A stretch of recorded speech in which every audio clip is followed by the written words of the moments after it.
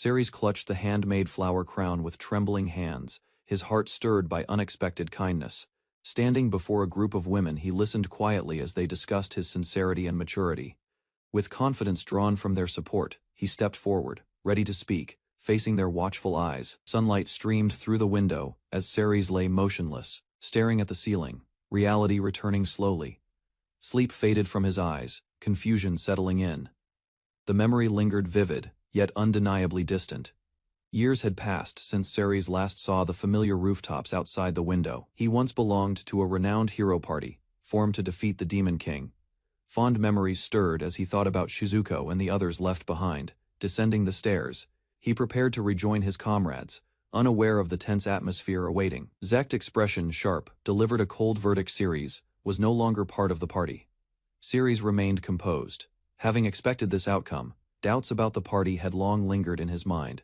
Zekt led with charisma and skill. His presence overshadowed others, earning admiration and envy alike. Despite his talents, a flaw lay beneath the surface, a trait that tainted his leadership. His obsession with women clouded his judgment, making personal desires outweigh responsibilities. Loyalty meant little to him. Ceres was pushed aside for the sake of shallow indulgence. Zekt dismissed Ceres as a hindrance, claiming he slowed the team's potential for glory. Mel sided with Zekt, delivering her agreement without hesitation, leaving Ceres stunned and betrayed. Rather than defend him, Mel warned he'd become a liability.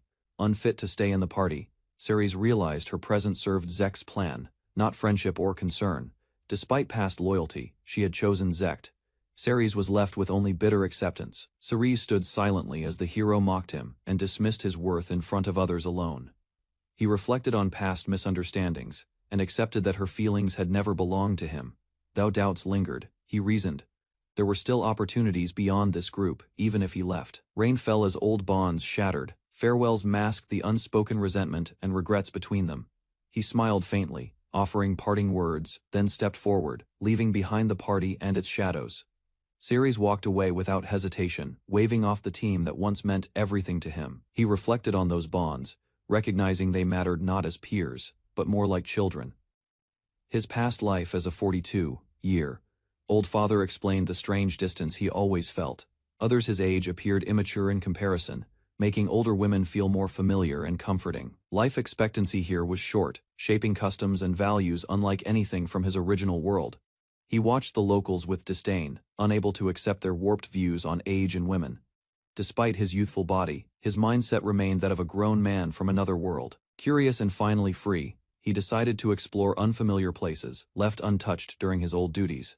A suited man greeted him as he stepped through the quiet entrance of an unknown establishment. When asked his name, Ceres answered plainly, shedding the label of hero's comrade without regret. Ceres requested to see the female slaves, prompting the merchant to offer a wide selection. Rather than prestige, he asked to view those deemed least valuable household laborers and rejects. Led behind a curtain, he was shown women considered worthless, dismissed as burdens by society, caged like animals. They endured harsh treatment, deprived of beds and dignity without justification. Among them, one familiar face shocked him, someone he never expected to find there. Ceres called her name in disbelief, as the woman behind the bars turned in shock. Recognition flickered between them. Shizuko's presence in such a place left him speechless. He remembered childhood days, when flowers and innocence defined his admiration for her gentle warmth. Shizuko wasn't just any woman, she was Zekt's mother and his own first love. Learning her price was low, Ceres questioned how someone so important had been reduced to this. The merchant justified the price, labeling Shizuko as just another aging villager past her prime. Ceres paid in gold, asking for basic care, while noting how 30-year-olds were seen as elderly. Once the contract was sealed, Shizuko stood shyly in ill-fitting clothes, embarrassed by his gaze. Her apology came with hesitation, feeling unworthy in attire far too youthful for her comfort. Ownership confirmed, Ceres accepted the documents, vowing silently to treat her with dignity and care.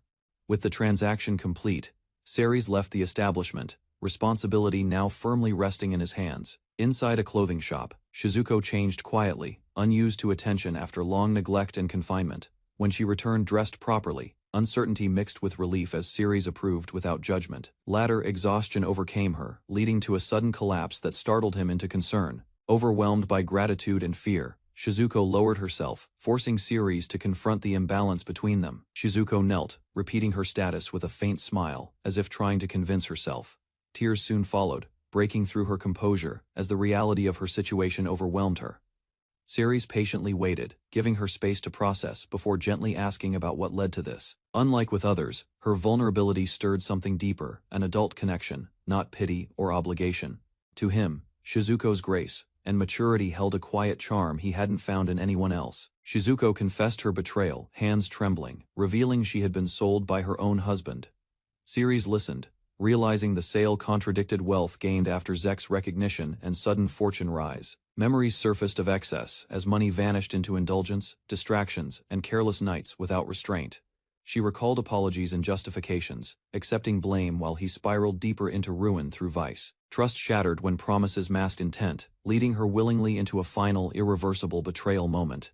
Ceres questioned her silence towards Zekt, only to learn the son adored the very man who betrayed her. Shizuko admitted disappointment, realizing money had corrupted someone she once believed was respectable. Memories resurfaced. Ceres once declared childish admiration, only to be mocked by Zekt for valuing maturity.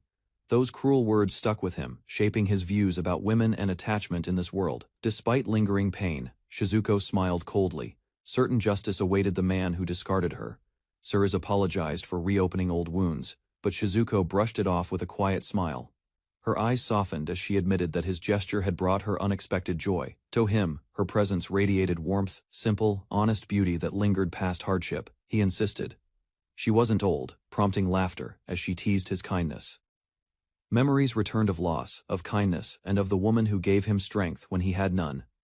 He apologized for bringing up the past, but Shizuko felt grateful just being with him again. A sincere smile spread across her face as she admitted his actions made her happy. Ceres quietly admired her expression, recognizing a beauty that hadn't faded with time. Despite that, he assumed she still saw him as a mere boy from the village. Shizuko reminded him of her status, willing to serve, yet smiling, as if nothing had changed. Shizuko hesitated, unsure of her place, but his words made her stop and listen. Ceres spoke earnestly, expressing that he'd be happy if she stayed as more than a servant. Her confusion surfaced as surprise, struggling to understand whether he truly meant what he said. Doubt crept in. She questioned his sincerity, blaming the age gap and calling herself unsuitable. Ceres, unfazed, reminded her that his feelings weren't new. They had simply never faded with time. As she watched him speak with confidence, Shizuko suddenly noticed how much he'd grown. Flustered, she deflected with humor, suggesting other girls must be chasing after him instead. Despite her teasing, she compared him favorably to Zekt, openly proud of the man he'd become. When he insisted, she softened, agreeing to his feelings without protest. With a gentle expression, she offered to stay by his side until someone else claimed his heart. Ceres responded with a warm smile, sincerely thanking her without hesitation. Shizuko replied softly, but her words faltered as he gently reached for her hand. Their eyes met, unspoken understanding passing between them in silence, as they shared a look. From that moment forward, their journey together began, side by side in the same direction. Later that evening, hands remained clasped, symbol of comfort, trust, and a quiet promise unspoken. Morning sunlight spilled into the quiet room where Shizuko lay curled up on the bed, motionless. Ceres quietly lay beside her, his heart restless as he stayed awake through the long night.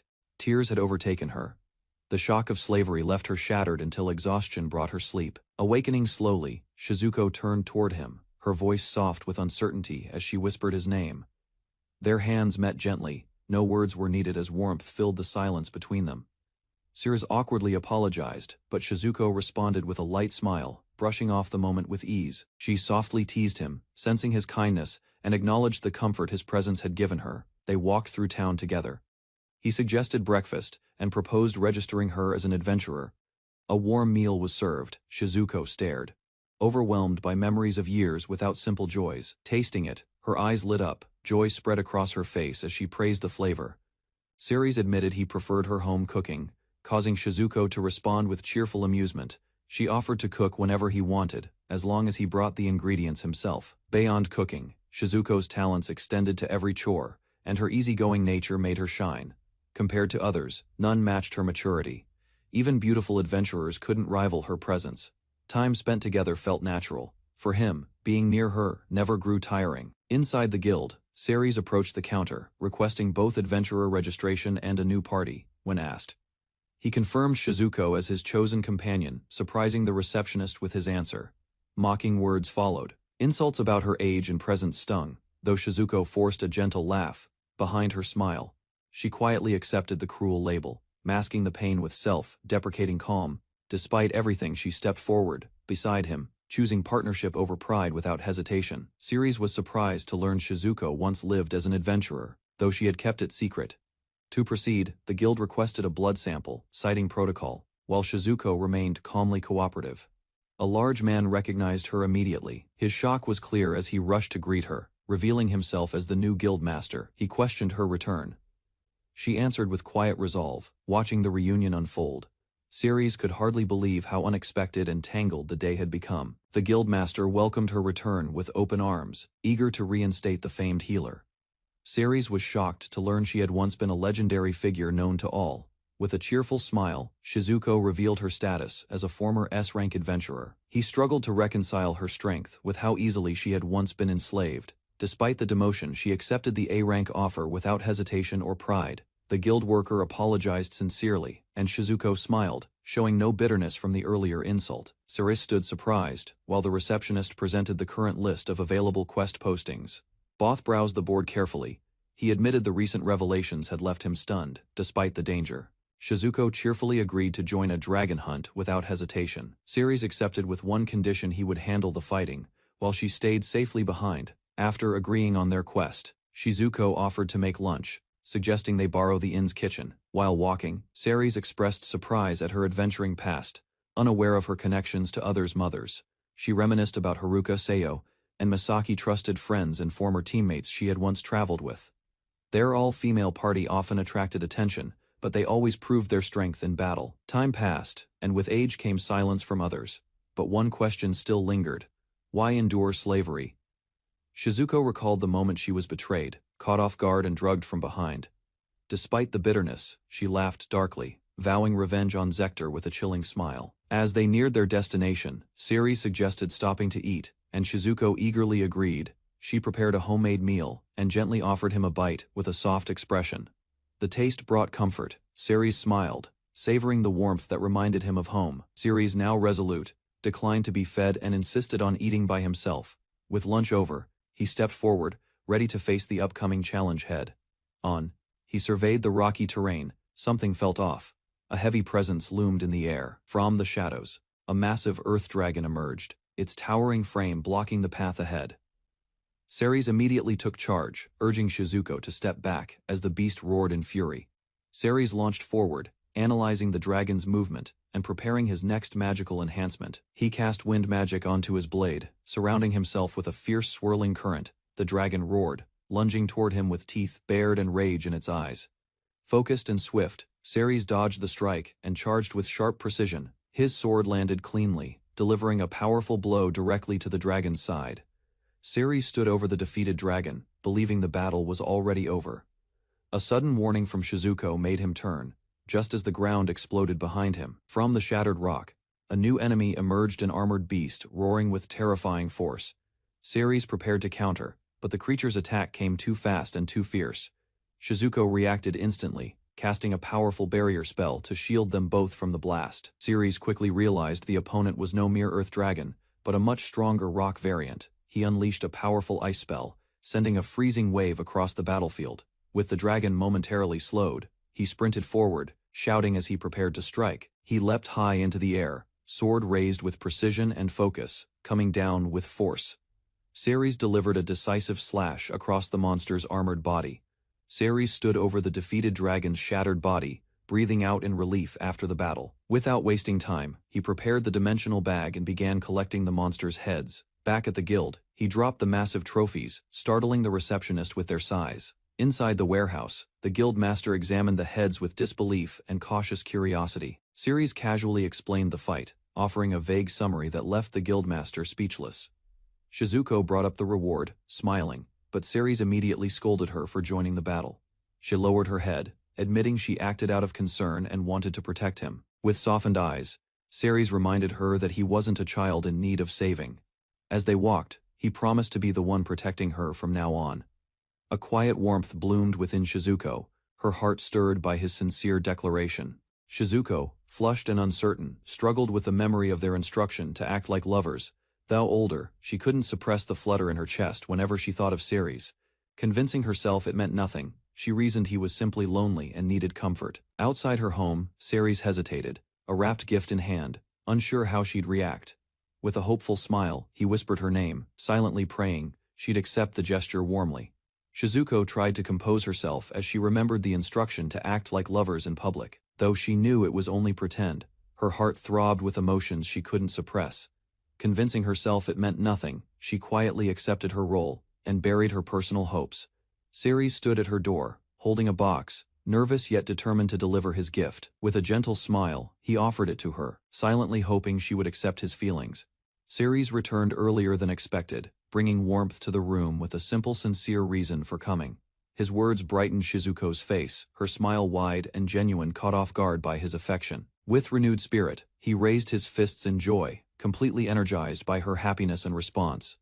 Though Maria held the title of Saint Ceres, believed Shizuko possessed the heart that truly mattered. For a moment, her beauty left him breathless, causing a rare pause that said everything. A massive bouquet burst into view, leaving Shizuko stunned as petals gently scattered around the room. Still unsure if the gesture was truly for her, she hesitated until he confirmed it without pause. Her guarded heart began to soften, and she smiled warmly, moved by the unexpected kindness. Not stopping with flowers, Ceres presented a cake, suggesting they enjoy it together. Shizuko insisted they wait until after dinner, leaving Ceres flustered but smiling, holding one more surprise. Ceres remembered her familiar expression from his childhood, recalling the warmth she shared with him and Zekt. They stepped outside together, sharing a peaceful evening stroll beneath the softly glowing street lamps. Shizuko expressed gratitude for the day, touched by the kindness she'd never experienced before. Ceres revealed one last gift, handing her a small box with a slightly nervous smile. She opened it slowly, recognizing the meaning behind the necklace, a gesture far deeper than words. Faced with the necklace, Shizuko faltered, understanding its meaning was equal to a marriage proposal. Her voice trembled as she questioned his intent, knowing he couldn't be unaware of its weight. She feared accepting would lead to his regret, doubting her worth beside someone so sincere. But Ceres confessed directly, expressing love with unwavering eyes, leaving her frozen in quiet disbelief. Despite her feelings, she hesitated, unable to believe someone like her could be truly wanted. Ceres spoke without hesitation, assuring her there was no one else he cherished more. His vow to stay by her side forever reached deep into her hesitant heart, moved to tears. Shizuko questioned his resolve, struggling to accept the sincerity before her. Doubt still lingered, yet she wanted to believe he wouldn't regret choosing someone like her. Ceres embraced her tightly, declaring she was his first and only love in this world. Tears welled in her eyes as she leaned into his embrace, finally surrendering her hesitation. With careful hands, Shizuko placed the necklace around her neck, accepting what it symbolized. Confidence returned to her expression as she looked up, eager for his reaction. Ceres answered softly, his words carrying weight that made her heart quietly race. Later, alone under warm water, she released a breath she hadn't realized she was holding. Steam filled the room as Shizuko stood alone, facing the emotions she'd tried to avoid. Memories stirred while she recalled the unexpected gift. Still doubting his intentions had been genuine, thoughts of her past returned: betrayal, neglect, and being treated as an afterthought for years. She remembered Ceres's childhood words, the promises he made so many times before. Only now did she realize how long she had overlooked his sincerity and unwavering devotion. Shizuko recalled Ceres's past, dismissing his childhood words as signs of loneliness, not lasting feelings. Only now did she begin to realize that his intent had been sincere all along. A quiet decision formed tonight might be the first step she takes forward in many years. She doubted herself, but a desire to meet his expectations gave her renewed determination. Even through self-conscious thoughts, a shy smile surfaced, touched by his long-standing affection from youth. Shizuko gathered her courage, deciding it was time to stop hesitating and move forward. Entering the room quietly, she found Ceres waiting, his expression caught between tension and surprise. Wrapped in a towel, she calmly announced her return, keeping her voice gentle but steady. Ceres stood flustered, overwhelmed by the moment, while she slowly approached without turning away. Sitting down, she accepted what came next. There was no more running from what she felt. Shizuko lay silently, her heart pounding as she waited for Ceres in the dim room. A distant memory surfaced. Maruna's smiling face haunted her thoughts, drawing out guilt and hesitation. Ceres approached cautiously. Shizuko, nervous yet resolute, requested tenderness, her eyes revealing a complex vulnerability. Their closeness intensified. Inexperience showed on both sides, yet neither pulled away from the growing tension. Breaths quickened. Their connection deepened through a series of hesitant but meaningful touches, guided by trust. Ceres held her close, guiding the moment with unexpected confidence that caught Shizuko off guard. She responded to his sincerity, her guarded heart slowly softening beneath his attentive gaze. Though flustered, Shizuko allowed herself to be vulnerable, uncertain how to handle his focused attention. Ceres moved gently, his touch deliberate, seeking to understand her and ensure she felt cared for. Emotion swelled within her as she realized he was giving everything just to make her happy. Ceres moved closer, and Shizuko felt sensations she hadn't experienced before, her breath catching. His gestures became bolder, and despite hesitation, she didn't stop him as her body reacted. The moment felt overwhelming. Unused to the attention, she struggled between embarrassment and growing acceptance. Emotion welled up. Being desired so openly awakened something long buried deep within her. As Ceres prepared to continue, Shizuko met his gaze, her heart beating faster with anticipation. Fingers intertwined, she closed her eyes, letting quiet emotion settle in the stillness between them. A wave of sensation broke through restraint. Physical closeness intensified the bond they hesitated to name. Movements grew more deliberate. Neither resisted the closeness as their connection deepened under the weight of shared longing. Embraces tightened. Their bodies remained locked, not just in desire, but in something unspoken yet mutual. Overwhelmed by rising tension, he called her name, releasing more than just energy, but something deeply buried inside. Overwhelmed by sensation, she trembled, her body reacting with intensity she hadn't anticipated. Exhaustion lingered in the air, yet the quiet between them held something unresolved. Taking initiative, she shifted roles, now seeking connection on her own terms. Movements became deliberate. Her expression reflected both focus and growing emotional vulnerability. Within her thoughts, certainty formed this bond had become something she could no longer live without. Morning light filtered through the windows as she slowly stirred, piecing together fragments of memory. Awake now, she turned to find him beside her, warmth still lingering between them. Realization set in. She sat up, unsure how long she had slept. His calm expression softened her nerves, though his words left her flustered and embarrassed. Silence followed until one reached for the sheet's responsibility, waiting beyond their shared moment. A playful suggestion broke the calm, and their closeness quietly resumed beneath the morning light. Later, dressed and composed, she spoke with faint exhaustion while he offered a light-hearted apology. She expressed gratitude through a tired smile, while he reflected awkwardly on his own eagerness. To ease the mood, he presented a heartfelt meal, its charm reflected in her smile. They sat together again, letting quiet comfort replace tension as they shared a simple breakfast. While they shared a quiet meal, she offered unwavering support for whatever path he would choose. In his thoughts, a peaceful future with her felt like an ideal worth pursuing. Yet complications loomed. Taking that path might cause tension with others connected to his past. She proposed visiting her old home, hinting at unfinished matters she was ready to confront. He hesitated, unsure of her intent, but knew better than to ask for details. He expressed a quiet wish to return to Jamuna village and live a peaceful life. She agreed, sharing the same desire and hoping to reconnect with familiar friends from the past.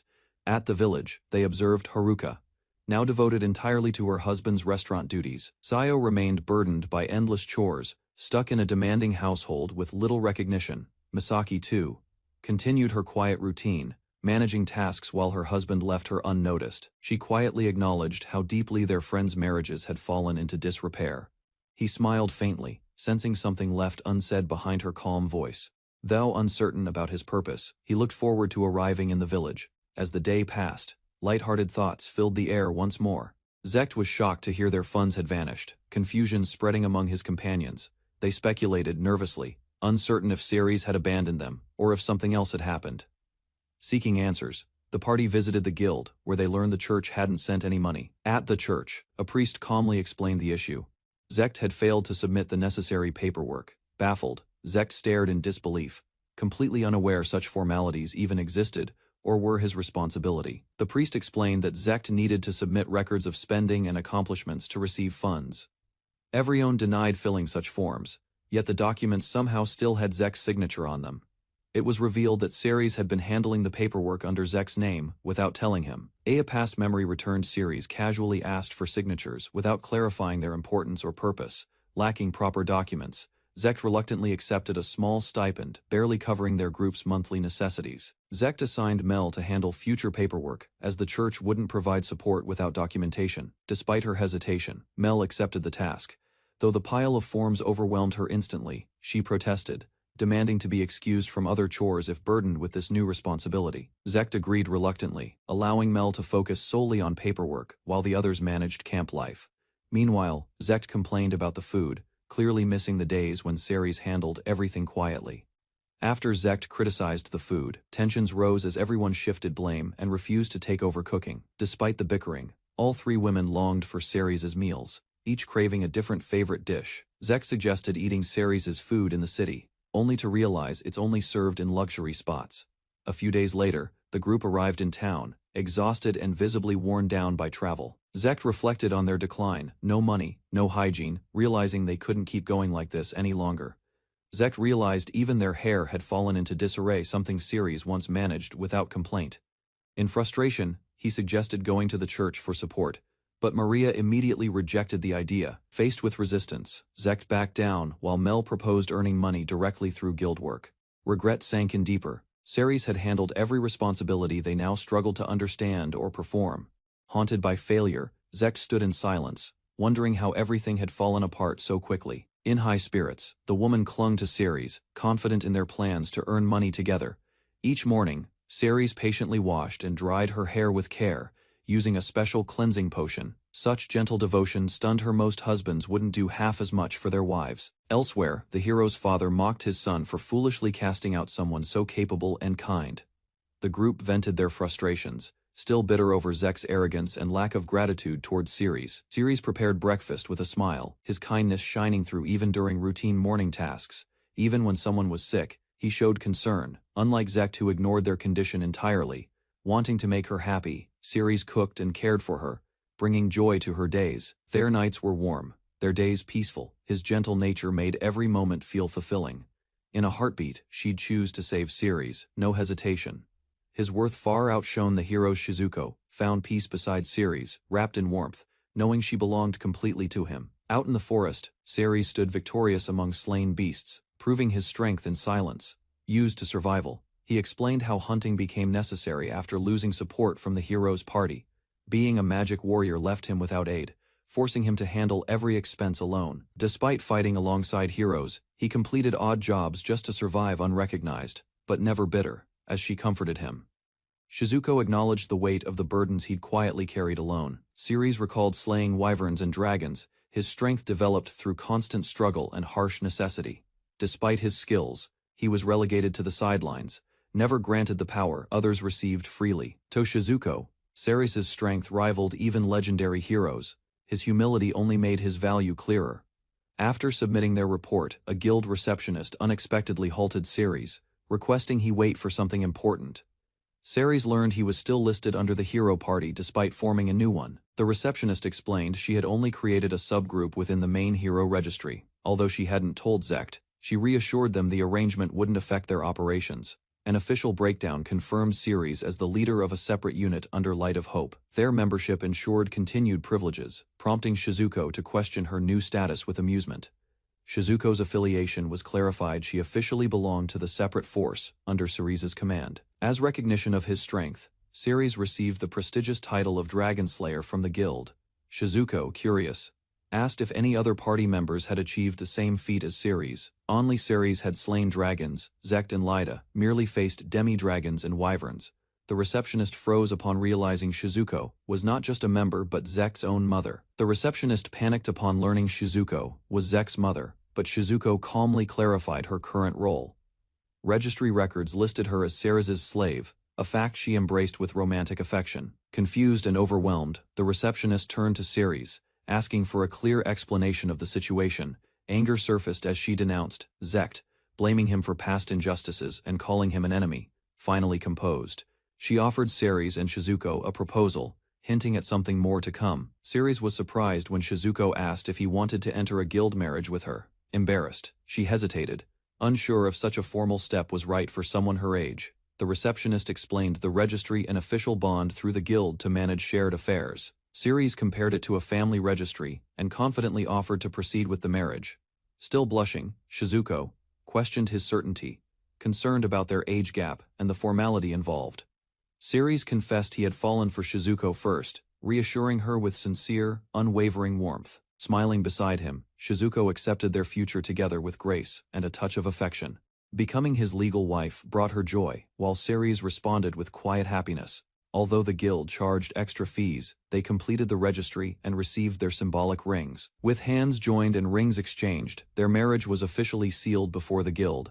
The guild erupted in applause as the receptionist cheered loudly to congratulate the newlyweds. Ceres and Shizuko walked down the aisle together, surrounded by joyful well-wishers and friendly teasing.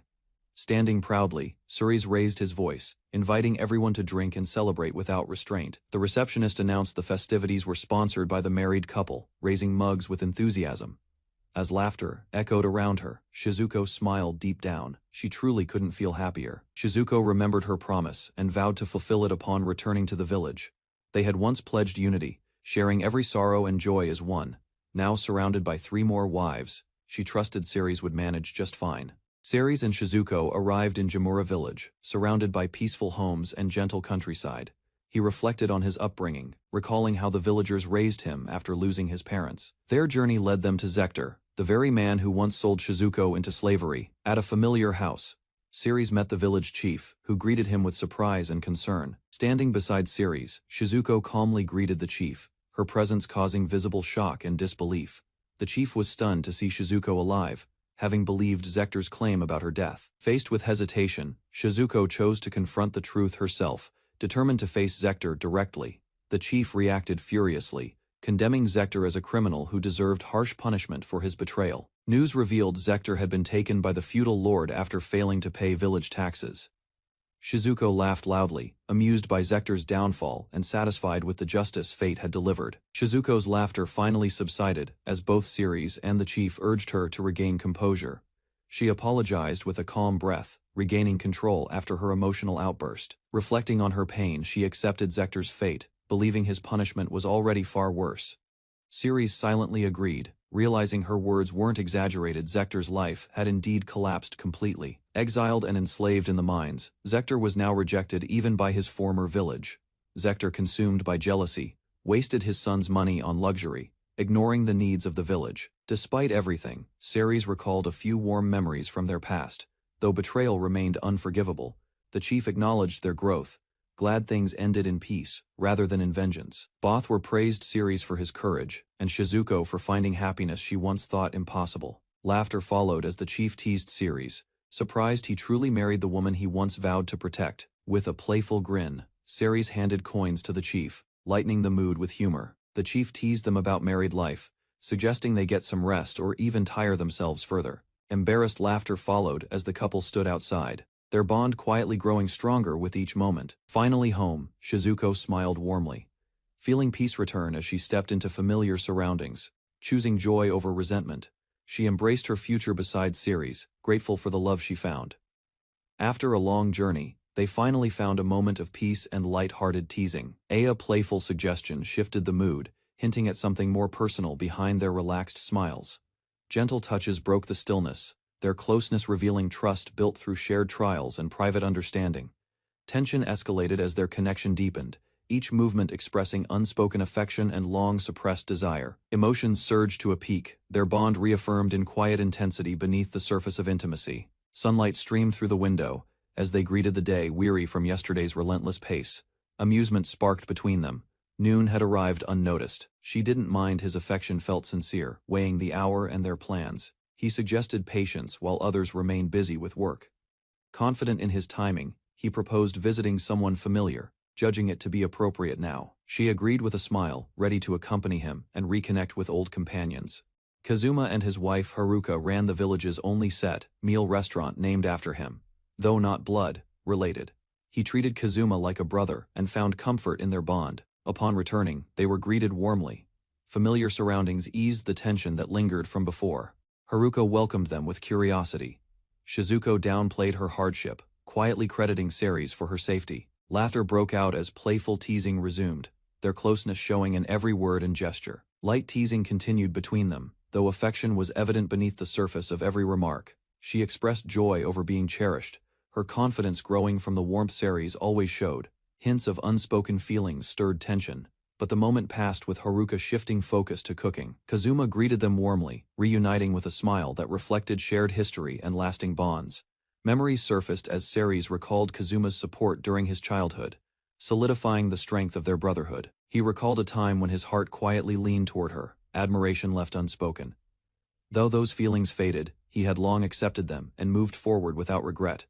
While sipping his drink, he reflected on their bond and how perfect they were together. A sudden question caught him off guard, her playful tone cutting through his composure. Cornered by honesty, he admitted the truth: his feelings ran deeper than just sibling affection. He quietly reflected on the past, confessing who first captured his heart and how it changed. In a world where age mattered less, their youthful looks still stirred passing curiosity and thoughts.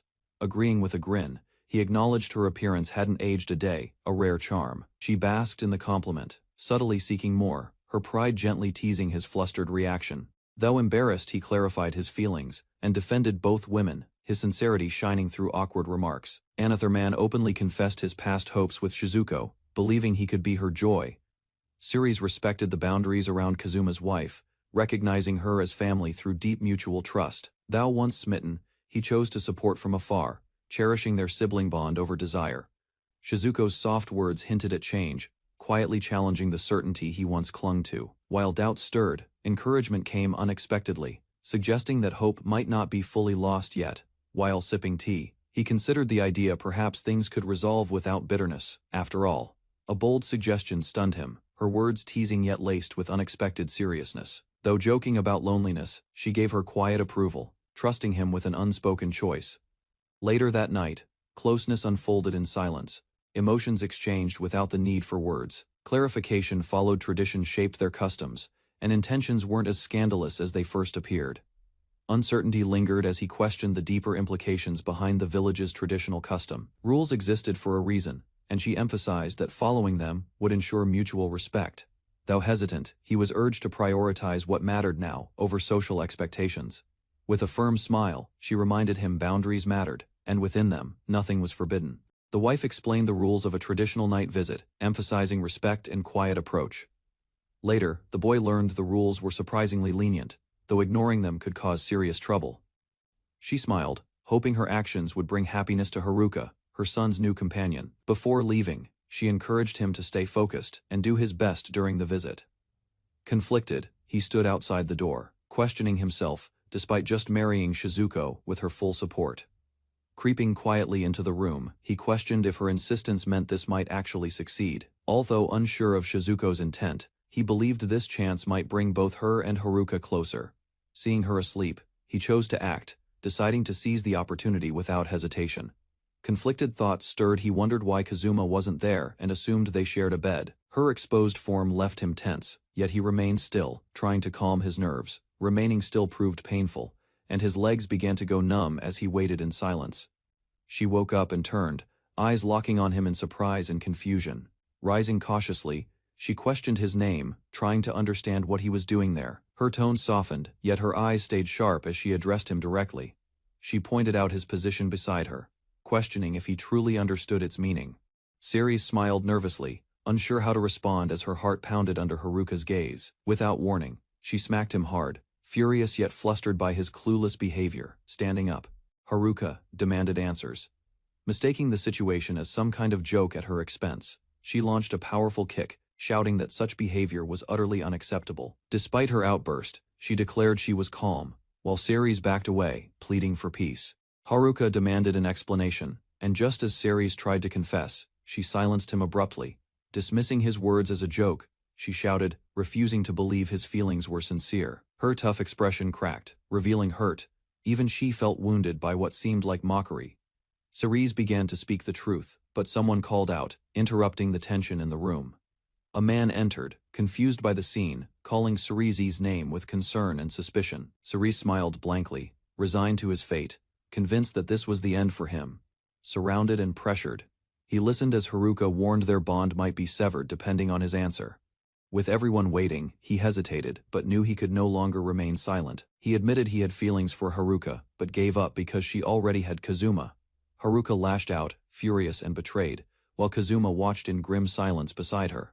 Kazuma silenced Haruka firmly, declaring this was a conversation between men that needed to happen. He reminded Ceres that love isn't easily abandoned, just like his own feelings for Haruka. Despite Ceres' hesitation, Kazuma pushed him to be honest and stop holding back. Ceres faced forward, determined, ready to reveal everything hidden in his heart. He admitted his jealousy, believing their smiles meant he never had a chance from the start. Kazuma acknowledged Ceres' feelings, and surprisingly, wished for both him and Haruka to find happiness. He reflected on Haruka's youth, noting she was still a mother despite her appearance and age. Turning serious, Kazuma asked the crucial question, did Ceres truly still love Haruka? Ceres admitted he didn't want to give up, believing love wasn't limited by age or status. With determination, he declared he'd confess his love if Haruka was willing to accept him. Ceres tried to deflect the topic, but Kazuma demanded clarity on his feelings for Haruka. Driven by emotion, Ceres finally shouted his true feelings. He loved her without hesitation. Kazuma challenged the confession, warning how quickly time would age Haruka, despite her youthful look. He questioned whether Ceres could love her even in old age, demanding lifelong commitment. Without backing down, Ceres declared his feelings wouldn't change. No matter how much time passed, Kazuma turned to Haruka, asking what she thought. While she blushed quietly, processing everything, Haruka questioned his feelings, reminding him she once cared for him as a baby. She recalled how young he was when he confessed love, unsure how to handle it now.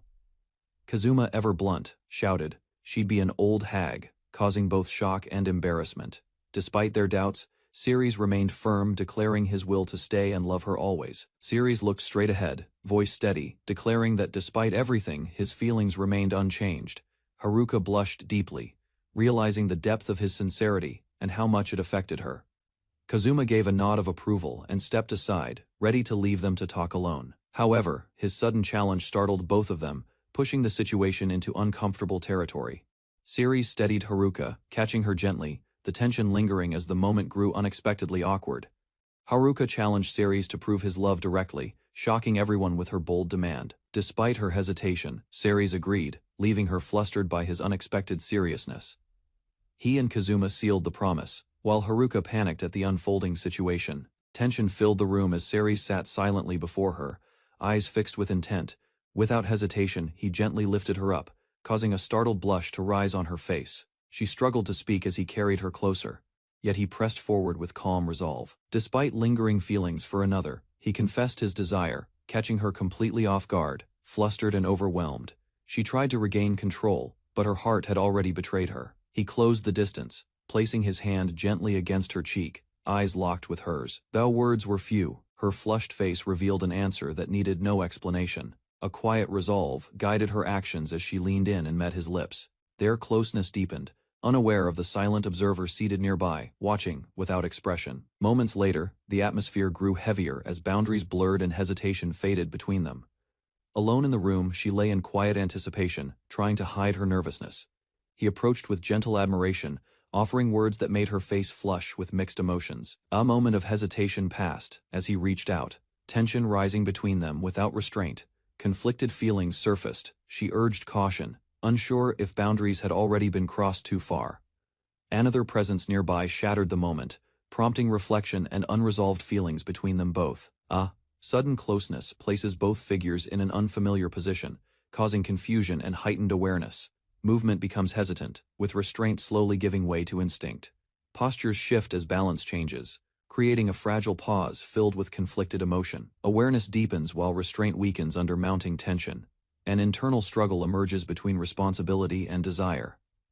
The situation reaches its peak as control slips further. Overwhelming sensations replace rational thought, leaving both caught between hesitation and surrender, unsure how far the moment will carry them. Tension escalated as emotions broke through restraint, their closeness driven by something deeper than impulse. In silence, they lingered, locked in a moment that neither dared to question too soon. Uncertainty surfaced behind flushed cheeks, her voice trembling under the weight of long-buried doubt. He answered with honesty, affirming what she needed to hear, calming the storm in her chest. Relief softened her expression. For the first time, she let herself feel whole again. Quiet admiration lingered as she regained composure, realizing how closely feelings had begun intertwining there. From the doorway, another presence observed calmly, measuring consequences before stepping fully into the room. Moments later, awareness settled as the situation clarified, embarrassment replacing intensity across the unmade bed.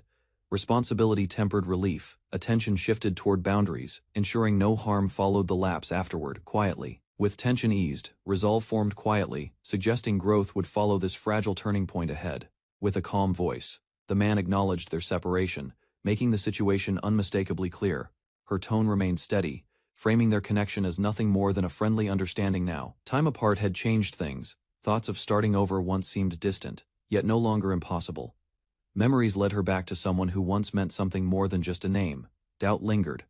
What if feelings hadn't changed? She questioned intentions, unsure whether to hope or dismiss. With a calm smile, he offered closure if feelings remained. He would step aside without protest. Despite hearing it earlier, she still struggled to accept the reality unfolding before her.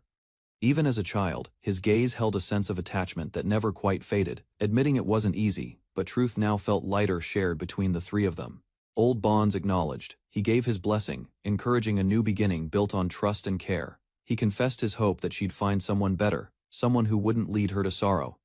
Now convinced, he believed Haruka's future might be brighter in different hands. Responsibility shifted as he stepped back, trusting the next chapter to unfold with courage and care. New possibilities opened as her tone hinted at playful yet bold suggestions for what may come. Still carrying old promises, she left the choice in his hands, eyes steady with expectation. Concerns about managing the restaurant rose, but humor and outlandish plans quickly shifted the mood. She teased him over his wording, while he casually dismissed offers of financial help. Support between brothers surfaced naturally, one offering help, the other accepting it with quiet gratitude. Hand in hand, they stepped forward, each vowing to bring joy into the days ahead. Side by side, they smiled with calm certainty, ready to face their future. Together at last, while walking through town, they noticed Shizuko's absence and felt an urge to speak with her. With a warm smile, she addressed Ceres, hinting she still watched from a distance. Their steps took a nostalgic turn, leading them back to a place filled with shared memories. She recalled their childhood, a time when care came freely, even if responsibilities were light. Under moonlight, reflections surfaced. Growth was undeniable. Ceres had changed, and she acknowledged it without hesitation. She teased him about the nostalgic detour, unaware his intentions carried more weight than scenery. With a calm smile, he dismissed the assumption, hinting something more heartfelt was coming. Now alone, he revealed there was something important he'd been waiting to say in private. Past memories held value, but he wanted to start building something new side by side, reaching out. He expressed it clearly. He wished to walk forward with her, as partners. She stood still, caught off guard by his bold words, yet her hand reached forward. Under moonlight, she embraced him tightly, holding on to the warmth that answered her unspoken thoughts. Although the night stretched on, neither wanted to leave. Closeness mattered more than returning. Resting together, they found peace logic forgotten, but a quiet happiness settling firmly between them. Mel sat at her desk, buried in scrolls, frustration mounting as ink stained her hand. She struggled to draft reports detailing supplies and plans, questioning how Ceres ever handled this. Papers flew as she snapped, overwhelmed by the church's endless expectations and constant nitpicking. Meanwhile, Zek dodged chores, refusing laundry duty with an excuse that made Lyda roll her eyes. In truth, his sword barely required care, unlike the burdens Mel silently endured every day. Lyda voiced her frustration, explaining how her weapon dulled quickly and nearly got her killed. In another room, Maria refused to move, rejecting any task before it was even spoken. Sprawled on the bed, she yelled her refusal again, unwilling to lift a finger to help. Zek finally snapped, blaming himself for the chaotic imbalance within their struggling and unmotivated party. In truth, his role often overlooked carried the weight. No title or power could match. Gathered in the room, the group hesitated as Zek posed the question about Ceres returning. Each began acknowledging his value, his practicality, skill, and how irreplaceable he had truly been. Zek made the decision official, declaring that they must reunite with the one they cast out. Yet doubt surfaced, guilt lingered. Memories of their betrayal began weighing heavier than expected. When reminded of the necklace incident, Zek faltered, realizing their mistreatment may have cut too deep. Maria confronted Zek, accusing him of knowingly humiliating Ceres and questioning his ability to forgive. The weight of her words hit him. He admitted he would have retaliated if roles were reversed. Even after being cast out, Ceres had shown grace, offering kind words as he walked away. The party now recognized their fault, wondering how to amend the damage they had caused. They set out together, vowing to return what they stole: Ceres' dignity, home, and sense of belonging. Zect considered returning Mel to Ceres, but quickly dismissed it as far from sufficient. Lyda and Maria became the next candidates in his desperate mental negotiation. Faced with their reactions, he froze, overwhelmed by the implications of what he had caused. Alone again, he stood conflicted, uncertain of what action could truly set things right. Elsewhere, Mel reflected, amused by her son's transformation, uncertain when he became so complicated. Sitting at the tavern, the women shared drinks, acknowledging how much had happened along the way. Despite everything, one of them smiled, expressing genuine happiness in having ended up with Ceres. Sayo, Mel's mother, admitted it felt unfair, surprised she'd fallen for someone so much younger. Even knowing his preferences, Misaki couldn't help feeling conflicted over the unexpected relationship. Their conversation turned nostalgic, recalling Ceres' early charm, and how mature he had always seemed. Sayo confidently stated that Ceres' love had always been directed at her as a woman. She treated him seriously, despite the age gap, seeing him as someone emotionally mature. Misaki agreed, noting how Ceres was different and impossible to treat like a typical child. Shizuko, however, only saw him as a strange but perfect son, not as a man. With a knowing smile, Sayo hinted, that's when Shizuko's feelings had quietly begun to change. Sayo hesitated, cheeks flushed, as she boldly asked about Shizuko's intimate life with Ceres. Laughter broke the tension, the women deflecting with jokes about their age and fading allure. Shizuko blushed, recalling tender nights filled with unspoken passion and overwhelming closeness she never expected. Though embarrassed, she admitted she had no regrets. Her smile revealed quiet contentment. Even amid teasing, admiration surfaced. They recognized the deep bond Shizuko shared with someone who saw beyond age. The women opened up about neglect in their marriages, revealing years of distance and quiet hurt. Suspicion lingered. Sayo questioned whether Shizuko's honesty was born from sincerity or possessiveness.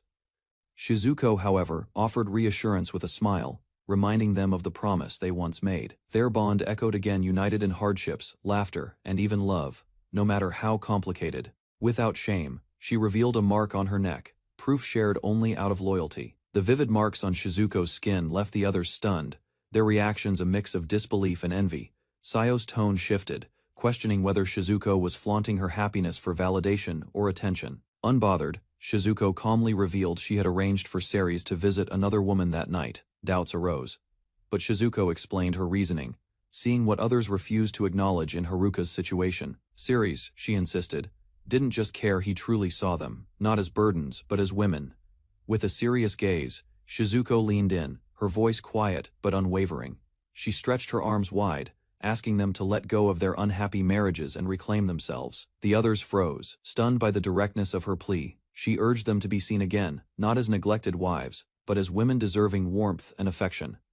Her words struck deep. Hope stirred quietly behind a veil of disbelief and longing. Sayo's heart fluttered at the thought, unsure if such hope could truly be real.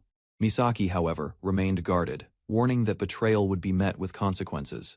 Shizuko stood firm, insisting every word was honest, and invited them to reclaim their former selves. Old titles returned: Berserk, Black Knight, Ice Princess. Their youthful vigor sparked once more, laughter echoed.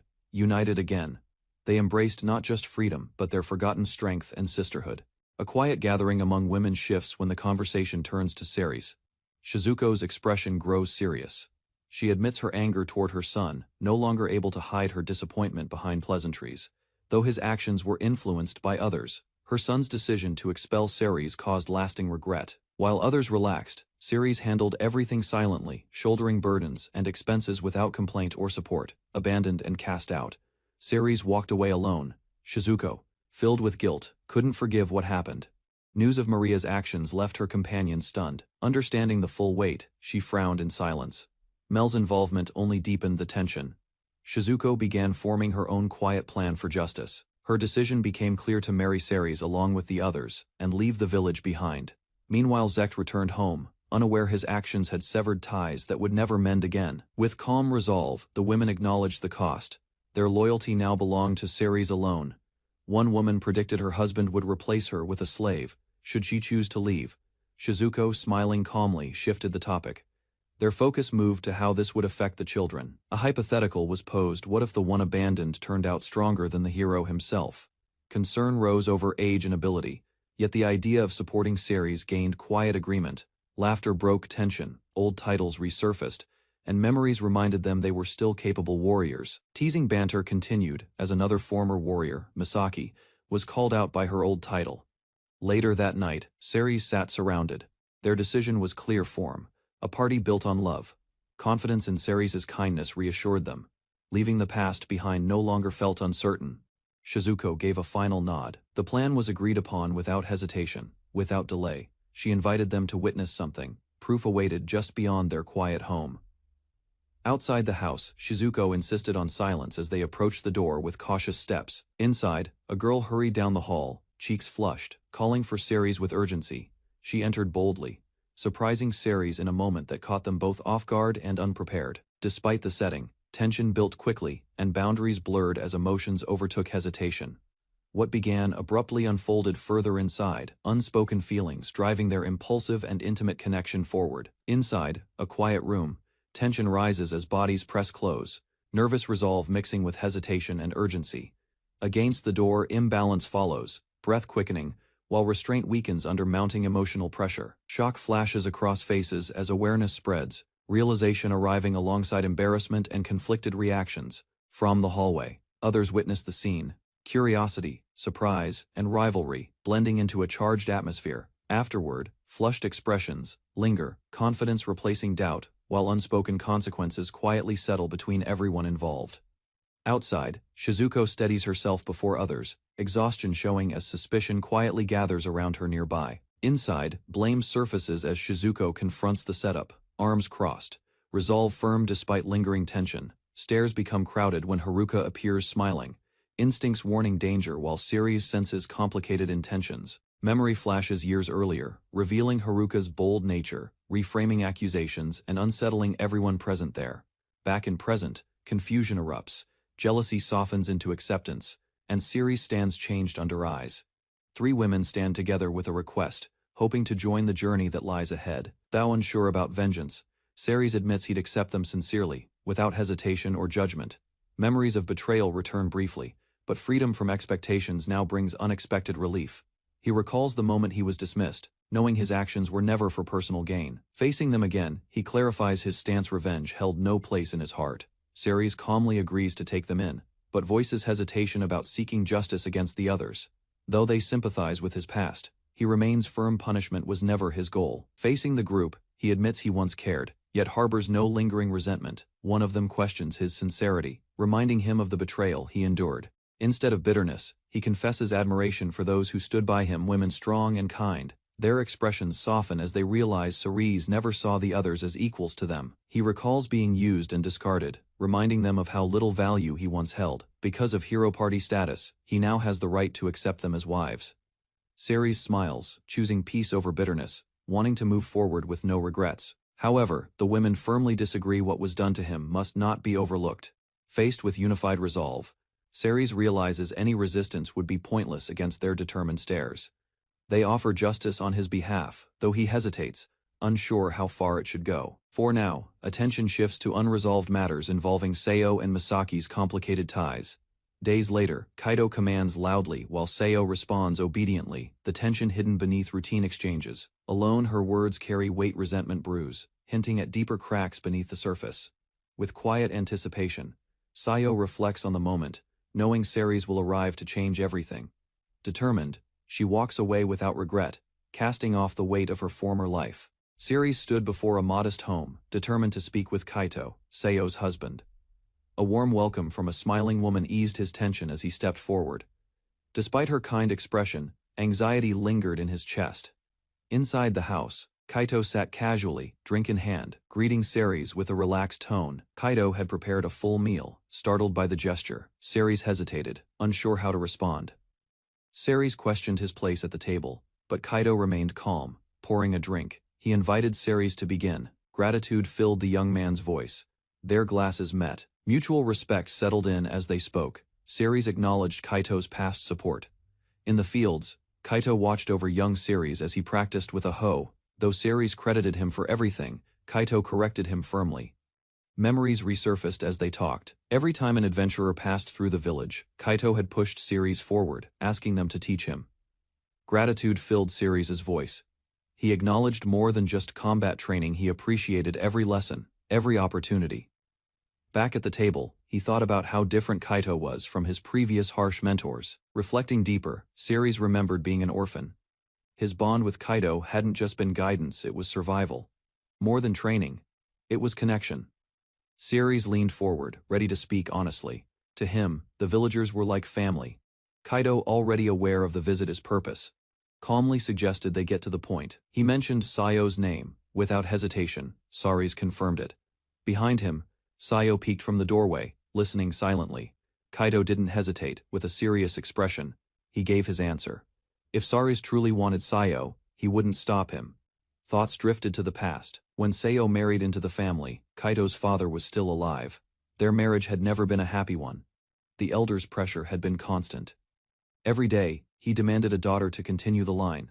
After his father passed away, Kaito tried to support Sayo, but resentment had already built.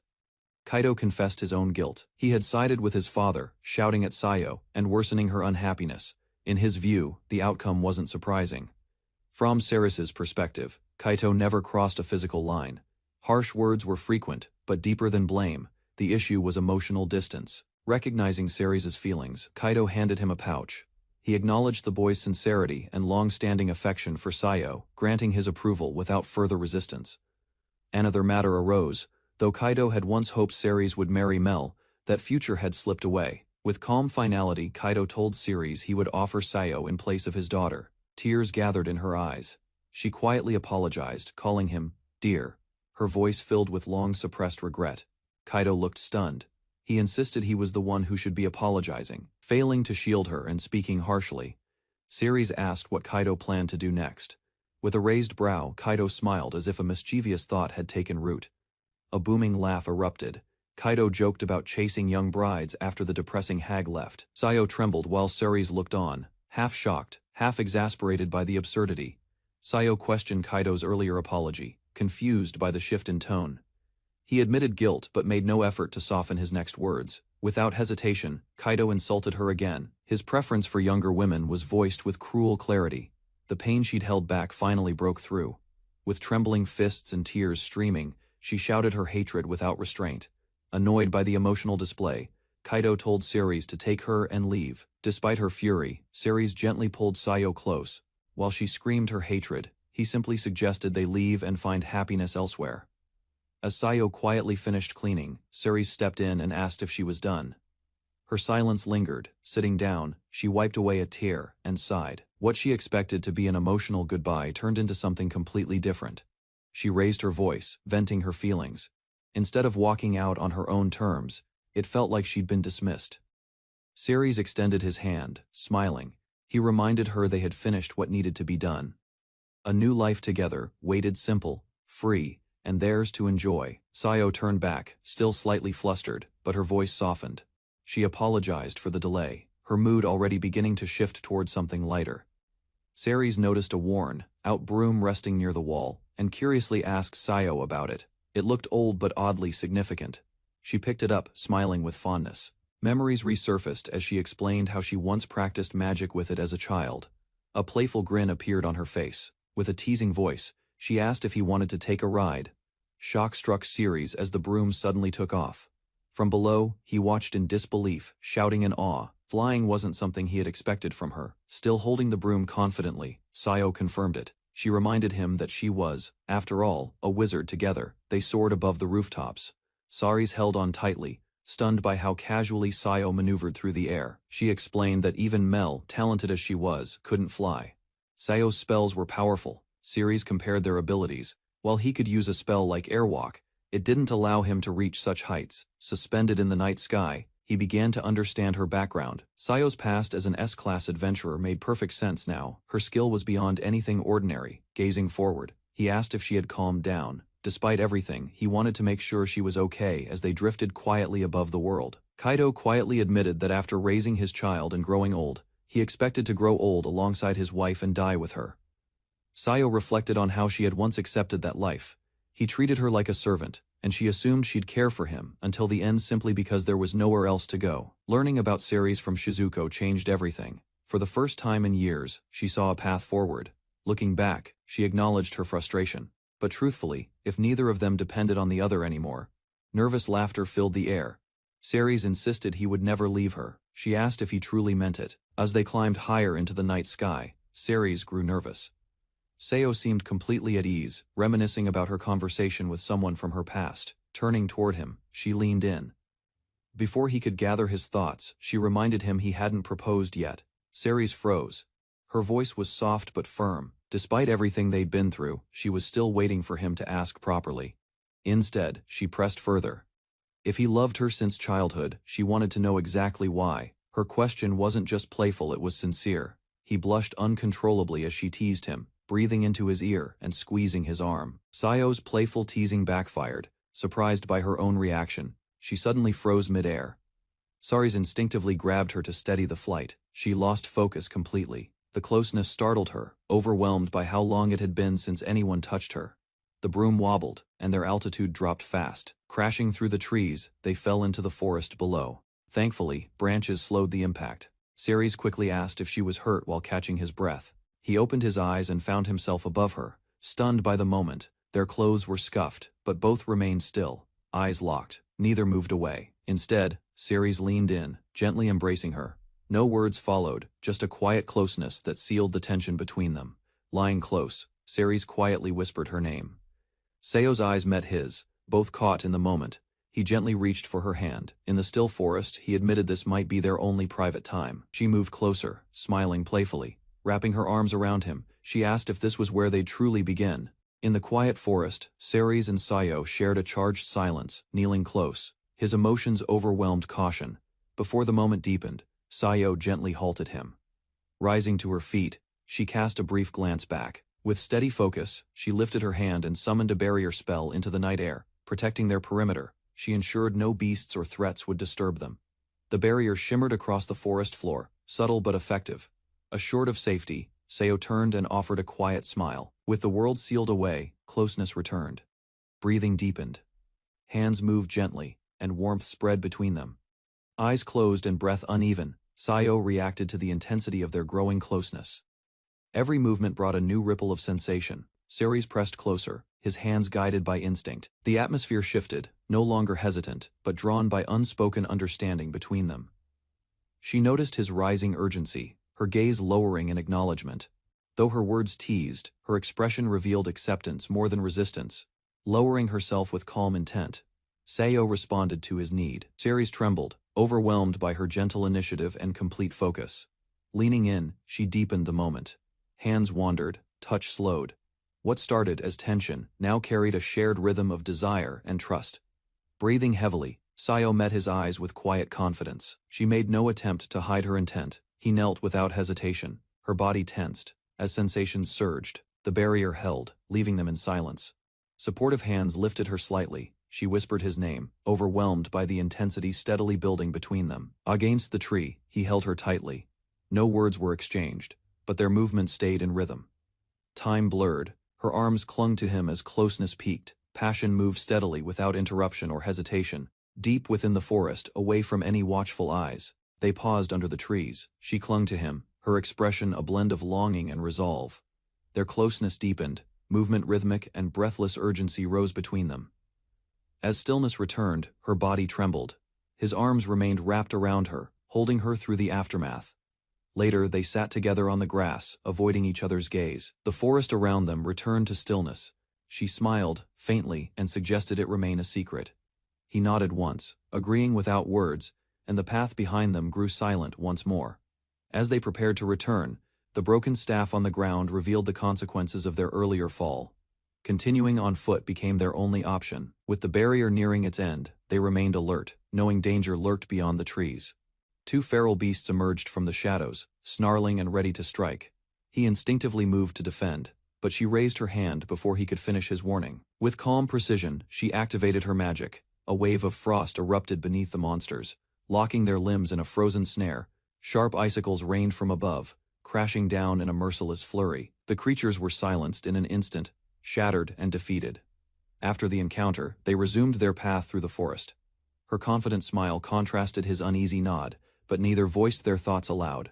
As they walked, he reflected silently on her skills. She fought with ease, casting fast, effective spells and striking with precision.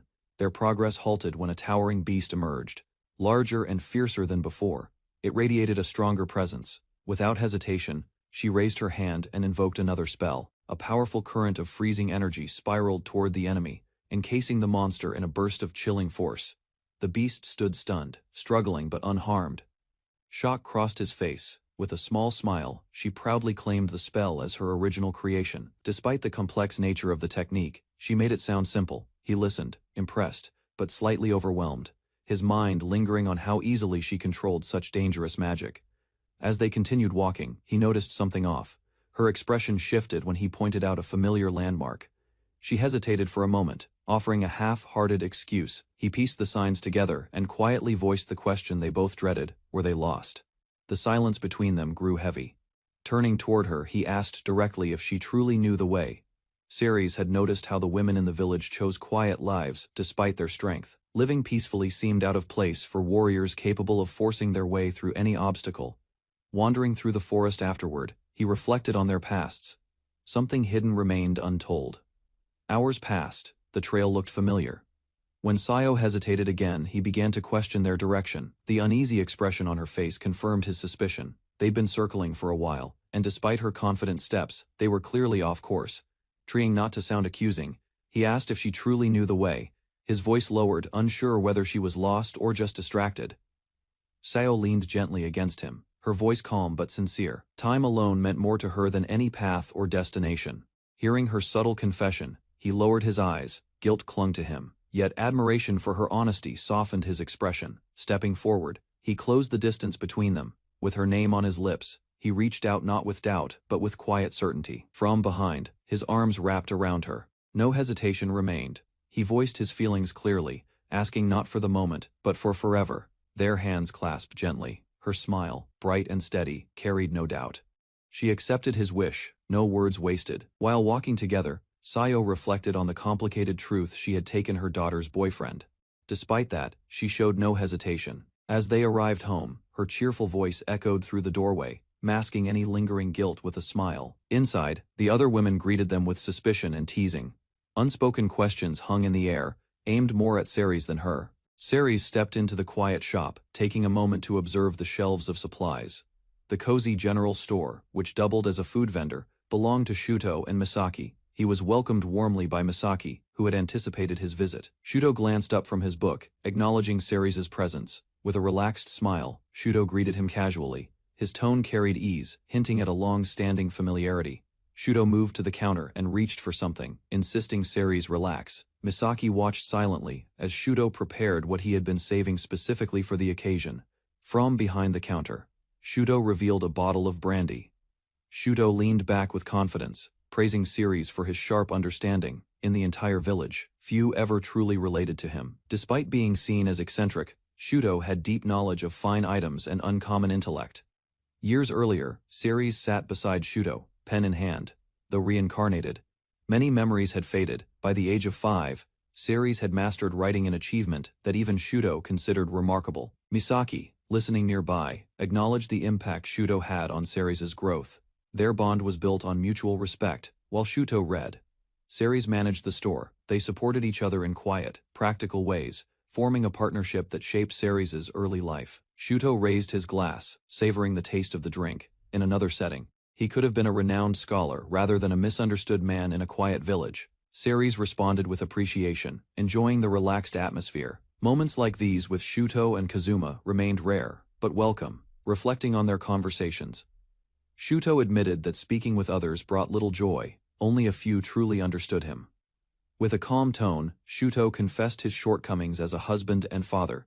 Caring for Maria had always felt burdensome to him. Misaki stepped forward, cutting through the chatter. She reminded Ceres of the real reason he came, and he silently acknowledged it. Misaki gave her consent without hesitation. Standing firm, she told Ceres he could take her with him.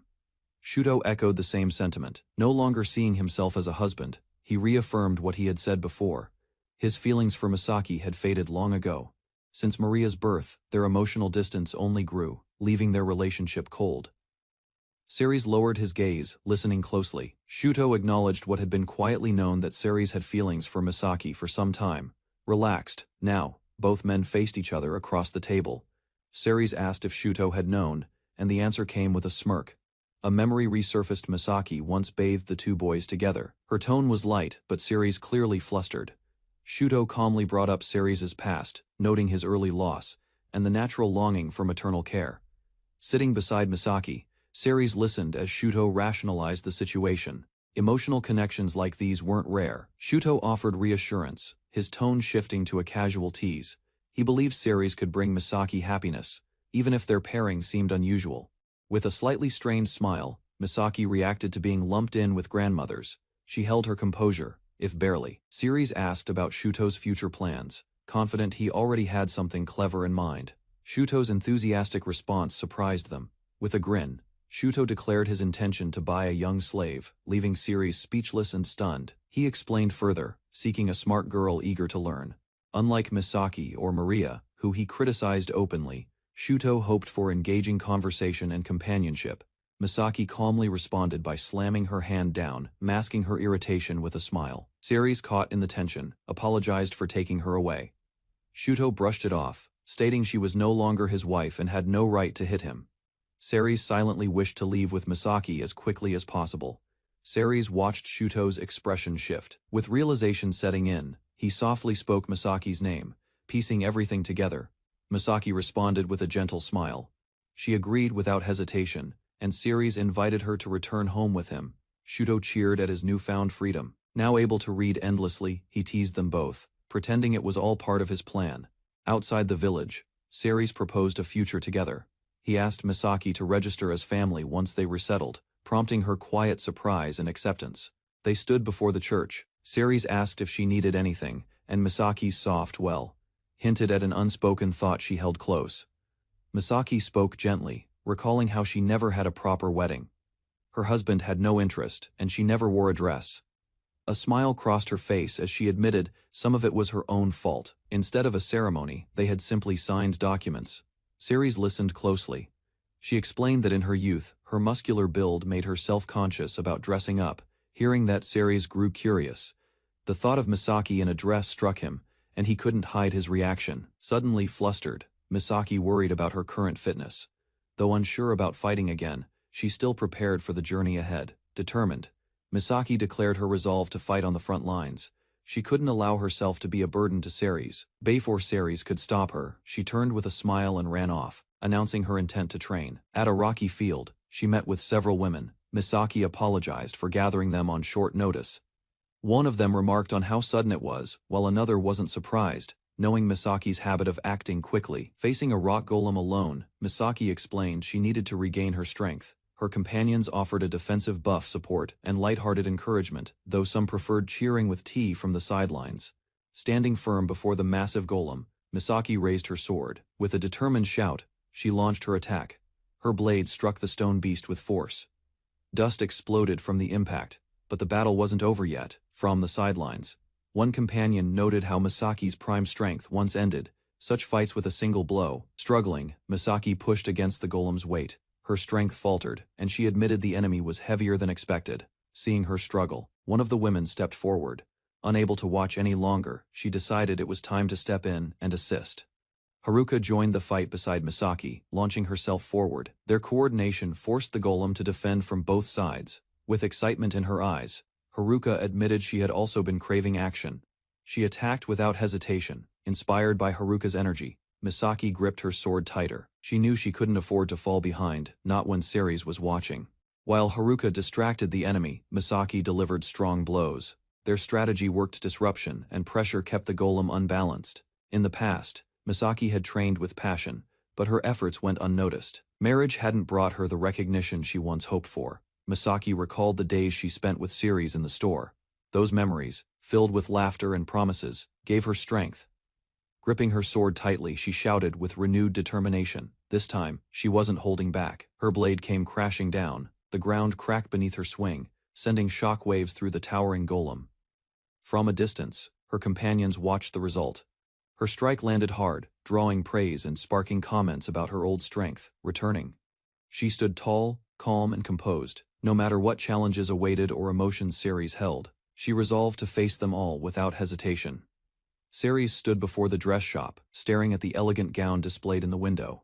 A silent resolve formed. Inside, he praised the tailor's quick work and paid extra. His gratitude was sincere. This meant something important. Evening settled as Ceres prepared to return. Unable to ride back at night, he gauged his stamina and readied a magical return route. With air walk, he launched himself skyward, calling Misaki's name in thought. His pace quickened with purpose. As he dashed through the air, Ceres reflected. Misaki's quiet kindness reminded him of Shizuko, grounding his feelings with clarity. Misaki stood beside Shizuko, and their features were compared. Shizuko's traits hinted at a distant Japanese ancestry. Despite having no such lineage, Misaki's composure and grace reminded Ceres of traditional ideals, dignified, calm, and pure. He remembered her gentle embrace. Her willingness to accept everything brought him peace during moments of uncertainty. Though lacking healing magic, Misaki's care was unmatched. She offered warmth and comfort before anyone else thought to act. Ceres smiled with newfound resolve. Now able to call her his wife, he vowed to cherish and protect her with all he had. Ceres made a firm vow. He would support Misaki fully, letting her live without restraint. Without slowing, he raced through the night sky. His goal was clear: reach Misaki and protect the life they chose. Misaki examined the worn-down gate, its creaks revealing years of neglect. Inside, she inspected the sword, quietly acknowledging the disrepair.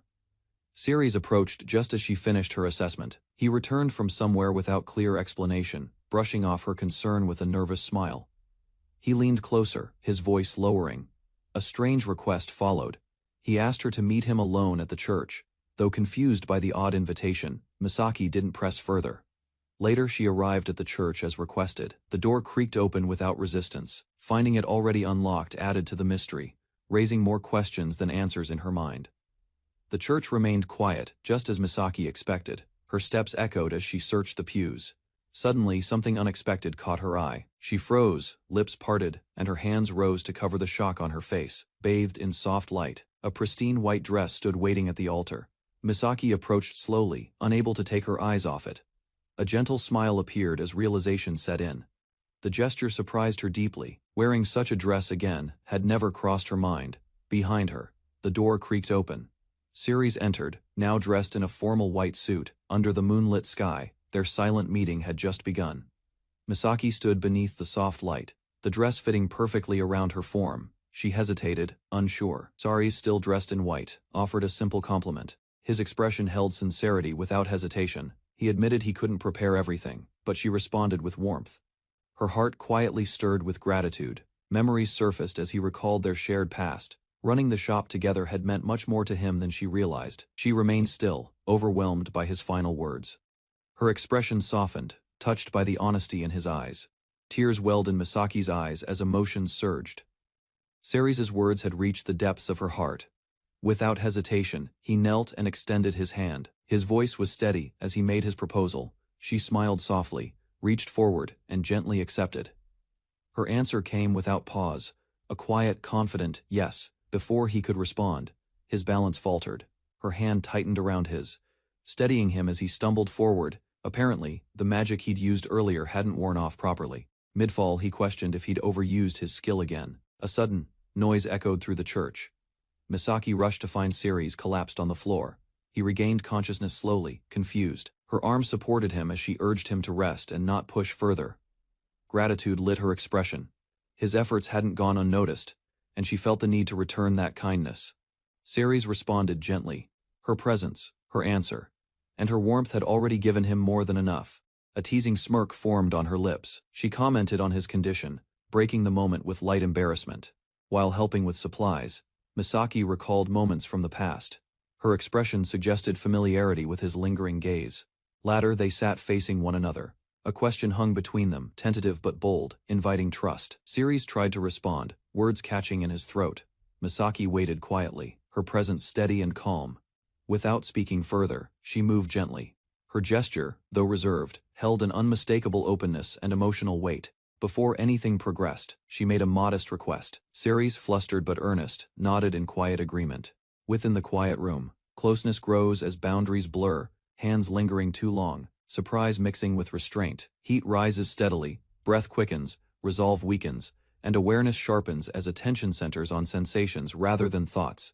Despite the setting's weight, shared guilt intertwines with desire, creating dangerous intimacy where hesitation falters and trust forms briefly. Choice replaces doubt as initiative shifts, vulnerability exposed, control rebalanced, and emotions surface openly, transforming conflict into acceptance while past betrayals momentarily lose their power over both hearts and memories. Afterward, calm settles gently, reflection follows, and satisfaction mingles with uncertainty, leaving a changed bond, heavier with consequences. Pressure builds as closeness deepens, posture shifts forward, control wavers, and tension sharpens, while awareness narrows. Movement grows urgent, hands steady positions, shared rhythm forms, and physical proximity heightens vulnerability, pushing hesitation aside as both commit fully guided by trust rather than caution or retreat possible. Weight shifts and closeness intensifies, emotions surface without restraint, and reliance replaces doubt. Initiative changes hands, balance adjusts, and acceptance settles in, transforming uncertainty into resolve, while vulnerability remains exposed. After intensity subsides, calm lingers, reflection follows, and the connection endures altered, marked by consequence. Intensity surged as she leaned forward, breath unsteady, heart racing. Their closeness left little room for hesitation, and physical signals replaced spoken thoughts. She gradually lowered herself over him, unfamiliar vulnerability mirrored in her face. There was no regret, only a strange clarity in her expression. While resting against him, she whispered her thanks. Emotions once buried now surfaced, giving weight to a private moment neither had planned for. Later, in different attire and setting, she brought up something simple, a practical need for their journey ahead, returning them to shared goals. Seated beside each other, they looked ahead with new resolve. Talk shifted to future challenges, new bonds, and the adventures waiting beyond. She offered a warm, steady smile, eyes filled with calm certainty. A decision had already been made. Clad in her new gear, she stepped forward, extending her hand with conviction, choosing her path as a defender. He met her gaze, surprised at first, then nodded with quiet trust. A new understanding settled between them. Both returned together, now united by more than circumstance. Her words carried hope for what came next. With the team assembled, discussion turned to future goals. Their journey wasn't just personal, it had become a shared mission. A bold proposal surfaced during their discussion: leave the village behind and take Ceres with them, reshaping everything. Doubt lingered. Leaving might not stop the others from returning. More decisive actions needed consideration. The group's energy shifted. One expressed impatience to act. Another hinted at proving Ceres' worth beyond past ties. Ceres remained quiet, thoughts pulled back by lingering memories. Familiar faces still held a place in his heart. His companions, however, were resolute. They saw things differently, determined to reveal hard truths Ceres had yet to accept. Ceres stood surrounded by women who had all been hurt by the same person. Though he once stayed silent to avoid conflict, he could no longer ignore what had been done. A sharp voice cut through the tension as one woman unleashed her anger. With firm conviction, she denounced Kazuma's actions, labeling him a disgrace. Another woman, calm yet weary, urged Ceres to see through the lies. Kaito, once praised for strength, had only worn a mask of virtue. A shadow of past abuse lingered in her gaze. She spoke with quiet resolve, naming him for what he was, smiling grimly. The last woman echoed their judgment. The women stood tall, their stern expressions surrounding Ceres. He hesitated, sensing they were being harsh for his sake. Shizuko calmly explained that she had retrieved the money Ceres had once entrusted to Kazuma. Shocked, Ceres reacted with disbelief. He raised his voice, defending his decision. That money had meant something he believed it supported a dream. Without hesitation, a sharp slap interrupted his protest. The short-haired woman, clearly fed up, called out his foolishness. As Ceres sat stunned on the floor, she looked him straight in the eye. Her words softened, recognizing his kindness, but her gaze remained firm, warning him not to let that kindness blind him again. The women stood firm, rejecting any notion of debt or obligation. To them, Kazuma didn't deserve gratitude, let alone money. Shizuko posed a simple but piercing question. If those three were trustworthy allies, why had Ceres never received payment for his efforts? Attempting to justify himself, Ceres recalled how he had chosen to support them. His reasoning came from loyalty, not logic. In a different scene, gold stacked high, revealing the true scale of the wealth involved. While others profited, Ceres had received nothing. The truth unfolded slowly, though the money had been handed to the families. Something felt off. While the women stood quietly, the truth became clear: those men had taken everything and shared nothing. No effort had been made to divide the wealth. Despite fair alternatives, greed had guided their choice. Shizuko clarified their intent. They didn't seek to erase Ceres' experiences, but needed him to see reality. In his memory, one of the men once showed him kindness. That past moment didn't align with the present betrayal. Standing firm, Shizuko revealed the lasting selfishness of those men. Even abandoned by their wives, they continued hoarding wealth. Ceres had to face who they truly were. Ceres acknowledged the truth. What they did wasn't right. They had fed him, taught him, and spent time with him. Looking away, he hesitated. A thought formed slowly, weighed down by conflicting feelings and painful clarity. Eventually, he spoke from the heart. All the wealth in the world meant nothing. Those 4 women were all he truly desired. The women reacted with a mix of surprise and resignation. While others chased shallow dreams of power and status, Ceres had chosen something else. Ceres shared a meal with the 4 women, smiling warmly. Life with them was more fulfilling than any reward or title he could imagine. Reflecting on the past, he admitted his feelings had never wavered. No other woman had ever drawn his attention the way they did. Since acting on those feelings seemed impossible, he chose another path, one where fate would bring them together through other means. Tears welled up as the women listened. Even one of them choosing him had seemed unlikely, yet all 4 stood by his side. Ceres spoke with conviction. No amount of gold could compare to a simple, joyful life with them. His heart belonged nowhere else, surrounded by smiles and warmth. Ceres realized he had been given something priceless. Their love was more than he ever dreamed of. Shizuko spoke firmly, dismissing the past and the men they once trusted. The present was all that mattered now, though calm on the surface. She admitted her own lingering anger. She had once wanted revenge for the suffering they endured. Each woman saw through the selfish futures their ex-husbands had planned. There was no place left for their children, or the values they abandoned. Together, they no longer needed to look back. Proving Ceres' worth building happiness, in spite of betrayal, was the sweetest form of retribution. Despite everything he said, Ceres felt unheard. The women seemed more focused on revenge than reason, their bitterness only deepening. Shizuko laughed about wanting to deal with Zector personally. Others joined in, joking darkly about his fate. Needing time to reflect, Ceres left town. Alone in a neighboring village, he sorted through conflicting feelings. He thought of the men who had once claimed to love them. Revenge didn't sit right with him, but doing nothing wasn't an option either. A plan began to form. His path brought him to a slave market. The sight left him uneasy. Something or someone inside would become the first step in whatever came next. A realization struck Ceres. The ex-husbands were likely preparing to purchase young slaves that suited their selfish desires. If he acted quickly, he might prevent it. A new plan formed, one that could shift everyone's perspective. He arrived at a familiar estate, determined to begin. If done right, all 5 of them could live without lingering resentment. Count Gamruda greeted him, surprised yet pleased.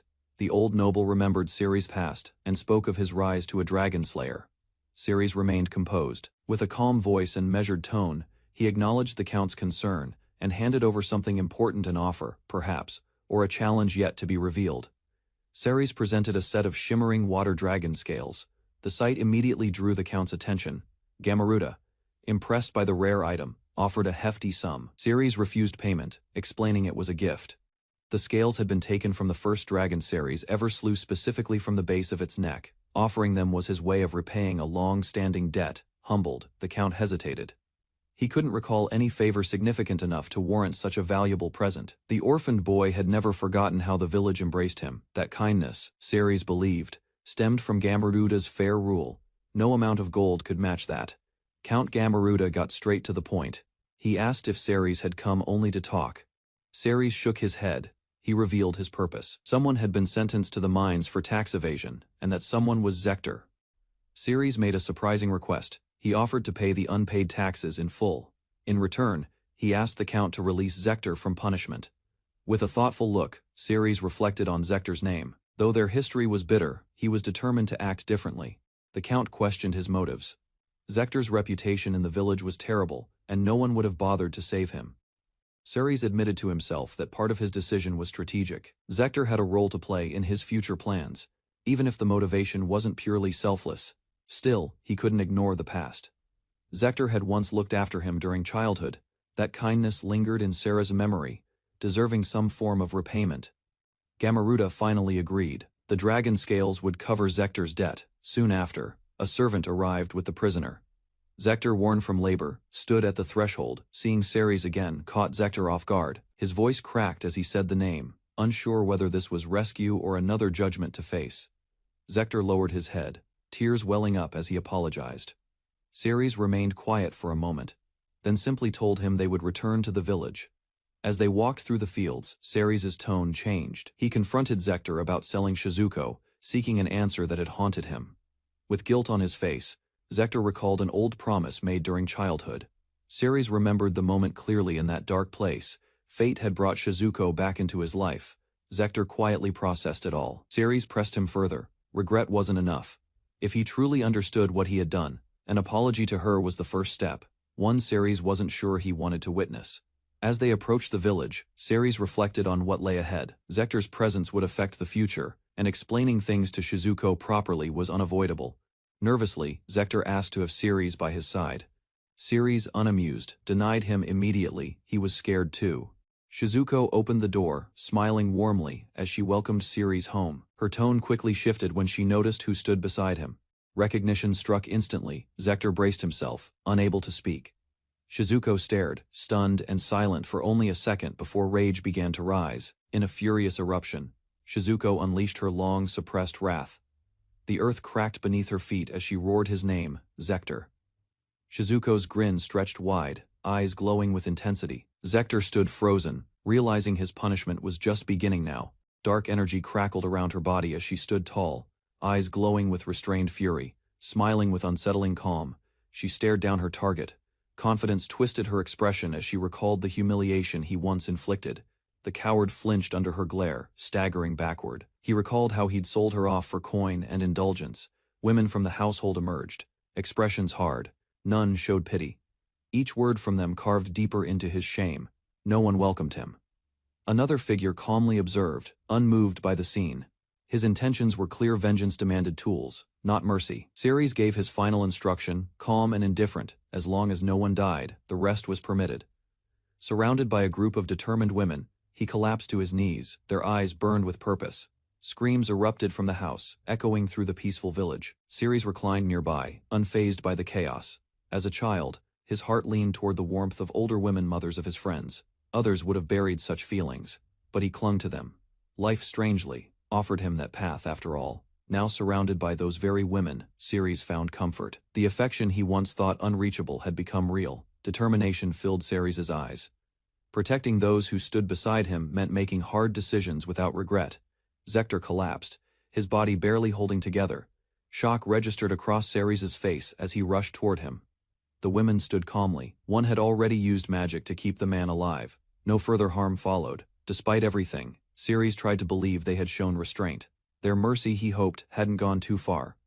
Redemption wasn't denied. Zector now lived under the village chief's care, working and striving to rebuild his life. Ceres stood before the women, his expression serious. Each of them listened as he addressed the group. He revealed his plan to travel and act alone. Revenge would continue, but this time on his own terms. No details followed. Trusting their bond, he simply asked them to leave everything in his hands for now. The next day, Ceres arrived at a new location. Several men awaited him, surprised by his sudden offer. A deal was struck. Orkman, a towering intermediary, agreed to assist him with the arrangements. Concerns were voiced, but Ceres remained firm. A group of men stood together, expressing gratitude. They had gathered to offer Ceres a gift of thanks. Zector hesitated as the gesture reached him. Memories of his past surfaced. Ceres reminded him of who he once was and urged him to value the chance he'd been given. Orkman and Ceres unveiled their preparation. Inside the tent waited a group selected with care and purpose. One by one, the women stepped forward. Each introduced herself, bringing surprise and excitement to the recipients. Later, the village chief offered Ceres a title. Smiling, he politely declined. Recognition wasn't what he sought. Confusion spread across her face. The scene before her was far from what she had expected. Others observed the cheerful mood in town. Former strangers now walked together, laughing and clearly content. Ceres offered a quiet explanation. His decision to pair the elf with the village chief was intentional, meant to unsettle Zect. She listened carefully. Restrictions placed on heroes meant Zect could never claim slaves or form ties with non-humans. Despite everything, Zect appeared elated beside a cat-eared girl. His happiness unsettled those watching from afar. Ceres explained Zector's new situation. His bride came from a beastman tribe known for extreme jealousy. If caught glancing at another woman, punishment followed instantly. Zector faced immediate consequences from his possessive wife. At worst, she might go as far as biting off his fingers. Fear visibly took hold of him. She knew her flaws but embraced them. Constant affection wasn't a desire. It was a demand she enforced without compromise. For what Zector did in the past, this was fitting. A lifetime bound to loyalty was his sentence. Although it felt awkward, Ceres admitted the elf girl was more beautiful than his childhood friends. Zector's situation drew attention. The irony stung. His father had a youthful, stunning bride, nearly the same age, smiling wide. Zector remained unaware of the looming troubles. Those watching offered quiet sarcasm and good luck. Elsewhere, another concern surfaced. Questions arose about Kazuma's slave, suggesting there might be an issue worth noticing. The girl had served nobility as a cooking maid. While impressive, her skills might not suit Kazuma's true needs. She pointed out Kazuma's real need: a partner like a reliable sister, one who could manage his life. The maid, sitting quietly, admitted her limitations. Aside from cooking, she felt unqualified for much else. Still, hope remained. Together, Kazuma and the maid might overcome their mismatched pairing and reach something meaningful. Another conversation shifted attention. Curiosity turned toward a different girl, raising questions about her suitability and role. That girl made her stance clear. A hardened mercenary, she sought strength, not manners, and wouldn't soften easily. Ceres noted how Kaido mistreated gentle Seo in the past. Now he'd face a partner he couldn't control. The new bride didn't hold back. Each punch landed with meaning. Communication in its most direct form. Observers hoped it would curb his aggression. Meanwhile, another woman asked Ceres about her ex-husband's fate. Shuto's new bride, a noble's daughter, wasn't just beautiful, she was dominant. Brains and strength both belonged to her. Misaki reflected on their dynamic. Shuto's twisted nature clashed with her honesty, but somehow, they had to make it work. With a calm smile, the noble girl listed her skills: drugs, whips, manipulation, but assured she wouldn't resort to murder. Her partner listened uneasily. Ceres clarified the intent. These women weren't just companions, they were the cure to each man's flaws.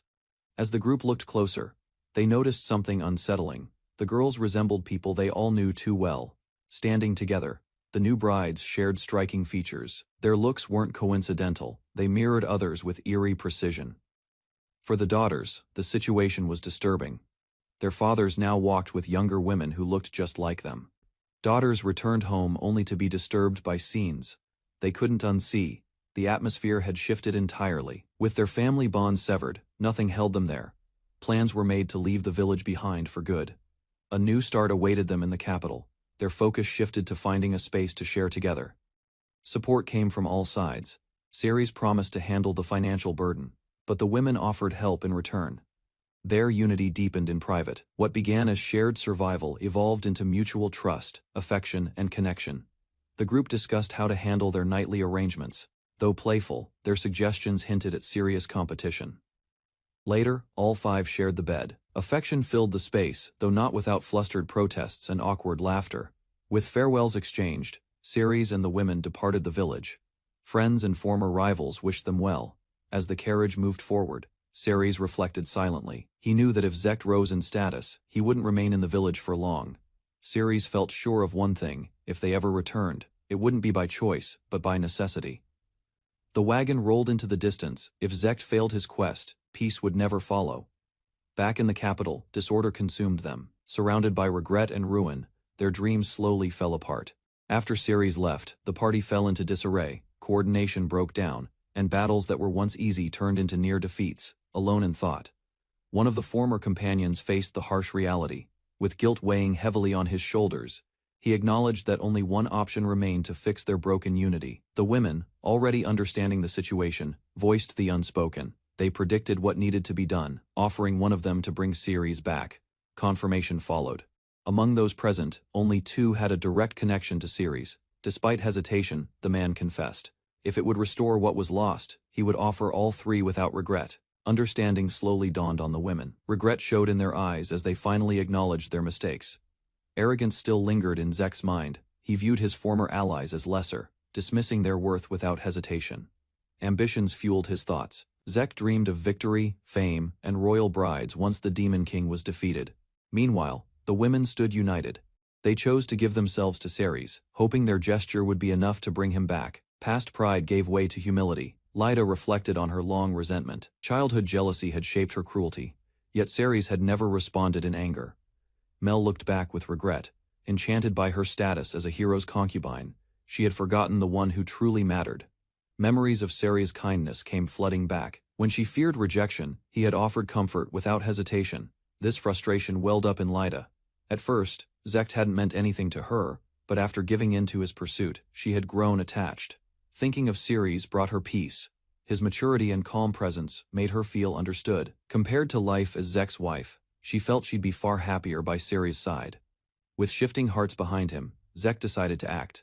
He requested permission to contact the man they all once cast aside, Ceres. Zect's request to reach Ceres was rejected without hesitation. The royal decree emphasized that a hero must always press forward, never pause, never retreat. Faced with opposition, Zect protested. However, he was met with harsh reality. The castle now sheltered refugees. 2 children sobbed in the ruins of their village, victims of a delayed response. Had Zect left the city earlier, the orc attack might have been prevented. The gravity of their mistake sank in. Zect stood speechless, and the others stared in silent horror. Frustration boiled over as Zect blamed himself. Nothing had gone as planned. With urgency replacing pride, he vowed to leave immediately. Time was no longer on their side. The newly assigned room glowed with elegance. Each woman took in the luxurious surroundings, impressed by the change from their previous hardships. Preparations for the night began. With light-hearted energy, they moved the beds closer, jokingly calling it their shared love nest. Though fatigue from travel lingered, the group remained spirited. Plans to bathe and rest were discussed, but the atmosphere suggested they weren't quite ready to sleep yet. Ceres stood flustered. As Shizuko expressed her quiet determination to be with him, his heart skipped. Before the moment could deepen, the others interrupted, annoyed by his drifting thoughts. They pulled him back with playful boos. Dim lamplight frames a confident woman guiding another closer. Expressions flushed with anticipation, bodies drawn together. Contact deepens as positions change, breaths uneven, focus narrowing. Weight shifts and hands steady movements. Attention passes to another participant. Waiting gives way to resolve. Composure mixes with eagerness as closeness is accepted. Momentum resumes with renewed intensity. Roles aligning naturally. Control alternates, reactions sharpen, and the room holds heat as effort peaks. Afterward, awareness lingers in quiet observation. Satisfaction and fatigue settle together, tension easing into calm as the scene closes on shared understanding, with steady breathing and composed expressions remaining present. Rhythmic movement continued between them, bodies aligned and coordination unbroken. Her gaze stayed locked on him, calm but assertive. Fatigue began to surface. Surrounded on all sides, he struggled to maintain his pace. Expressions grew softer as concern replaced anticipation. Time passed.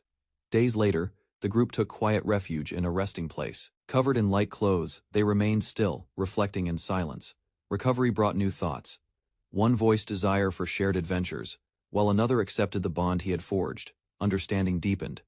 They acknowledged the effort he put in for their sake. A dragon hunt awaited. He walked ahead in silence, unaware of the quiet conversation behind him.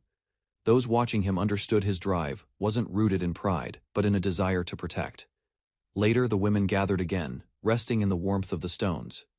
Though grateful, a sense of helplessness stirred. Frustration reached a peak. Together, they confronted him with determination, unwilling to remain passive any longer.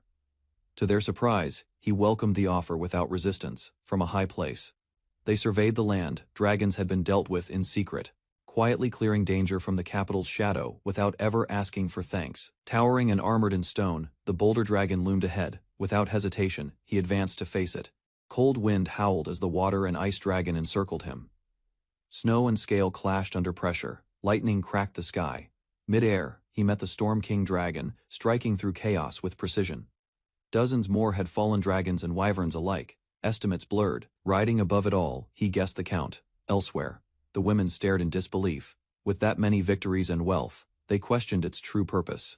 He revealed a thoughtful surprise custom hunting gear made specifically for them. Everything had already been prepared in advance. Excitement grew as each woman received her equipment. Crafted with care, the designs suited them perfectly. With weapons in hand, confidence returned. For some, it felt like stepping back into a role long missed. He proposed an easier target to begin with, considering their time away. They agreed without hesitation, eager to move. Once they arrived, something felt off. Shizuko expected to take a support role, stood oddly calm as enemies approached. Without hesitation, Shizuko raised her staff and unleashed a radiant spell that pulsed outward in force. The wave struck directly. Several ogres collapsed before they could reach her, overwhelmed by the sudden impact. His eyes widened. Never before had he seen magic shaped like that. It wasn't ordinary healing. Instead of restoring life, the spell reversed its nature. Her technique siphoned vitality from the targets. Calm and composed, she confirmed the truth. What others used to save, she mastered to dismantle. While climbing the mountain path, she voiced a quiet fear. The idea of withering away unsettled her deeply. Surrounded by frozen enemies, she stood calmly. Her question hung in the air, seeking Ceri's silent agreement. He gave it some thought. Facing death by freezing, in his view, felt equally horrifying. On the battlefield, 2 others charged in. Their strikes were merciless and overwhelming, cutting down the enemy lines effortlessly. What remained were stunned opponents, now trembling. Ceres offered a blunt observation, acknowledging the psychological toll left behind. Ogres charged in, only to find themselves outmatched. The women responded swiftly, blades steady, and steps sure. When the dust settled, the ground was silent. None of them even looked tired. To Ceres, it barely felt like a proper battle. Their calm expressions held no pride.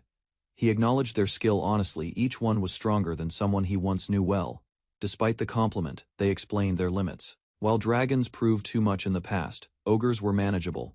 Ceres questioned the past. If their abilities were so refined, why had they stepped away from it all? Her quiet smile held the answer, one he would understand in time.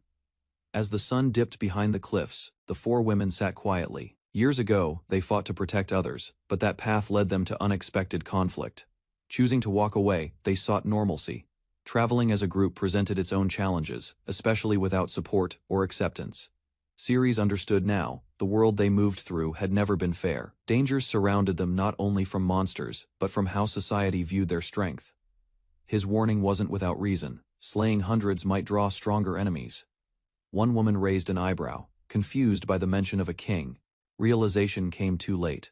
The strongest opponent had already fallen without fanfare, taken down in a single move. None of them had even noticed at the time. Shizuko offered a playful gesture, unaware that her light-hearted expression only deepened Ceres's realization. Their strength wasn't just impressive, it was overwhelming. He followed behind them quietly. Despite their relaxed walk, unease stirred within him. Their power was unmatched, and even he felt it best not to provoke them. Elsewhere, a dark pit seethed with unease. One voice echoed from within, warning of a growing crisis. Their numbers were falling, picked off steadily without mercy. A trembling creature delivered a report. It wasn't an army, not even the hero's party. Every disaster traced back to a single figure. From a throne, an older man processed the news. That one person had slain even legendary dragons. He spoke only one name, Black Dragon, and deemed this hunter too dangerous to leave alone. A silent order was given. The man at the center became the subject of interest, watched, tracked, and evaluated from the shadows. Elsewhere, the directive turned lethal. One figure, with a twisted grin, decided that observation wouldn't be enough. Descending the stone steps, the demon appeared visibly irritated. He had received orders he deemed beneath him. Despite centuries of power and destruction, he was sent to confront a mortal. Perched above the ruined city, he surveyed the corpses below. Memories of past slaughter returned. He had wiped out entire kingdoms long ago. Hovering midair, wings outstretched, he grumbled at the task. Crushing weaklings offered no thrill. Yet defiance wasn't an option. From a distance, another presence observed. The old ruler of Hades, feared even by dragons, remained unmatched in power. With resignation, the demon flew toward his destination. Finishing the mission quickly was the only escape from punishment and boredom. Suspicion grew in his chest as the unease of being watched persisted. Though he tried to ignore it, the feeling clung to him for days. Even surrounded by strong allies like Shizuko, he couldn't shake the dread. A terrifying presence loomed, hidden from everyone else. He decided to distance himself. Standing near the others only heightened his worry. Avoiding unnecessary risk, he made up an excuse and planned to confront the threat alone. The women accepted his words without suspicion. Smiles and casual farewells met his false explanation. Alone in the forest, he stopped and scanned the area. Without hesitation, he called out, ready to face the silent stalker trailing him. The boy confronted the figure trailing him, unfazed by the hostile intent. Keen perception allowed him to detect danger easily, and he faced the intruder with calm certainty. Mocked for his assumptions, the boy learned the truth. His opponent wasn't a demon or a king, but a dragon. Irritation flared in the dragon's eyes. He despised being compared to mere demons. Pride surged as he emphasized the difference in their rank and power. Toe dragons of his level. Even the Demon King held little weight. Ceres knelt, introducing himself with humility. Despite the massive power gap, the dragon acknowledged his feats, recognizing him as a warrior worthy of respect. Ceres issued a formal challenge, his voice steady. The dragon accepted, offering his respect in return. Dragons valued power, and Ceres had proven his strength against their kind. Though blood had been spilled, the duel became a way to settle matters with dignity. Feigning humility, Ceres tried to withdraw. He referred to himself as unworthy, hoping to defuse the situation without combat. Instead of walking away, the dragon pointed to a crater-topped mountain nearby. That would be their battleground, chosen with purpose. Terms were set: victory wouldn't require defeat in combat alone. If Ceres could escape to the forest, he'd win. A smirk crossed the dragon's face as his scales began to surface. Though he had promised not to dragonify during the duel, his transformation triggered before battle even began.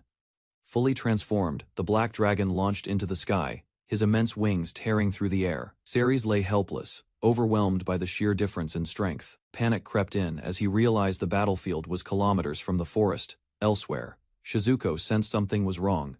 Concern filled her expression as she wondered whether Ceres had faced danger alone. Unease spread among the women. Despite Ceres's attempt to reassure them, they all sensed something deeper. Signs of Ceres's movement pointed toward the forest. The others, growing anxious, followed his trail without delay. Worry turned into alarm as they called his name, shouting through the darkness. None of them wanted to be left behind while danger loomed nearby. Their approach was quickly halted. A figure floated above the trees, warning them not to interfere.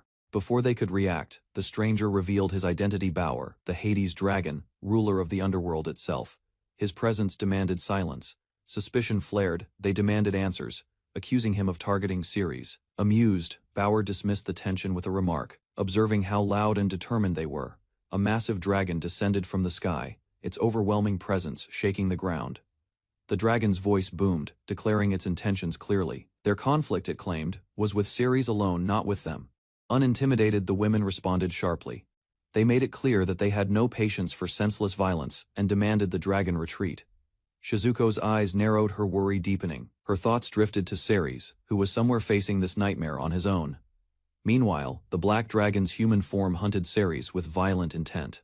Fiery breath erupted, forcing the young warrior to evade behind crumbling rocks. Hovering above the battlefield, the dragon, winged man, roared with fury. Ceres dashed behind the rocky terrain, trying to maintain distance. Shocked, he pointed out the obvious: his opponent had broken the rules by using dragon wings. A moment of awkwardness passed. The dragon acknowledged the truth with a shrug. No denial, no apology, just a quiet concession. Breath grew heavier as Ceres ran. Desperation took hold. The forest felt farther with every step. Before long, the pursuer appeared right in front of him. There was no more room to run. Ceres clenched his jaw, reaching for a hidden option he had hoped not to use so soon. Ceres steadied his breath and activated a hidden technique, one designed specifically for overwhelming threats. With precise timing, Ceres launched a small pouch directly at the dragon warrior's face. Pain surged instantly. The attacker's widened eyes betrayed his shock and agony as he screamed uncontrollably. Ceres revealed the trick. Instead of poison, he had used powdered chili and wasabi, ingredients immune to magical neutralization. Seizing the opening, Ceres activated airwalk and sprang into motion. Magic couldn't block physical pain, and now, with his opponent temporarily blinded, he prepared to launch the next strike in this high-stakes duel. Ceres sprinted through the air using his technique. The forest entrance came into view. Victory was close. A sudden strike tore through his back. The dragon warrior, faster than expected, lashed out with rage and claws. Bloodied but unbroken, Ceres cried out in defiance. Anger surged. He refused to fall without making his voice heard. His body crashed through the foliage. Pain radiated through his chest. He realized he had reached the forest barely. Breathing heavily, the dragon warrior stood still. Regret flickered in his words. He hadn't meant to finish the battle like this. But in the end, he broke the rules.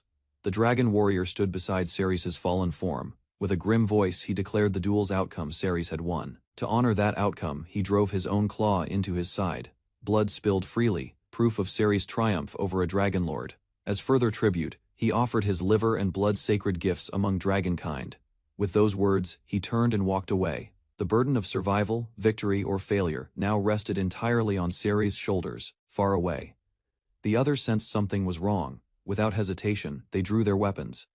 Their comrade was in danger, and they refused to stay idle any longer.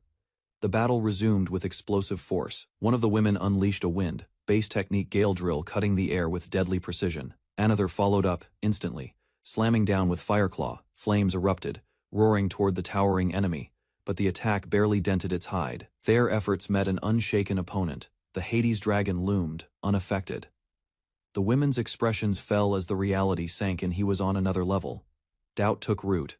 They realized they stood no chance against something divine. Still, doing nothing wasn't an option. One stepped forward, voice steady, despite the pressure. With blades lowered, they made a plea to the dragon, requesting mercy. Tears welled in her eyes as she made a desperate plea. Her voice cracked. She begged the dragon not to kill Ceres. The Hades dragon paused, unmoving. Silence followed her words, and the group held their breath. Tension crackled in the air. Without responding directly, the dragon turned and issued a command. He told them to go to the mountain. An unexpected shift. Without hesitation, the group sprang into motion. Their feet hit the ground in unison, running toward where Ceres had fallen. Time was running out. They reached his side and cried out his name, panic on their faces. Ceres lay motionless, bloodied and still. Panic filled their voices as they leaned over Ceres, desperately calling out to him. He wasn't responding, but they refused to give up. Slowly, his eyes opened. Blurred faces surrounded him, filled with concern and relief. He mumbled weakly, unsure if he was truly alive. Blood covered his clothes, yet no visible wounds remained. One by one, the women realized he had somehow survived. Tears welled up. He was safe. Ceres sat up, dazed and confused. He had been certain the dragon's claws struck deep, but now he questioned whether the fatal blow had ever landed. He recalled the dream his mother, long gone, and a man who resembled his father. It was peaceful, distant, and maybe, just maybe, the reason he'd returned. Ceres smiled awkwardly as he recounted the tale, telling people he had married 4 mothers, had left quite a few in shock. He remembered what happened after death, sent to the underworld without understanding why. He stood before dragon royalty, returning to the living world. He found comfort in the presence of those he cherished. He was back, safe, and felt certain no one would be hunting him anymore. Surrounded by smiling faces, he finally breathed easily. Every hardship had led to this quiet moment. His body was battered, clothes torn, and skin covered in dirt. Yet despite everything, he could still stand. At the hot spring entrance, the party pauses, unease settling as the hero departs, leaving watchful gazes. Paths diverge outside, foliage swallowing footsteps while suspicion grows. Signs hint at trouble as distance widens. Steam encloses the baths where he examines himself, heat lingering unnaturally, skin flushed without wounds, strength humming quietly. Movement through open pools reveals bodies at rest and training spirits, warmth sharpening awareness instead of sickness, energy pooling closer to resolve as night, airframes contemplation and purpose forming. Close focus tightens on his eyes, concern crystallizing as he recognizes the greater issue, an unseen cause demanding caution, preparation. Sitting in the cold water, he senses something is off. A strange warmth lingers below the surface. A nearby bather glances over, visibly surprised. The reaction deepens his discomfort and growing confusion. Other men begin to notice as well. The atmosphere shifts, awkward silence filling the steaming room. Looking down, his thoughts spiral. Uncertainty and alarm grip him as his body responds abnormally. A sudden realization strikes. Something unnatural has taken hold, triggering a deeper transformation than expected. After the intense clash with the Black Dragon, Ceres noticed unsettling changes within himself. His discomfort focused on his lower body, unrelenting and persistent. Trying to ignore it, he decided to return before concerns started to spread. Upon arriving, he was greeted warmly by the women of his party. Their calm presence and gentle smiles provided a moment of ease amidst his internal unease. One of them, more perceptive than the others, immediately asked about his condition. She explained that while tracking him, a massive dragon had appeared and pointed them in his direction. Ceres reassured the group that the danger had passed, though concern lingered in one of their gazes. Despite trying to act normal, his unease worsened. A strange tension gripped his body, leaving him visibly flustered. Later that evening, the women gathered with serious expressions, seemingly understanding the root of his condition. Alone in the room, Ceres struggled to contain himself. The lingering effects of the earlier battle had stirred something intense within, making restraint difficult. The women responded with unexpected tenderness, Surrounding him closely, they offered quiet reassurance and prepared to help ease the pressure he could no longer suppress. The group acknowledged Ceres' burden and offered their care. Surrounded by warmth, he allowed himself to rest, trusting their intentions. Tension steadily built as closeness intensified. The emotional strain from earlier battles gave way to a vulnerable moment, shared with one companion. Another stepped in, responding to Ceres' continued struggle. The atmosphere became heavier, as each person pushed themselves beyond comfort to support him. Fatigue grew, but the pace didn't slow. Each gesture carried more urgency, matched by the rising pressure between them. Even the most composed among them showed signs of strain. Despite exhaustion, they all stayed close. Bound by trust and a shared desire to help, the room remained dim as the hours passed. Ceres moved between them carefully, responding to each with quiet intensity. Despite how much time had passed, the restlessness within him refused to fade. Each effort only deepened the mystery of his lingering condition. Eventually, exhaustion set in. Some had reached their limits, unable to keep up with the demands of the night. Breathing slowed, bodies stilled, and the silence returned. Fatigue overtook the last of them. Though satisfied, they could hardly move. Worn down by the relentless pace, all strength had been spent. As Ceres sat quietly at the edge of the bed, the strange energy inside him finally subsided. While everyone else remained asleep from exhaustion, Ceres stood among them, oddly alert. Despite the intense night, his body showed no signs of fatigue or wear, with no need for rest. His thoughts turned to hunger. The quiet streets welcomed him as he set off in search of food. Soon, he arrived at a local tavern. Without hesitation, he ordered several large portions, much to the cook's surprise. Even after finishing multiple servings, he didn't feel satisfied. The staff grew uneasy as he continued ordering more, drawing attention from the other patrons. Eventually, the kitchen could no longer keep up, surrounded by empty plates. Ceres was politely asked to stop. The staff, visibly drained, pleaded for mercy. With his hunger finally sated, Ceres turned his focus toward training. His body felt lighter, leaner, and strangely energized. No matter how intensely he swung his blades, fatigue never came. His strikes grew sharper, even shattering stone with ease. Something within him had changed. His training was interrupted by a massive creature emerging from the rocky cliffs. A hulking form loomed unmistakably, a dragon, though unlike any he'd faced before. Despite the threat, he held his ground. Recalling the black dragon, Ceres tensed, wary of what this new one might bring. Then, without warning, a voice echoed in his mind. The dragon didn't roar, it spoke, addressing him as a protector, a king. Ceres attempted to respond to the dragon with his thoughts. Though uncertain, he decided to try communicating in the same silent way. The dragon, however, saw something different. In its eyes, Ceres wasn't human, but the embodiment of a powerful black dragon. Accepting what it perceived, the dragon addressed him with reverence, calling him a dragon lord left alone. Ceres reflected on his past. His death during the battle with the black dragon must have triggered something. Just as he tried to understand, another creature arrived, a wyvern. With no time to think further, he faced a new challenge. Unsure what would come next, the wyvern approached without hostility, pressing close as if seeking attention. Ceres hesitated, then slowly reached out to touch it, feeling no resistance. As he stood beside the resting beast, a realization took root. Some unknown force, perhaps tied to his survival, now prevented him from harming dragons. He reflected on what he had gained: a body enhanced beyond normal limits, and the ability to communicate with dragons. Regardless of origin, his new abilities would serve a purpose. If nothing else, he could protect those closest to him, his companions, his family, his wives. Elsewhere, rumors spread. A surge of dragons was reportedly approaching. Concern filled the air, and preparations began. One of the knights voiced his concern. Never before had he heard of dragons gathering in such numbers. The priest responded with uncertainty. No one knew the cause, but the dragons appeared to be fleeing, something driven by fear, not aggression. Unfortunately, their path pointed directly toward the city of Bushia. Without intervention, the population would face catastrophic danger. Despite the gravity of the request, the assembled party hesitated. As they were now, facing a horde of dragons seemed almost impossible. Still, the priest reminded them of their roles. If they couldn't act alone, they had resources: the guild, the church, or the city's lord. The party's leader compared their indecision to Ceres' known decisiveness, striking a nerve. His frustration toward their hesitation was clear. In response, the Lord of Bushia offered full support. He recognized the crisis and promised knights and soldiers to aid the defense. However, planning proved difficult. The Lord asked for deployment details, but no clear strategy or leadership came from the hero's side. Zekt confessed he had no answers. The city's forces would have to be managed without guidance. Some questioned the hero's lack of command experience. As doubts lingered, the sky filled with dragons. The threat had become real, massive and fast approaching. Time was running out.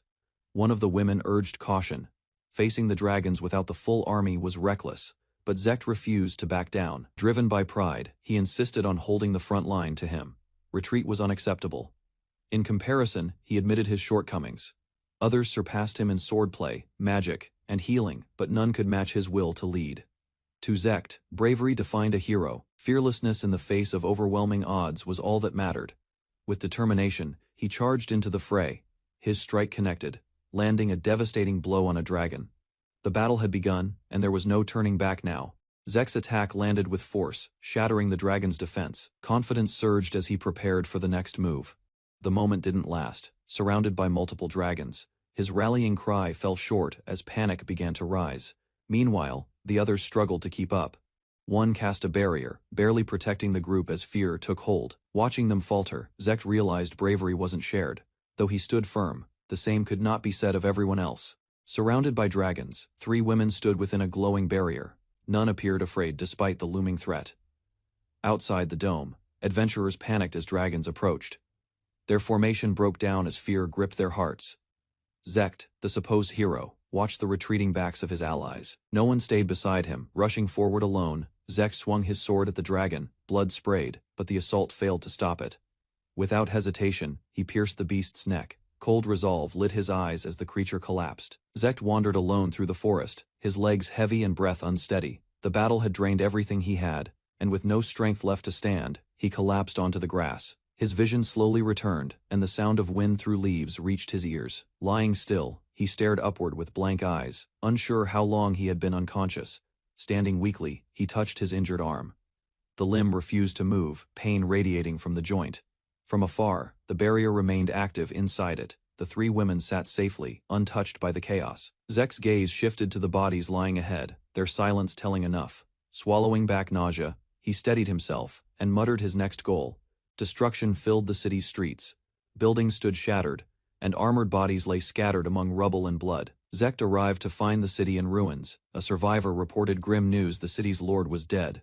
Before he could react, a stone struck him from the crowd, sharp pain flashing across his face. Anger flared among the people. A boy accused Zekt directly, blaming him for his mother's fate. Others tried to intervene, urging calm, but the resentment had already taken hold. Surrounded by wary civilians, Zekt defended his actions. He explained the dragons had been enemies they couldn't negotiate with. However, one man stepped forward with new information. The dragons hadn't attacked first, they were fleeing something. The man stepped forward, voice steady as he spoke hard truths. He explained that while the city's destruction couldn't be avoided, the loss of life might have been prevented. Zekt's voice trembled as he tried to defend his decisions. He brought up the church's orders, hoping they would validate his actions. Tension flared as emotions boiled over, grabbing Zekt by the collar. The man shouted in anger and frustration. Suddenly, Zekt remembered the words clearly. The priest had never instructed him to engage in combat, only to stop or divert the dragons. Tears streamed down his face. Regret overwhelmed him. His mistake had cost lives, and nothing could undo it. Tears continued to fall as the man spoke harshly. According to him, the church had never expected Zekt to win, and those who placed faith in him were foolish. Surrounded by silence, Zekt knelt in the middle of the street. The people who once called him savior now ordered him to leave.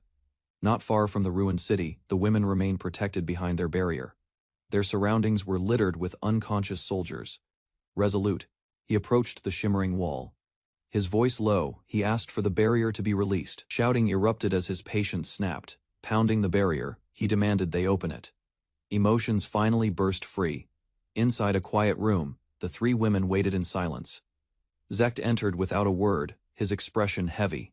The orb lit up, revealing the image of Pope Romaris. The atmosphere turned tense as the Pope's eyes met Zekt's with hesitation. Zekt addressed the man on the screen. Speaking the Pope's name aloud, he showed no hostility. Emotion welled up in his voice.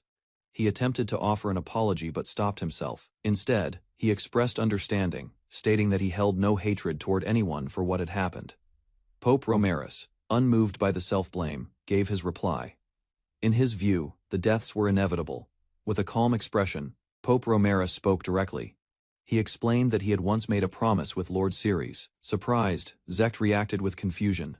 The Pope acknowledged the disbelief and clarified that Ceres had never shared this information. In another place and time, Ceres faced harsh judgment. A past failure had cost lives, and voices around him demanded accountability. Seated with his companions, Ceres gave his final remarks. He defended their efforts, stating that one of them had to act. A man stood and accused Ceres directly, his finger pointed, voice rising in anger. He condemned Ceres' inability to even offer an apology for the deaths that resulted from their mission. Ceres lashed out, demanding to know who had spread the idea of fighting the Demon King. The man who had argued with him tried to justify their position, blaming the system and its dangers. Unshaken, Ceres claimed he could end the war in a month. He offered a bold strategy and requested full authority. A plan titled All-Out War was proposed. Civilians and soldiers alike would abandon their daily lives to march directly to the Demon King's castle. The entire nation was to be mobilized. Ceres's strategy left no room for dissent. Those who refused to join or attempted to flee would face exile or death. Ceres proposed a plan that would involve all of humanity, insisting it was the only guaranteed way to win. Turning to Zek's situation, Ceres accused the leadership of sacrificing the hero's party. He argued that people preferred to remain uninvolved, letting others risk their lives instead. Though the Pope protested, Ceres pressed on. Replacing the few with the many, he claimed, would end the war swiftly. The Pope hesitated. A single word escaped him: please. His voice carried a tremble, the conviction in Ceres' reasoning beginning to shake his own. Admitting their fault, the Pope retracted his earlier promise. He couldn't accept the responsibility. Ceres delivered his final words without hesitation.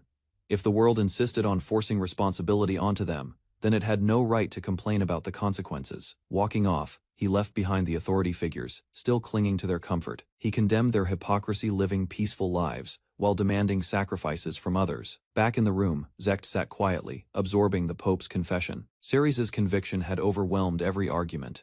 Memories flickered in Zek's mind, Ceres walking away. The women who had stayed by his side. Realization struck hard. Regret filled his heart. He had cast out the one person who truly understood the weight he carried. Zek dropped to his knees, overwhelmed by regret. He finally realized that Ceres, the one he pushed away, had been the only person who truly understood them. Meanwhile, elsewhere, a new kind of atmosphere unfolded. One of the women, caught in a moment of closeness with Ceres. As the discussion continued, the others gathered in a relaxed setting, amused yet candid. One of the women made a bold prediction. She referenced Ceres's passionate nature, implying that such a trip could stir more than just warm water. Another woman saw the opportunity clearly. For her, it wasn't just leisure, it was a chance to grow even closer. The women sat together, openly sharing their frustrations. Repeatedly losing their private battles with Ceres had worn on their pride. One of them, driven by determination, resolved to not lose again. Her expression mixed focus with challenge, united by the same goal. All four stood together in silent agreement. They promised to satisfy him completely, not just for his sake. Later, while traveling in a carriage, two of the women discussed their destination. Kohain, known for its unusual origins, seemed like the perfect setting for rest and recovery after intense days. The talk turned light-hearted as they learned more about the local culture. Ceres shared that black eggs were a regional specialty. In the heart of the village, lively music echoed through the streets as two women played instruments, drawing smiles from the crowd. At the entrance to the resort town, the group arrived and took in the vibrant scenery. Standing together, the women admired the view, ready to enjoy Kohain's culture, comfort. Ceres and his new companions strolled through the vibrant marketplace, surrounded by colorful lanterns and curious sights. Intrigued by the local fashion, they stopped to observe women in floral-patterned outfits. Though the style seemed unusual, the group remained open-minded, curious about the culture they had stepped into. Upon reaching the grand entrance of Kohain Pavilion, they were greeted by two cheerful hostesses. Led up the stairs, the group admired the detailed architecture. One of them wondered if this structure had roots in Japan's ancient influence, marveling at its distinct and nostalgic design. As they ascended, an awkward moment arose when the guide's yukata revealed a little too much. After an awkward pause, one of the women tried to explain the confusion. With a straight face, she pointed out that wearing undergarments under a kimono was apparently not traditional. Inside the guest room, the group tried to brush off the moment. One of them noticed Ceres blushing, prompting a teasing question. Their attention shifted to the room itself. Wide-eyed, one of them recognized the flooring style. Gathered on the floor, the party continued examining the details. The matte texture, wooden frame, and layout mirrored classic Japanese style when offered the bath. Ceres declined politely. Rather than relax immediately, he chose to explore the town first, curiosity outweighing comfort. Before heading out, the hostess kindly suggested they wear kimonos during their sightseeing for a more immersive experience. Surprised by the proposal, the women exchanged glances, unsure of how to respond to the unexpected request. Stepping into the lively streets, Ceres observed the architecture and atmosphere. The presence of a giant black egg caught his attention, hinting at local customs. As he walked ahead, someone called his name from behind. He turned to see one of the women hesitating to speak, clearly uncomfortable. Dressed in kimonos, the group felt self-conscious. They questioned their appearance and age for such attire, but accepted it for the moment. As they walked through town, two women whispered their discomfort. Wearing kimonos without underwear proved more embarrassing than expected. Ceres, barely able to contain himself, gave an enthusiastic thumbs up. His nosebleed betrayed his thoughts, despite his compliment. While still blushing, the women gave in to the mood. Ceres casually suggested honeymoon plans, surprising them with his boldness. Each woman shared her own idea for the outing. From food to handcrafted souvenirs, their interests diverged quickly. Left alone in the street, Ceres sighed. Despite the romantic setting, he couldn't help but feel slightly abandoned. Wandering the streets, Ceres noticed one of the women admiring a small, ornate box. Drawn by its patterns, she became momentarily captivated. Seeing her fascination, Ceres offered the box to her without hesitation. She asked if he was certain, and his simple nod confirmed it. They later sat together in a quiet spot overlooking the rooftops. A bit of silence lingered before she began speaking again. With a hesitant voice, she asked if he had ever given Mel a present. Ceres responded with a soft smile, recalling a necklace. He explained it had been a gesture to comfort Mel, who once cried after being rejected by Zect.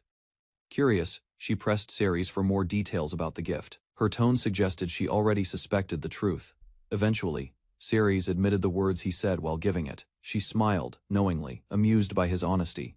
With a teasing look, she leaned closer and questioned whether he had crossed any lines. Her tone grew playful, her meaning clear. Startled, Ceres quickly denied everything. Despite her insinuations, he insisted nothing inappropriate had happened. Though flustered, he tried to reassure her that he'd never act improperly toward her daughter. With a warm smile, she asked if Ceres truly felt comfortable being with her, his former companion's mother. Without hesitation, he responded sincerely, calling her the best. The words brought a soft touch to her face. Moved by his honesty, she leaned in and kissed him gently. In the quiet corner of the town, the moment passed without interruption. Afterward, they shared a calm walk together. Before parting ways, he assured her they'd meet again at the inn. Continuing his walk, Ceres found himself near the lake. There, another familiar face greeted him, someone who had been waiting. Surrounded by serene nature and a distant torii gate, she stood peacefully, lost in quiet thought. Ceres approached and asked what was on her mind. She smiled, saying the scenery seemed to suit her. Looking over the lake, she admitted she felt calm here as well. His words brought a soft laugh and appreciation. A small object on the ground caught her attention. Ceres wondered aloud if perhaps his ancestors once visited this place too. She picked up an acorn and recalled a fond memory, holding it close. She smiled and reminded him of the acorn necklace he had given her long ago. Shizuko smiled fondly, admitting she still treasured the old gift Ceres once gave her. Suddenly her mood shifted. As dark thoughts swirled, she confessed growing resentment towards Sector, maybe even murderous intent. Meanwhile, Ceres was startled by her intensity. She calmly explained that during her time as a slave, everything from her home had been discarded. That included every gift from Ceres. Despite the sadness behind her words, her expression remained oddly serene, sensing the tension. Ceres quickly offered to give her another present. Just then, another voice called out, breaking the mood and redirecting their attention elsewhere. Out on the water, the swan boat glided gently across the lake. Shizuko sat calmly, enjoying the peaceful ride. Ceres pedaled with a smile, relieved to see her in better spirits. She quietly commented on the breeze, her mood finally light again. A sudden splash broke the silence. She leaned forward excitedly, calling out to him after spotting a fish jump. He stammered while watching her lean further ahead. In that moment, the outing truly felt like a youthful date, carefree and light-hearted, seated side by side. Shizuko blushed. Admitting her excitement was a bit embarrassing. Ceres reassured her, calling her beautiful and just as youthful. Shizuko reflected on her past, expressing how fulfilled she felt now. Because Ceres had found her, she could live each day with joy. Hearing her words stirred something in him. The boat rocked gently, and he reached out, his eyes serious. They locked eyes as her name left his lips. For a moment, silence stretched between them, only their heartbeats filling the air. Without hesitation, Ceres leaned forward. Their lips met, softly, but with conviction, a quiet answer to everything left unsaid. Later, as dusk settled over the inn, a voice lingered. Though they had once planned to part ways, something had clearly changed between them. Ceres found himself approached by two women who teasingly commented on his time spent with Shizuko and Seo. Faced with their teasing, Ceres quickly dropped to his knees in apology. One of them sighed, saying she would wait, though her tone remained uncertain. Later that day, the group casually parted ways inside the inn, at the open-air bath. One girl had already settled in. She sighed, enjoying the peaceful warmth until the sound of approaching footsteps caught her attention. Turning toward the sound, she spotted not one but all the other women entering. Ceres' name slipped from her lips as a mix of surprise and tension hung in the air. Ceres froze in disbelief as realization dawned. He had entered the wrong section. This was clearly the men's side, not a mixed bath. One of the girls stepped forward hesitantly, admitting she had been confused by a bathrobe left near the entrance. Others joined in, noting that the passageway seemed connected. Slowly, they pieced together that it was a shared hot spring, though none had expected it. Their casual remarks masked the awkwardness as they tried to act composed. Meanwhile, Ceres felt increasingly cornered, unsure where to look or stand. Despite the tension, no one chose to retreat. Remarks about past customs being bold echoed humorously. Ceres found himself unprepared for the private baths arrangement, alone with two women. He tried to keep his gaze steady. Three more joined, smiling warmly as they stepped closer to the edge. The atmosphere became heavier with unspoken expectations, and though no one voiced it, the invitation to share space was unmistakable. A short exchange followed, and one woman noticed Ceres' flushed expression. Steam rose between them as they settled in. Each glance, each shift of cloth pressed on Ceres' nerves. Two of them chuckled softly, teasing with restrained words. Their confidence overwhelmed him, and though they said little, the message lingered. He wouldn't forget this moment. Heat and proximity tested Ceres' composure. Repeated exposure dulled surprise, but sharpened awareness. Surrounded by calm smiles, his reactions stood out. Their ease contrasted his struggle, revealing how deeply the situation affected him compared to everyone else present. Sitting closer, two women observed him carefully. Their satisfaction came not from provocation, but from seeing honesty reflected in his unguarded responses. A sudden inner disturbance surfaced. Something restrained deep within reacted to the tension, forcing Ceres to focus inward and suppress an unfamiliar, dangerous impulse. Balance finally broke as closeness intensified. The group shifted instinctively, sensing the change, while Ceres stood at the edge between control and overwhelming desire. Calm returned briefly as they soaked in the hot spring, each settling into quiet comfort. Without warning, two women leaned in again, their words light but layered with intent. Ceres froze, caught between pleasure and panic as his boundaries thinned. Moments later, tension overwhelmed reason. He collapsed backward with dramatic flair, shocking everyone present. Their amused expressions turned to concern. One woman's eye narrowed, watching his condition shift. Doubt and familiarity crossed her gaze as she assessed his state. Ceres awoke to their voices and gentle smiles. Though scolded lightly, he felt oddly at peace, surrounded by warmth that blurred the line between teasing and affection. After collapsing in the spring, Ceres was gently carried indoors. When he awoke, the women remained close, watching over him as concern faded into quiet relief. Light teasing filled the air as they commented on earlier events. Moments later, warm meals arrived. Seated together, the group shifted focus to recovery and comfort. Smiles returned as appetite took over. Ceres sipped from the broth with genuine admiration. Everything served carried a taste of home, and he appreciated the detail in every dish. Joy spread across the table. Laughter came easily as they shared a simple meal, and Ceres silently acknowledged how strange yet welcome this world had become. Laughter bubbled up as the sake began to flow. One woman's face flushed, and her carefree posture hinted at the drink's effect taking hold. Ceres, observing quietly, grew more concerned than amused. Her robe, loosened without notice, revealed more than intended, further complicating the atmosphere. Soon, the others joined in, adding to the unease. Their playful expressions masked a growing boldness that left little room for retreat. One of them leaned closer, teasing without hesitation. Her words, casual on the surface, carried weight that pushed Ceres further off balance. Another chimed in without hesitation, her statement blurring the lines between jest and truth. While others remained bold, two women spoke more hesitantly. Doubt lingered behind their smiles, quietly revealing insecurities beneath their graceful appearances. Ceres listened calmly, choosing not to escalate the mood, rather than respond directly.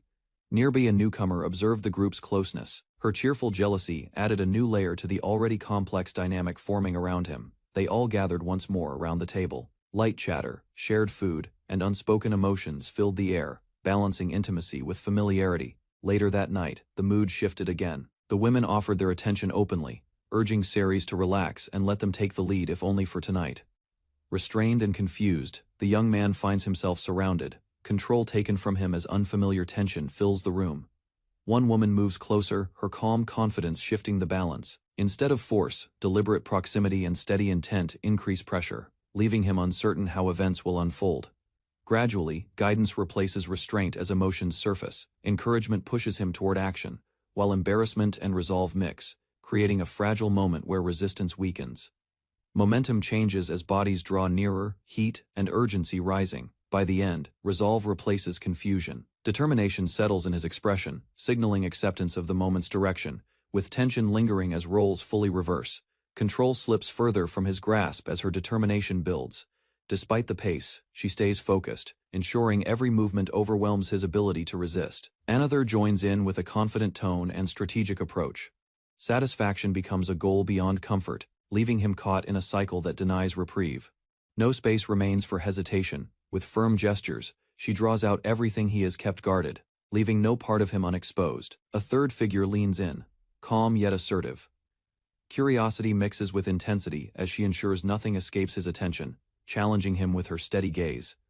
There's no pause between waves of pressure. Her words mark the promise of complete exhaustion. Exhaustion settles in as the girl collapses back, breath uneven and expression dazed from the intensity. Two others observe her state with satisfaction. Their confident smiles hint that their plan unfolded exactly as intended, leaving no doubt about who held control throughout. Celebration follows the ordeal. Glasses are raised in quiet triumph, the room filled with a sense of shared accomplishment. No, while he rests alone indoors, the group enjoys the peaceful night air. Their relaxed demeanor contrasts sharply with the earlier tension, suggesting closure has been reached. Reflections begin as they discuss the outcome. One claims to have discovered an effective technique, while another affirms their success. Under the quiet night sky, two women stand side by side, holding drinks as they reflect on the evening. Thoughts turn more serious as one considers the future. Concern mixes with resolve, recognizing that continued desire may demand more effort and cooperation than before. Another steps forward with gentle confidence. Her expression reveals genuine intent, driven by a wish to give comfort and fulfillment without hesitation or restraint. Gathered together on the balcony, all four women share the calm aftermath. Leaning on the railing, one smiles softly. Warm memories surface, making her feel renewed, as if affection has carried her back to a brighter, more youthful time. While gazing at the night sky, she reflects on the past. Though once seen as an older sister figure, her view of him shifted with time. Another woman smiles with quiet satisfaction. Together, they've reached a point where shared happiness no longer needs explanation, it simply exists between them. Lined up under the moonlight, they raise their glasses. The mood lightens as one prepares to speak again. A playful shift in energy hints at teasing among the group, softening the seriousness of the moment. The younger one offers a casual remark. Clearly at ease, modesty fades among close bonds, and the others react with amusement, letting the peaceful night wrap around them. A quiet reminder is shared under the moonlight, noting that even small carelessness could matter to someone important to them. Inside, one observes the sleeping figure with a soft voice. She notes his calm expression, quietly pleased that the day ended on a positive note. The group gathers one final time before rest. Sitting together, they offer gentle farewells for the night, united by shared care and silent gratitude. Morning arrives with a shift in setting. Far from the previous evening's warmth, discussion turns to surprise over his personal life. Those speaking find it unexpected that all his companions are older, each more mature than even themselves. Uncertainty clouds her thoughts. Doubts linger behind her eyes, questioning whether someone with her past could still be accepted. She expresses her hesitation openly. Despite outward composure, a quiet vulnerability surfaces as she wonders if her history would create distance. Elsewhere, a small group notices something unusual approaching. Confusion spreads among them as the street begins to stir with unexpected attention. The sound of hooves grows louder. A majestic carriage drawn by unicorns halts nearby, bearing the royal crest of Zamarl, sparking recognition and surprise. Speculation quickly follows. The idea of a royal visit seems implausible, but the possibility unsettles them. A sense of unease begins to settle in. Though calm on the surface, both Ceres and his companions suspect the arrival isn't by chance. The group confronts the new arrivals. As tension builds, a direct question confirms what many suspected: the visitors came, specifically for him, standing tall before the group. The man introduces himself as Zen Mark IV, king of the Zamaral kingdom. Without delay, the king states his purpose. He wishes to bestow the title of hero upon Ceres, but his request carries an unspoken weight. In a sudden tonal shift, a different scene interrupts the narrative. A modern student stands atop a railing, delivering a strange and enthusiastic call to action. Ceres stood frozen as two figures entered the room, one of them radiating presence. A noblewoman stepped forward, her elegance unmistakable. The woman, with a composed smile, greeted everyone warmly. Her calm demeanor held authority, drawing attention from all present. Clearly, she hadn't appeared without reason. Several women approached from the street, responding with friendly faces. Familiarity laced their expressions as they acknowledged her. A man introduced himself as Prime Minister Dobell. His sudden appearance raised questions in Ceres's mind. Ceres hesitated but found himself surrounded by expectations. With little choice, he agreed to follow them to a villa in Kohain. He knelt before the king, unsure of the true intent behind the sudden praise. The royal's words, however, carried weight. Although they had barely spoken before, Ceres had once sent proposals during his time with the heroes' party. Their relationship never developed beyond that. The king, recalling those written plans, commended their brilliance. In his eyes they had been the work of a refined strategist, far beyond ordinary expectations. Achievement spoke louder than titles. Ceres had slain countless dragons, including high-ranking ones, earning recognition as a national protector. Regret filled the king's tone. Talent like Ceres's being discarded by the heroes' party baffled him. Ceres stood before the king as the suggestion to bestow a title echoed through the hall. The old system of braves was no longer needed.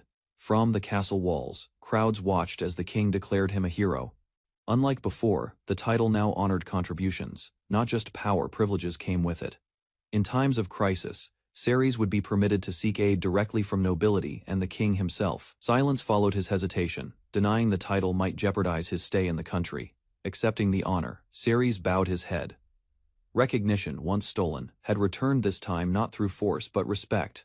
In a formal setting, the king extended his hand and granted Ceres the long-awaited title of hero. With the ceremony still underway, the king hinted at greater rewards, nobility, and even a royal marriage, dependent on future merit. The announcement startled Ceres. His reaction betrayed disbelief, confirming he hadn't misheard the mention of the princess's hand. King Zamar had two daughters. One, Princess Marianne, was already married into the kingdom of Balta. News followed quickly. Balta had fallen. Marianne, once destined to marry the hero Zect, was now the king's choice for Ceres should he prove worthy. The presence of Princess Marianne alongside the king confirmed his intentions. Ceres realized the situation was more complex than expected. A request followed swiftly. The king mentioned a personal favor and urged Ceres to prepare for future exploits.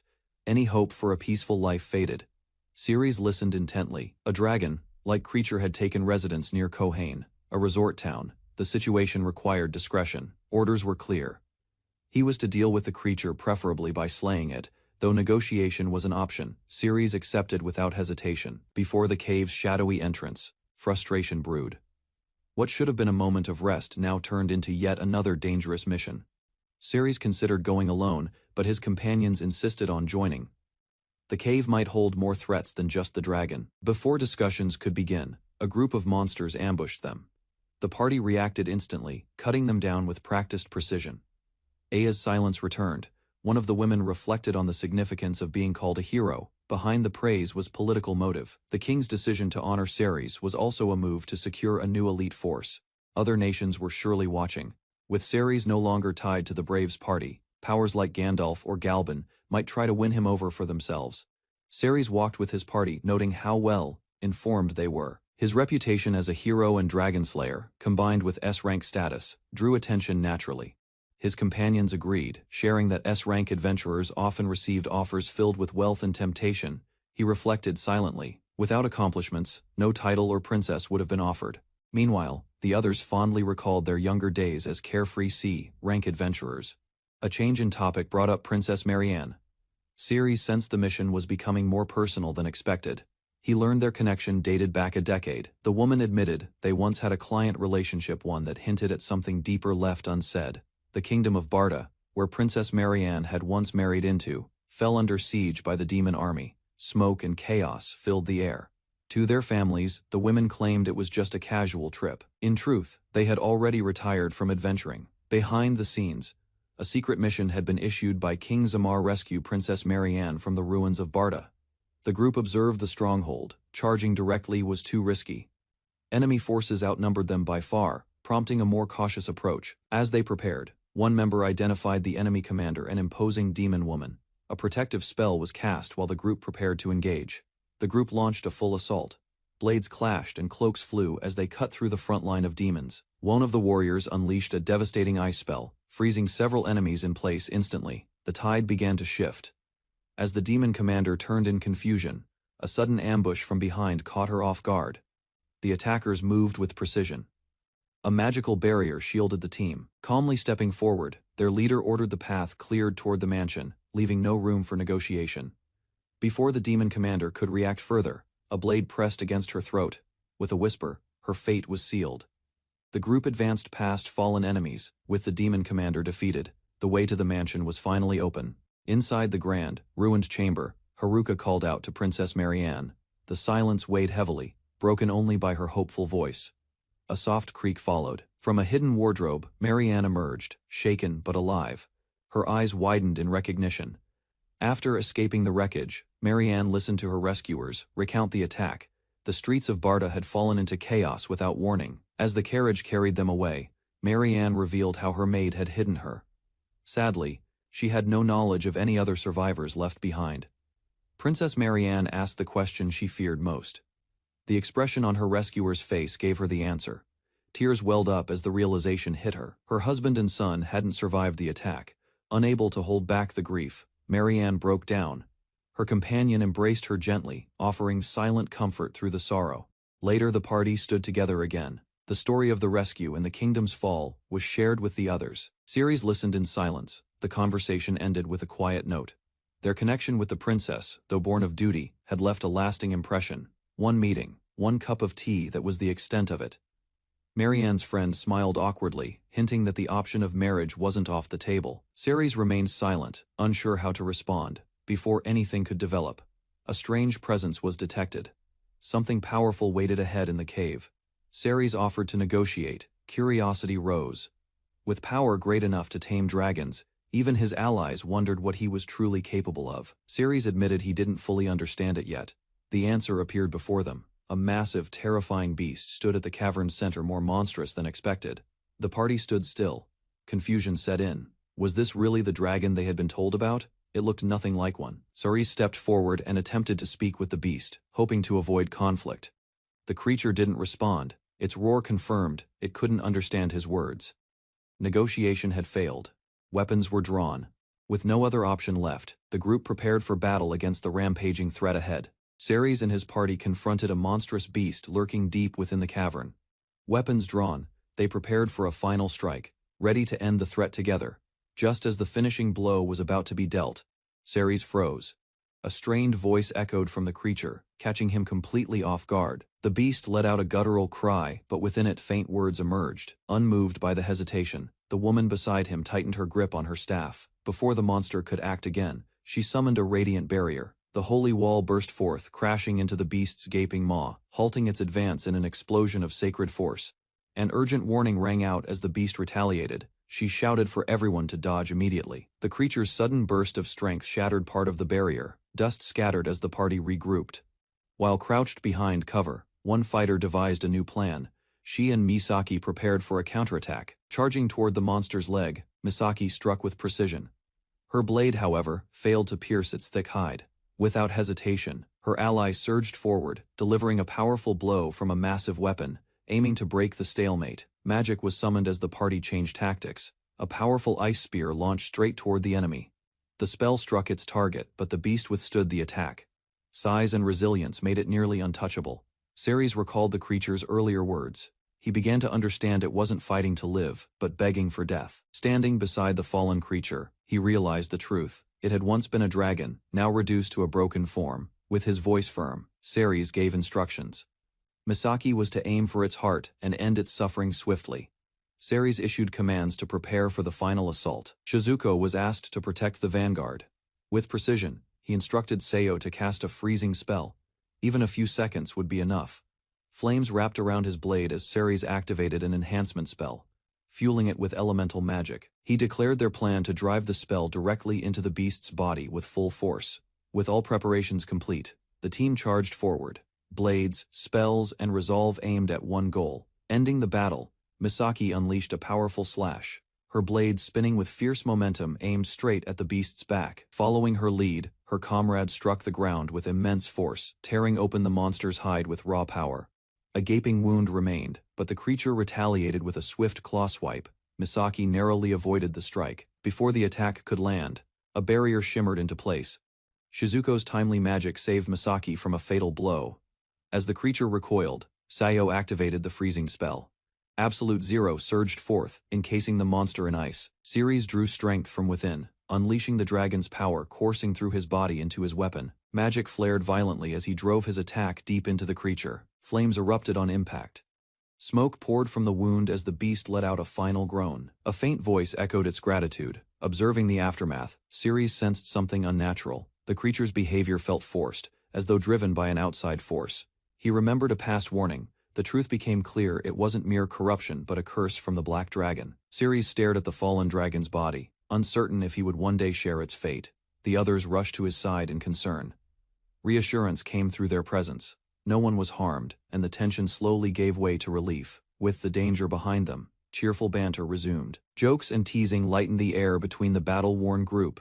He decided not to share his worries. For now, he would simply stay by their side and not burden them. At the royal estate, Ceres delivered news of the mission's success. The king, impressed, offered recognition and reward. Before receiving his reward, Ceres was asked to meet someone privately. The name Marianne was mentioned. He entered a lavish room where the princess awaited, her presence immediately commanding attention. Marianne turned to him with a gentle expression. Her voice was soft as she addressed him. Up close, she was surprised by his youth, yet something about his presence gave off quiet strength. She acknowledged his deeds and the rumors surrounding him. His courage and his growing reputation had clearly reached the palace. Ceres stood before Princess Marianne, offering polite praise. Her beauty and noble presence impressed him, but she smiled gently, brushing off the compliments. Without hesitation, Marianne began explaining the harsh reality of her position. Society, she noted, viewed women as disposable once their youth faded. Revealing her past, she admitted to having children. The confession came with no trace of shame, only clarity. She turned away, speaking of the absurdity of becoming someone's wife again. Though her father had spoken of the possibility, she clearly saw it as unrealistic. The conversation ended with a question that hung in the air. Both stood silently, separated by expectation and reality. Ceres's unexpected reply left Marianne startled. Despite her doubts, he spoke with honesty, saying he wouldn't mind. His calm response contrasted her growing embarrassment. He elaborated without hesitation, stating that beauty wasn't limited by age. Marianne stood frozen, surprised by his blunt confidence. Ceres mentioned his 4 wives, placing her on equal ground. Shifting nervously, Marianne admitted her weaknesses. Housework wasn't her strength, but she offered something else. Lowering her gaze, she continued with a flushed face. During the nights, she promised unwavering devotion. Blushing deeply, he glanced away before smiling awkwardly. Trying to stay composed, he acknowledged her offer.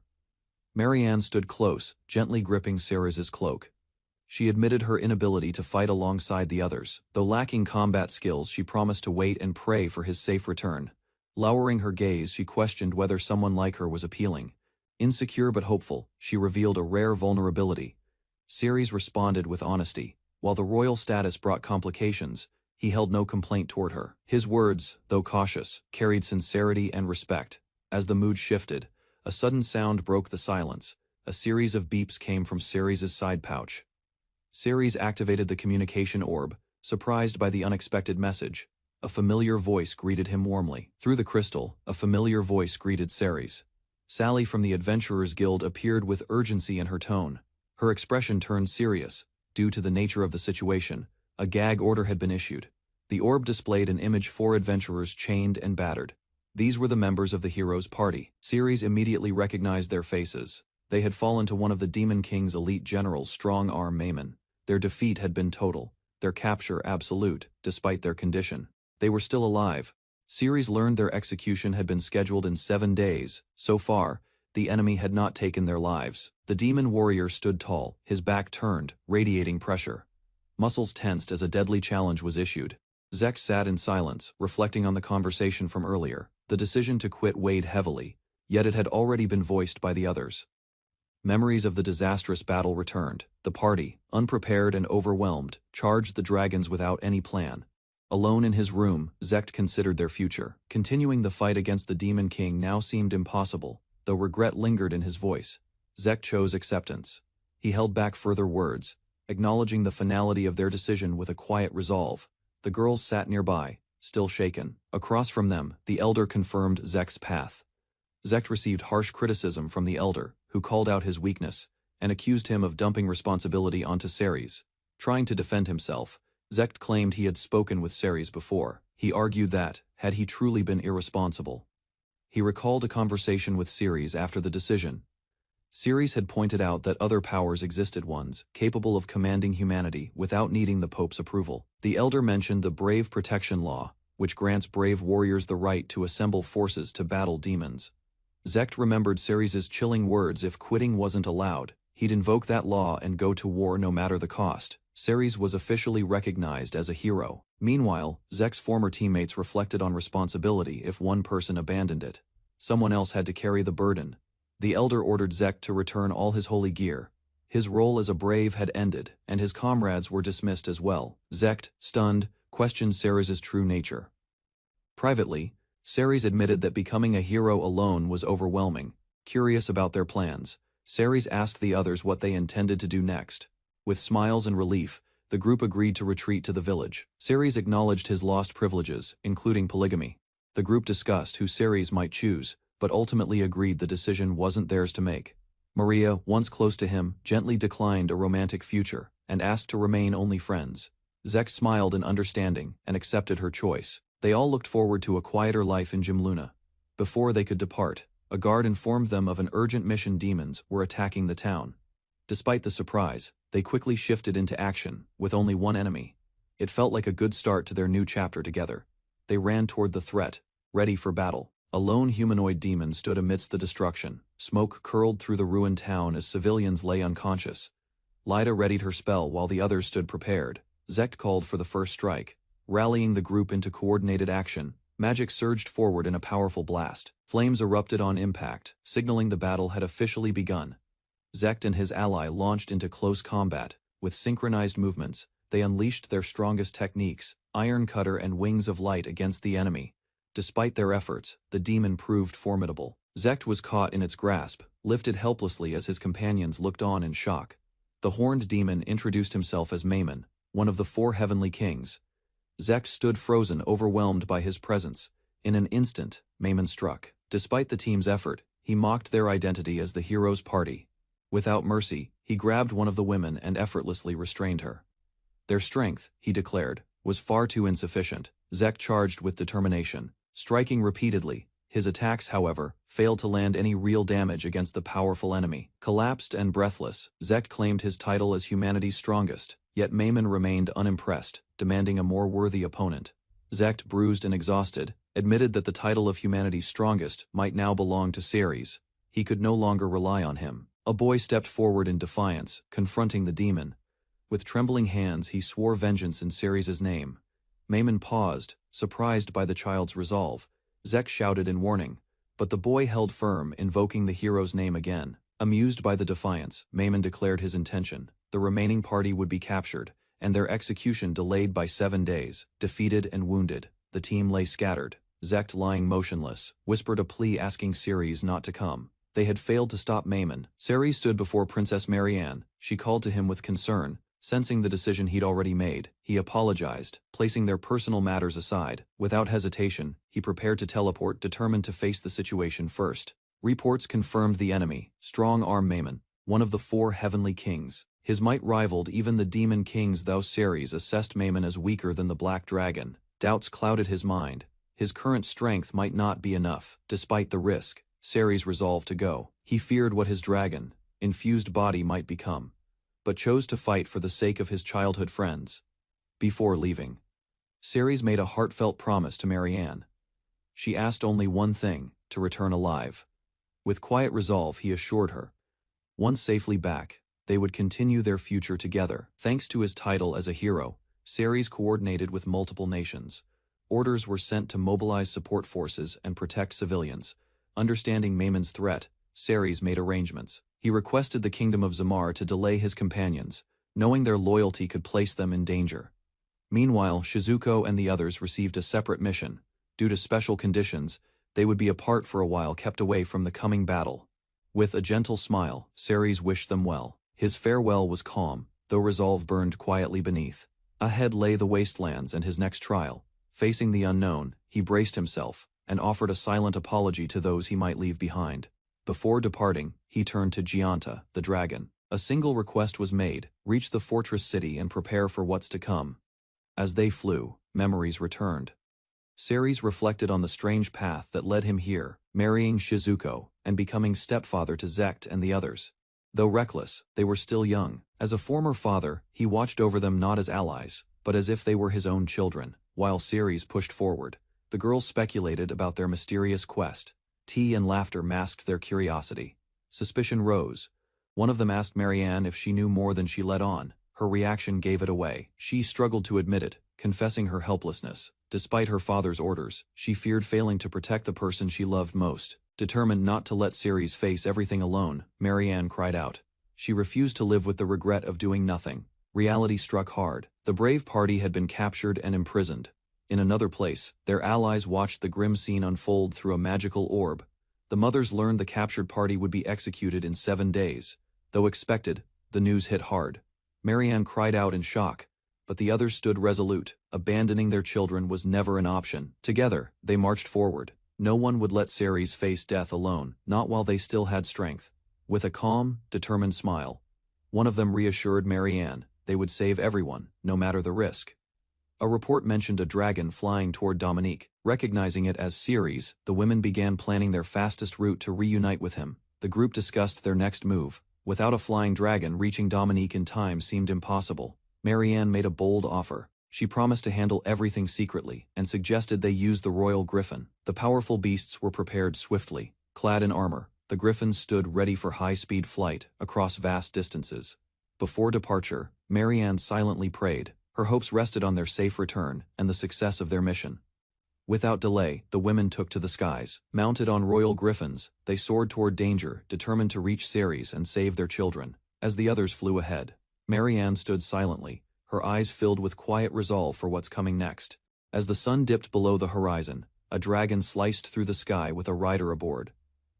Below, a demon lord stood in silence, watching the creatures approach. Ceres landed beside the dragon, his calm presence contrasting the destruction left in his wake. The creature exhaled smoke, its eyes fixed ahead. Zect trembled, stunned that Ceres had returned, despite everything.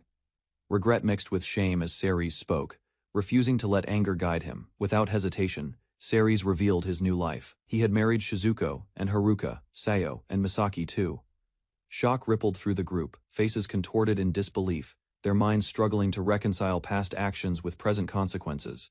Silence followed, confusion erupted among the prisoners. Each struggled to understand how Ceres had ended up marrying their mothers. Ceres calmly explained everything. He rescued Shizuko from slavery. As for the others, their bonds formed through conversation and choice. Zect and his companions recoiled at the truth. Age gaps, shock, and disgust churned within them. Their reaction, however, didn't faze Ceres, who remained resolute, declaring himself their new dad. Ceres made his position clear. Children deserved a present guardian. The demon watched, amused. Ceres turned to face him, determination unwavering. With goodbyes said, he marched toward battle. The clash was inevitable. Ceres lunged forward with speed, slashing through the air as flames trailed behind his blade. His sword connected, igniting a burst of fire across the demon's chest. Without pause, he followed up with a secondary attack, pressing closer with focused precision. Recognizing the futility of direct combat, Ceres shifted tactics. The attacks were a distraction. His true plan required something else entirely. From his pouch, he drew a special hammer. Not just any weapon, this one could destroy the source of the demon's power. A final leap brought him overhead. He swung with full force. The hammer crashing into the demon's horn, the impact left the demon stunned. Ceres launched his attack, but the demon swiftly closed the distance and caught him mid-strike. Surprise filled his eyes. Despite taking visible damage, the demon grinned. The holy weapon meant nothing to him. Ceres' efforts had failed to break through. Forced to his knees, Ceres clutched his arm in pain. From the side his allies screamed, their voices echoing in desperation. Behind the prison bars, his former comrades pleaded for him to escape. None of them wanted to see him fall here. Smoke filled the battlefield. The demon towered over Ceres, his voice calm and mocking. He dismissed the effort as dull. Ceres froze as the demon mocked his weakness. Overhead, two winged beasts soared through the sky, signaling something had changed. Descending with precision, 4 powerful women arrived. They were no ordinary allies, each held strength, experience, and intent. The battlefield had shifted. Without hesitation, they coordinated. Haruka moved to secure the captives. Meanwhile, Sayo and Misaki prepared to confront the threat head on. A devastating sword strike shattered the ground as one unleashed a powerful slash. Her technique forced the demon to guard. Before he could recover, another attack followed. Ice burst outward from the mage's spell, halting the enemy's advance and covering Ceres. Freed from their restraints, the prisoners smiled with relief. Ceres stood tall, supporting one of his wives as they regrouped. Chains clattered to the ground as another ally approached with the keys. The group began to free each other quickly. Ceres, focused and firm, signaled. There was no time to rest. The battle wasn't over yet. Regret weighed on the former party members. Realizing the consequences of their actions, they stood quietly, acknowledging their past mistake. A soft moment followed. One of Ceres' wives gently reached out, adjusting his collar with care. Magic shimmered faintly between them. As she began healing him, Shizuko knelt beside Ceres, her voice calm. She reassured him that no one blamed him, though hurt. He tried to explain his decision. A soft smile formed as she leaned closer. Emotions stirred as tears welled in both their eyes. Forgiveness needed no further words. Meanwhile, the demon continued to stand his ground. Surrounded, he remained unfazed by the women's attacks, dismissing them as weak. Each blow bounced off his hardened body. Confidence radiated from him as he repeated the same phrase, shrugging off their strikes. The battlefield shook with force. Stones rose around him as he declared his strength. Their efforts seemed futile. A violent shockwave blasted everyone backward. Allies and enemies alike were thrown through the air and hit the ground hard. Pain settled into their limbs. The women gritted their teeth, realizing just how strong their opponent truly was. None of them had faced force like this before. Despite injuries, Ceres stood again. Energy gathered in his hand, his will refusing to break. Nearby, the shattered staff and orb lay forgotten. Far away, in the kingdom of Zamar, nobles and citizens gathered. A projection displayed the battlefield, showing Ceres at the heart of the chaos. Among the crowd, one woman trembled. Memories of past devastation returned as she watched her loved ones face danger. The demon acknowledged Ceres' persistence with a rare smirk. Seeing him still standing, he decided to take him more seriously. The women regrouped, determined to support him. However, the demon declared he'd only accept a fair duel after eliminating what he called nuisances. Ceres saw Shizuko moving forward. Panic flared as he shouted, trying to stop her before it was too late. Flashes of memories surged. Faces of those he loved filled his mind, wives who brought him peace, warmth, and purpose. That happiness was everything. He couldn't bear to lose it now. Without hesitation, Ceres lunged. Power radiated from him as he confronted the demon directly, emotion pushing past pain. Ceres approached the demon without hesitation. Confusion spread across everyone's faces. Even the demon paused, unsure of his intent. With sudden force, Ceres clamped his jaw shut on the demon's body. His eyes burned, sharp teeth sinking in. Black blood sprayed from the wound. Ceres refused to let go, holding fast with a grip that defied reason or fear. The demon staggered backward, disbelief etched into his face. No one had ever dared such a reckless move. Shock rippled through the onlookers. The wives stood frozen, torn between alarm and awe. None had anticipated this kind of attack. Ceres' right arm twisted unnaturally. Scales crept up his skin, transforming it into something monstrous and powerful. His gaze locked forward. No fear remained in his eyes. Resolve burned, and something inside him had awakened. Energy surged through his limbs. The pain was gone. Instead, strength filled every muscle, overwhelming and unfamiliar. The demon lunged in rage, but Ceres countered with brutal precision. His scaled arm punched deep into the enemy's chest, halting the charge. Despite the blow, Ceres' voice remained steady. He called himself a regular human. Confused, the demon trembled, unable to understand how this was possible. Ceres launched into the air and unleashed a powerful kick. The blow landed cleanly, sending the demon staggering. Rage twisted the demon's face. From above, Ceres dropped with force, his hands clasped together. The impact smashed the demon into the stone floor, cracking it apart. Enraged but still defiant, the demon shouted. Ceres remained calm, warning him not to get arrogant just because of his strength. Dark energy burst from the demon's body in retaliation. He cloaked himself in flame and smoke, trying to blind and push Ceres back. As the dust settled, the demon began removing his cloak, muscles tensed. He admitted defeat no longer seemed likely. Now, he would fight seriously. The demon revealed his final technique, one he could only unleash once in decades. His confidence grew. Ceres responded calmly. Dark energy surged behind him as wings burst forth from his back. Both warriors faced off, the earth cracking beneath them. The wives observed silently, unsure what would happen next. Ceres launches into the air with force wings outstretched, aiming directly at the towering enemy. Across the field the demon stands grinning, his massive fists already in motion smashing the earth beneath. As the demon swings upward, Ceres rotates his body in midair. Closing the gap in an instant, he drives his foot forward with precision. The momentum of Ceres' attack sends the enemy stumbling back. A second strike lands, forcing a pained expression from the demon. From the castle walls, several women observe the fight. One notes Ceres' unexpected strength. High above the battlefield, Ceres descends once more, his wings slicing through the air. Ceres swoops in at blinding speed, fist extended toward his towering foe. The enemy braces, raising both arms in anticipation. His blows land fast and precise. The first impacts the demon's guard, but the force doesn't relent. Rather than falter, the demon lets out a shout of admiration. He welcomes the challenge and clenches his fists with renewed spirit. Ceres remains calm, noting the demon's resilience. Exhaustion creeping in, Ceres narrows his eyes and charges again. Each flap of his wings pushes him faster. The demon counters, catching Ceres mid-flight with sheer strength. A powerful slam drives them downward, crashing into the stone structure below. The demon roared with fury, caught off guard by the unexpected resistance. Ceres soared into the sky, leaving behind a powerful burst of wind. Observers stood frozen, eyes following the streak of wings disappearing across the battlefield.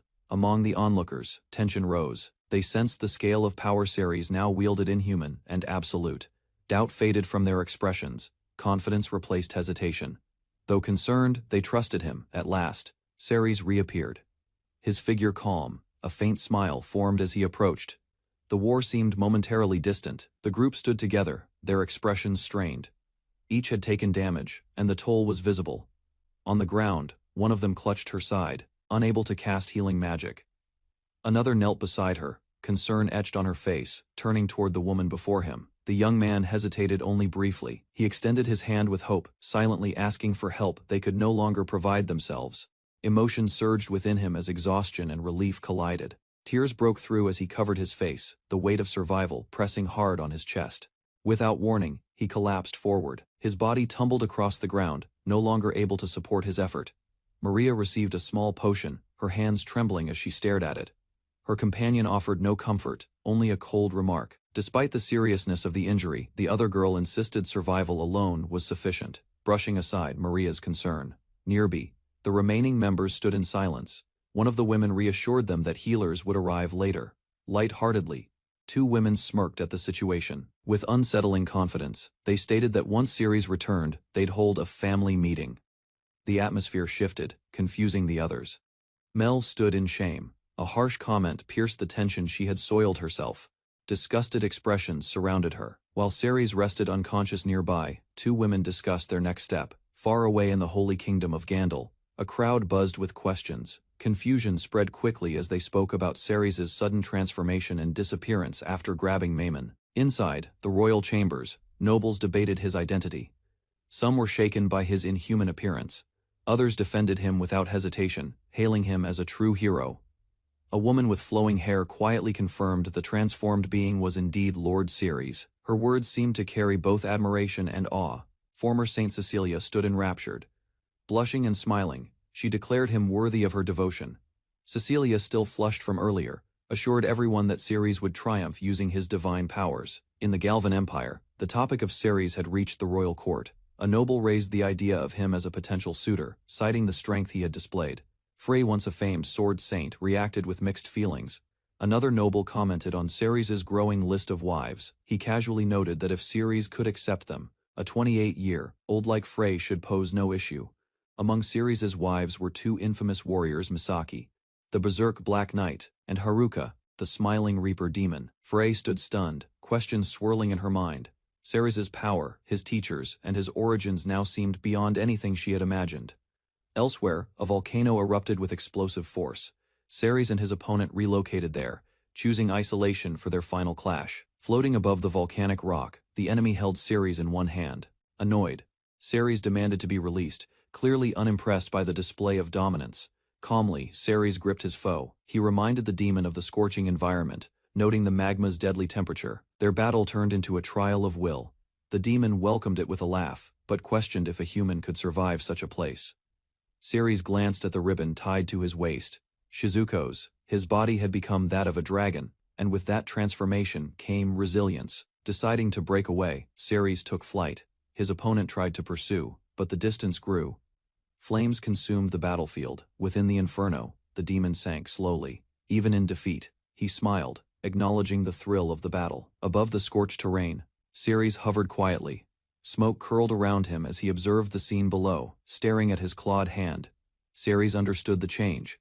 He had crossed the line. Ceres reflected on his state. His body had undergone dragonification, a transformation triggered by the black dragon's curse.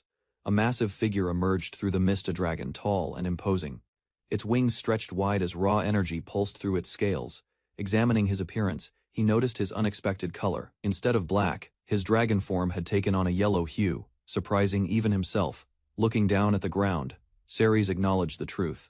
He had come to understand the full extent of his newfound power. Although unable to defeat the Black Dragon, he could crush Maimon instantly. If Maimon was truly stronger than the Demon King, two observers watched the swirling sky. One deduced that the true rulers of the world were the elusive Dragon King's beings powerful enough to control the balance behind the scenes. Hovering high, Ceres realized the truth. Only the Dragon Kings could match his power now. Descending, he reversed his transformation. With the process of humanification complete, his dragon form faded away, leaving behind his human appearance. Although he had returned to human shape, his essence hadn't changed. His arm had regenerated. Staring at his hand, Ceres questioned if he'd still be accepted. Despite his fears, someone called out to him. Someone who still saw him as Lord Ceres, not a monster. Ceres contacted her through the communication crystal, informing her that Maimon had been defeated. Relief washed over her face. Emotions, once restrained, broke through. Around her, others in the room relaxed, reassured by the news of his safety. Overwhelmed, her body responded instinctively. She stumbled slightly, unprepared for the emotional release. On his end, Ceres noticed her reaction and offered a light-hearted smile, trying to ease the moment. Still holding the crystal, Ceres hesitated. A thought crossed his mind. He was no longer fully human. Conflicted by his transformation, Ceres silently wondered if such a future could still be shared. Fears about connection and compatibility stirred beneath the surface. Ceres informed her of his departure, intending to return to the royal capital immediately. Flying alone, he soared across the sky. Despite his strength, uncertainty weighed heavily. Elsewhere, former Saint Cecilia reflected on the past. She recalled a time when she once stood against the Demon King only to be completely overwhelmed and defeated without mercy. That memory lingered. Frey and Cecilia were the only ones left, standing after the hero and sorcerer were killed instantly. Just before it was too late, Shizuko and Princess Seo had intervened. The two women did something unknown to the Demon King. From afar, a girl observed Ceres through the crystal communication device. She quietly acknowledged the truth. The boy now wielded the power of a dragon, alone in her chamber. Cecilia's heart stirred. Her admiration grew stronger, not only for his strength but for the way he reignited hope within her. Emotion overcame hesitation. She found herself drawn to thoughts she hadn't expected, ones filled with longing and devotion. The moment lingered in quiet tension. Her breath trembled as she remained seated, lost in her thoughts. With a soft gaze, she turned her eyes toward the screen. Beyond admiration, she expressed a sincere desire to stand beside Ceres, not just in feeling. Marianne flushed with anticipation, tension building inside her. A rival approached, yet her thoughts remained firmly fixed on Ceres. Seated atop a shimmering platform, Lord Bauer stared into the void, overwhelmed by confusion. A younger man spoke calmly, analyzing the impossible. The chances of a new Dragon Lord arising were negligible. He reclined with ease, flipping through a book as if discussing the weather. Only one Dragon Lord still possessed a liver him. Without hesitation he answered. The liver had gone to Ceres, the man Lord Bauer had once ordered him to meet. Bauer listened in silence. The man explained further he'd accidentally killed Ceres in battle. Offering his liver was the only way to make amends. Unknowingly, he had created the sixth Dragon Lord. The revelation stunned him. Ceres, against all odds, had successfully become the newest Dragon Lord. Lord Bauer, calm and composed, issued a command. Someone needed to teach Ceres the laws. Once again, the burden fell to the reluctant warrior, who couldn't hide his irritation. Protests came swiftly. Teaching wasn't his strength, and his own flaws weren't a secret. A new voice entered. From the shadows emerged a composed woman, the Blue Dragon. Displeased by the turn of events, the warrior grumbled. Meanwhile, Lord Bauer reminded him of the chaos he'd caused. A vast domain stretched below one soon to be ruled. Inside the stone hall, a group of former allies sat in silence. Concern over Ceres stirred unease. No one understood what had become of him. Rumors ran wild. They recalled how their own mothers had gone to see Ceres. Stranger still, it felt like the women had chosen to follow him. Outside the stronghold, someone approached. The rescue team had returned, drawing attention. A familiar figure moved among them, sparking surprise and confusion. Cecilia, the former saint, stood before them. Her calm expression masked deep judgment. Kneeling beside the injured, Cecilia examined the girl's condition. Memories of betrayal surfaced. Cecilia inspected the wounded arm with practiced eyes. Despite the injury's severity, she calmly assured them it could be healed. Though she agreed to help, it came with strings attached.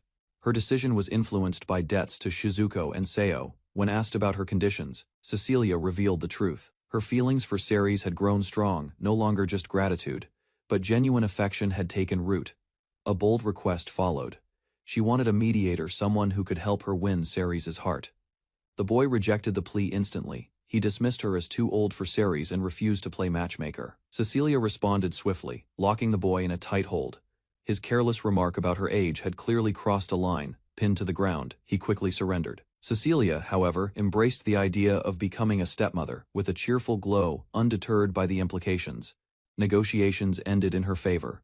The girls, desperate for aid, agreed to support her romantic pursuit of Ceres if it meant saving their friend. Raising an elixir in hand, Cecilia invoked holy power, though she lacked the ability to heal perfectly alone.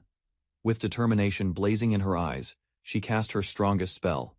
The sacred incantation Perfect Heal surged forth, ready to restore every wound with brilliance and grace. The group, now fully healed, smiled with relief. Cecilia's voice cut through their joy, reminding them to uphold the promise they made. Elsewhere, two women worked quietly amid ruins, casting healing magic on the wounded. Amid broken walls and scattered debris, rescuers searched tirelessly. One warrior called for help, confirming the survivors were still alive beneath the rubble. The healer squad arrived just in time. One of the women turned to her companion and assured her they could handle the rest from here. Tired but compliant, Shizuko nodded. Worn down by effort, she admitted defeat. Continuing further would only lead to collapse, and they still had much more to do. Confident in his strength, the woman reassured herself that Ceres would return soon after defeating Mammon. Just as expected, Ceres appeared. Standing tall amidst the rubble, he calmly confirmed the outcome. Mammon had been defeated. His return drew astonished reactions. The women gathered around him, disbelief painted across their faces. Ceres spoke casually, noting the bloodstains on her ribbon. He doubted they could be washed out. Gasps followed, as someone realized her arm had fully regenerated. Shock spread through the group. Few had ever witnessed such complete healing. Even she couldn't believe it was possible, with the battle over. Ceres suggested they talk after a short break. He had questions of his own, and everyone needed time to recover. Standing united, the women welcomed him back with warm smiles. Their gratitude, admiration, and affection were all directed toward the man who had saved them again. Ceres returned the sentiment with a calm smile, simple yet meaningful. His words made it clear he considered this place home. Plans were quickly laid out. The group decided to regroup with the others and return to the royal capital, hoping for peace after chaos. Just as things began to settle, an awkward voice broke the silence. One boy hesitated, then finally addressed Ceres, acknowledging him not as a comrade. With smiles and renewed camaraderie, the former party extended an offer to Ceres. They asked him to rejoin their ranks, and one even jokingly asked if they could call him Papa. Ceres froze, face contorted in embarrassment. The entire exchange felt too awkward to process. Attempting to move past the awkwardness, Ceres tried to keep things casual. He asked to simply be called by name. But deep down, he felt like he was the only one suffering through this strange reunion. Then came a bold introduction. Cecilia, the former saint, stepped forward with a radiant smile. Ceres recognized the name. Cecilia had once fought the Demon King as part of the last hero party. Ceres struggled under pressure as Cecilia casually nudged him forward. He nervously introduced her as the one responsible for healing everyone. The girls sang Cecilia's praises with gleaming eyes, though their compliments ranged from heartfelt to hilariously blunt. Cecilia's smile twitched, clearly unimpressed with their commentary. She scolded them for their lack of tact. Moments later, she pulled Ceres aside. No more teasing or circling the issue this time. She spoke directly and with resolve. With an affectionate gaze and confident smile, Cecilia made her bold request. She asked Ceres to accept her not just into his party, but into his life as his fifth wife. With a soft smile, Cecilia leaned in, asking her question again. Her voice was gentle, but her eyes were unwavering, awaiting Sarah's answer. Ceres hesitated, his thoughts raced, unsure how to respond. He already had more than 4 wives, and Princess Marianne was technically the 5th. To his surprise, Cecilia dismissed the concern without hesitation. With a calm expression, she told him it didn't matter, leaving Ceres stunned and confused. Cecilia began to explain her ties. Shizuko and Seiyo, both close to Ceres, had once been her mentors. She added that she also knew Misaki and Haruka. Their shared history made everything simpler. Ceres hesitated, overwhelmed by the sudden proposal. They had only just met, and the situation was escalating too fast. Cecilia smiled gently, revealing she had witnessed his battle with Mammon through a magical crystal. His overwhelming strength had deeply impressed her. With a blush, she pressed against him, declaring that her entire life's purpose may have been to meet him. Cecilia calmly delivered even more shocking news: she had the Pope's permission to marry him. Holding out a glowing orb, she confirmed the final step. The Pope's message was ready, and the light within it gleamed with approval. Her confidence never wavered. A grand vision of the Pope appeared. Arms outstretched in divine proclamation, he named Ceres the true hero, and praised him as the most exalted figure of the age. Cecilia smiled softly as the message continued. Ceres would receive a noble title, land surrounding Kohane's castle, and her hand in marriage, all bestowed by the Pope's will. Ceres was taken aback. He had expected to be treated as a monster due to his overwhelming power. Despite his reservations, he accepted the reward on one condition. Though power brought complications, he would move forward only with his existing wives' full support. Cecilia nodded with grace. She understood the condition perfectly. As they prepared to depart, the others chuckled about Cecilia's usual antics. Despite the chaos, she hadn't changed at all. Shizuko spoke seriously, asking Cecilia if she truly acted on her own will, rather than the church's. Still, they added a condition. If Ceres were to marry Cecilia, he must also consider his ties to other important women, namely Princess Marianne and Princess Frey. With a bright smile, Shizuko suggested the answer: marry all 3. Her tone was light, but the meaning was clear. Balance would be crucial moving forward. Cecilia and Ceres were both stunned. The logic was simple: choosing only one would hand the church too much influence. Shizuko clarified the political logic. If Ceres married all 3, no single nation would dominate him. She further explained that stability among the theocracy, the kingdom, and the empire was essential. Cecilia, flustered yet earnest, tried to cut through the politics. Her love for Ceres, she said, was genuine, no matter how strategic things looked. Ceres didn't like how quickly the situation was spiraling. With tension rising, he made a snap decision: he'd postpone the choice and delay his answer. Before anyone could stop him, he turned to run, claiming he needed to consult all 3 nations. He made a hasty exit, leaving a stunned Cecilia behind. Ceres launched into the sky with dragon wings, fleeing boldly while everyone watched in stunned disbelief and mild frustration. Everything spiraled out of control, forcing him to flee the chaos by air as fast as possible. Before leaving, he activated a crystal ball to inform others of his return to the capital. While approaching the forest, an unsettling presence caught his attention. Something powerful was already waiting. 2 figures appeared, one familiar, the other unknown. The man smiled, introducing the woman beside him. She was no ordinary companion, but a dragon royal, just like him, a blue dragon lord.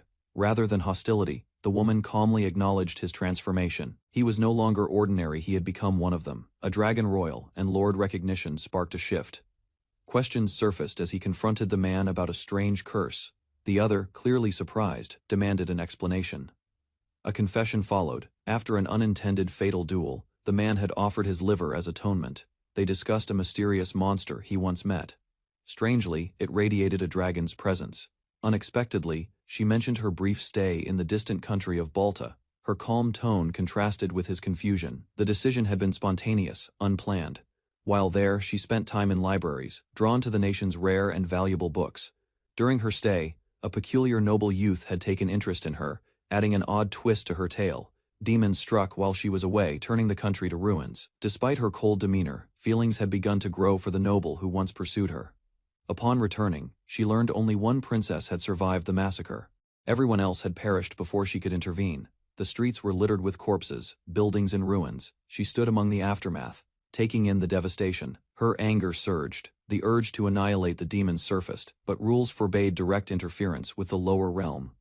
Among the rubble, she found the boy's lifeless body. Overcome by emotion, she acted on impulse and offered him her liver, reviving him as something more. She stood before the boy, turned monster, haunted by the result of her own decision. Ending his life had never been an option. Regret lingered. Even after transforming him, she continued watching from afar, debating whether to relieve his suffering. Despite the pain, she offered a soft smile in gratitude. Ceres, realizing the past's weight, recognized the boy as yet another victim from Balta. Marianne's losses echoed in his mind: family, friends, a shattered kingdom. Her resilience amazed him, but he questioned his place amid her grief. She extended an offer: not for now, but someday. If the centuries wore him down, Dragonium, the dragon's realm, would welcome him. The revelation struck him. Life among dragon lords meant centuries, maybe thousands of years of immortality. They were revered like gods. A vision of the women he cherished flashed before him. The thought of outliving them all left him overwhelmed. Curious and uneasy, he asked about Dragonium. They explained that only those with the instincts of a dragon could reach it. They hadn't come just to talk. Their purpose was clear. They wanted to determine what kind of dragon lord he would become. Each held a distinct color, each with different powers. Transformation was inevitable. When his dragon form awakened, the truth would reveal itself. Until then, he accepted their intent with a quiet nod.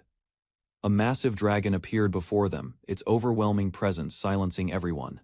Faces stiffened in awe and disbelief. They soon identified him as a yellow dragon. His fate, they claimed, was a life filled with boredom and peace. Concerned, he asked if that meant rejection. On the contrary, yellow dragons were symbols of fortune, beloved by all, and bringers of good luck. Ceres listened, as she prepared to share the unshakable laws of dragons. Ones no dragon lord could break. The sacred commandments echoed: never destroy the world, never battle fellow dragon lords, love all dragons, and uphold these rules above all else. She smiled. But her warning was clear: violating the dragon rules would bring consequences. Her eyes revealed no warmth. With their message delivered, the two dragons departed into the sky, leaving him grounded in thought. Alone again, he turned toward the castle. Something remained unfinished. Someone important was waiting. Inside the grand halls, a woman reflected on the past decade. Disaster had nearly struck once more, but Ceres had saved them all. Hope still filled her heart. 10 years had passed, yet she remembered the promise he would return for her. She stood silently before a portrait, whispering to her late husband, hoping she could find happiness again. A knock startled her. Outside the window, wings spread wide, Ceres waited, just as he promised. He landed gently on the balcony, apologizing for his delay. Her surprised voice called out his name with emotion. Though he joked about avoiding a dramatic entrance, his true reason was simple: he came to see her. Blushing, she struggled to find the right words. As night blanketed the city, she made a quiet plea. All she wanted now was to ask for one selfish wish. He carried her through the night sky, arms wrapped gently around her as they soared above the rooftops. Doubt crossed his mind, but she reassured him. Ceres, now revered beyond royalty, had nothing to fear. Waves brushed the shore. She longed for a quiet place, one where only they could exist. They walked slowly along the moonlit beach. Sand softened each step, while silence filled the space between them. Joy lit her face. For the first time, she experienced the beach shared with the one she'd waited for. He mentioned how far the royal capital felt by carriage, but her smile made it clear his wings made the journey short and special. A moment later, he looked down, admitting what weighed on him most. He was no longer human. Fingers gently entwined, and he confessed something deeper. He doubted he could ever have children. Despite his fears, she responded with warmth. To her, his heart mattered more than any form he took. With steady eyes, she promised support, Shizuko, the others, and she would always remain by his side. She praised his hands, hands that had saved many lives. Their warmth reminded her of his humanity.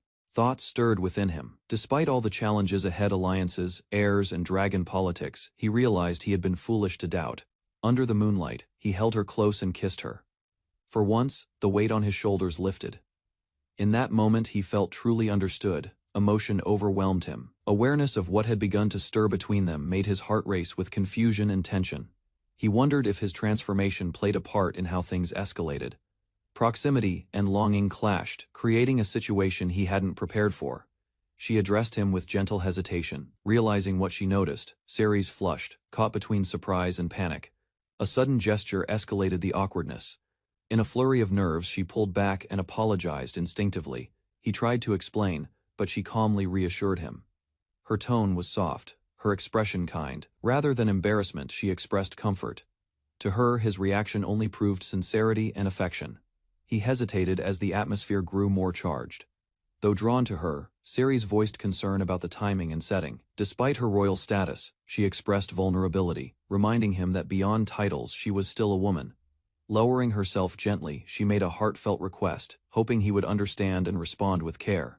Under the quiet night sky, she approached him with clear intent and heartfelt sincerity. Her words carried emotion that reached deeper than expected, catching him off guard. A gentle kiss followed, neither rushed nor uncertain. Arms wrapped around each other, they closed the distance.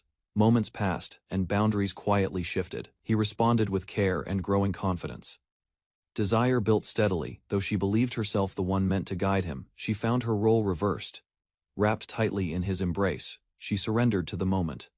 Movements synchronized naturally, their connection now undeniable. Clinging tightly to him, she felt her thoughts waver as warmth spread through her body. The closeness unsettled her resolve, yet her arms refused to loosen. Confusion and desire mixed quietly. Strength gathered as she pressed herself closer, her breathing uneven. Sensation overtook restraint, and instinct guided her movements. Above the dark sea, their figures drifted together through open air. Distance from the ground mirrored how far reality felt. Calm replaced urgency as the moment passed. Reflected in her softened expression was satisfaction, tempered by reflection. Leaning back against him, she allowed herself to rest. Comfort replaced tension, though uncertainty remained. He returned to the estate alone, offering a brief explanation. She listened calmly, surprised the others hadn't come back. Her tone shifted as realization dawned. With a quiet smile, she acknowledged that today belonged to just the two of them. She turned away without much fuss.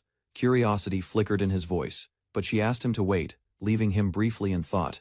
Reappearing with a changed appearance, she invited him forward. Her attire was different, catching him off guard for a moment. They walked through town together under the evening lights. Though unexpected, their time alone seemed natural. While walking through the night city, he asked if she had a destination in mind. Her simple joy in the outing sparked an idea for something more exciting.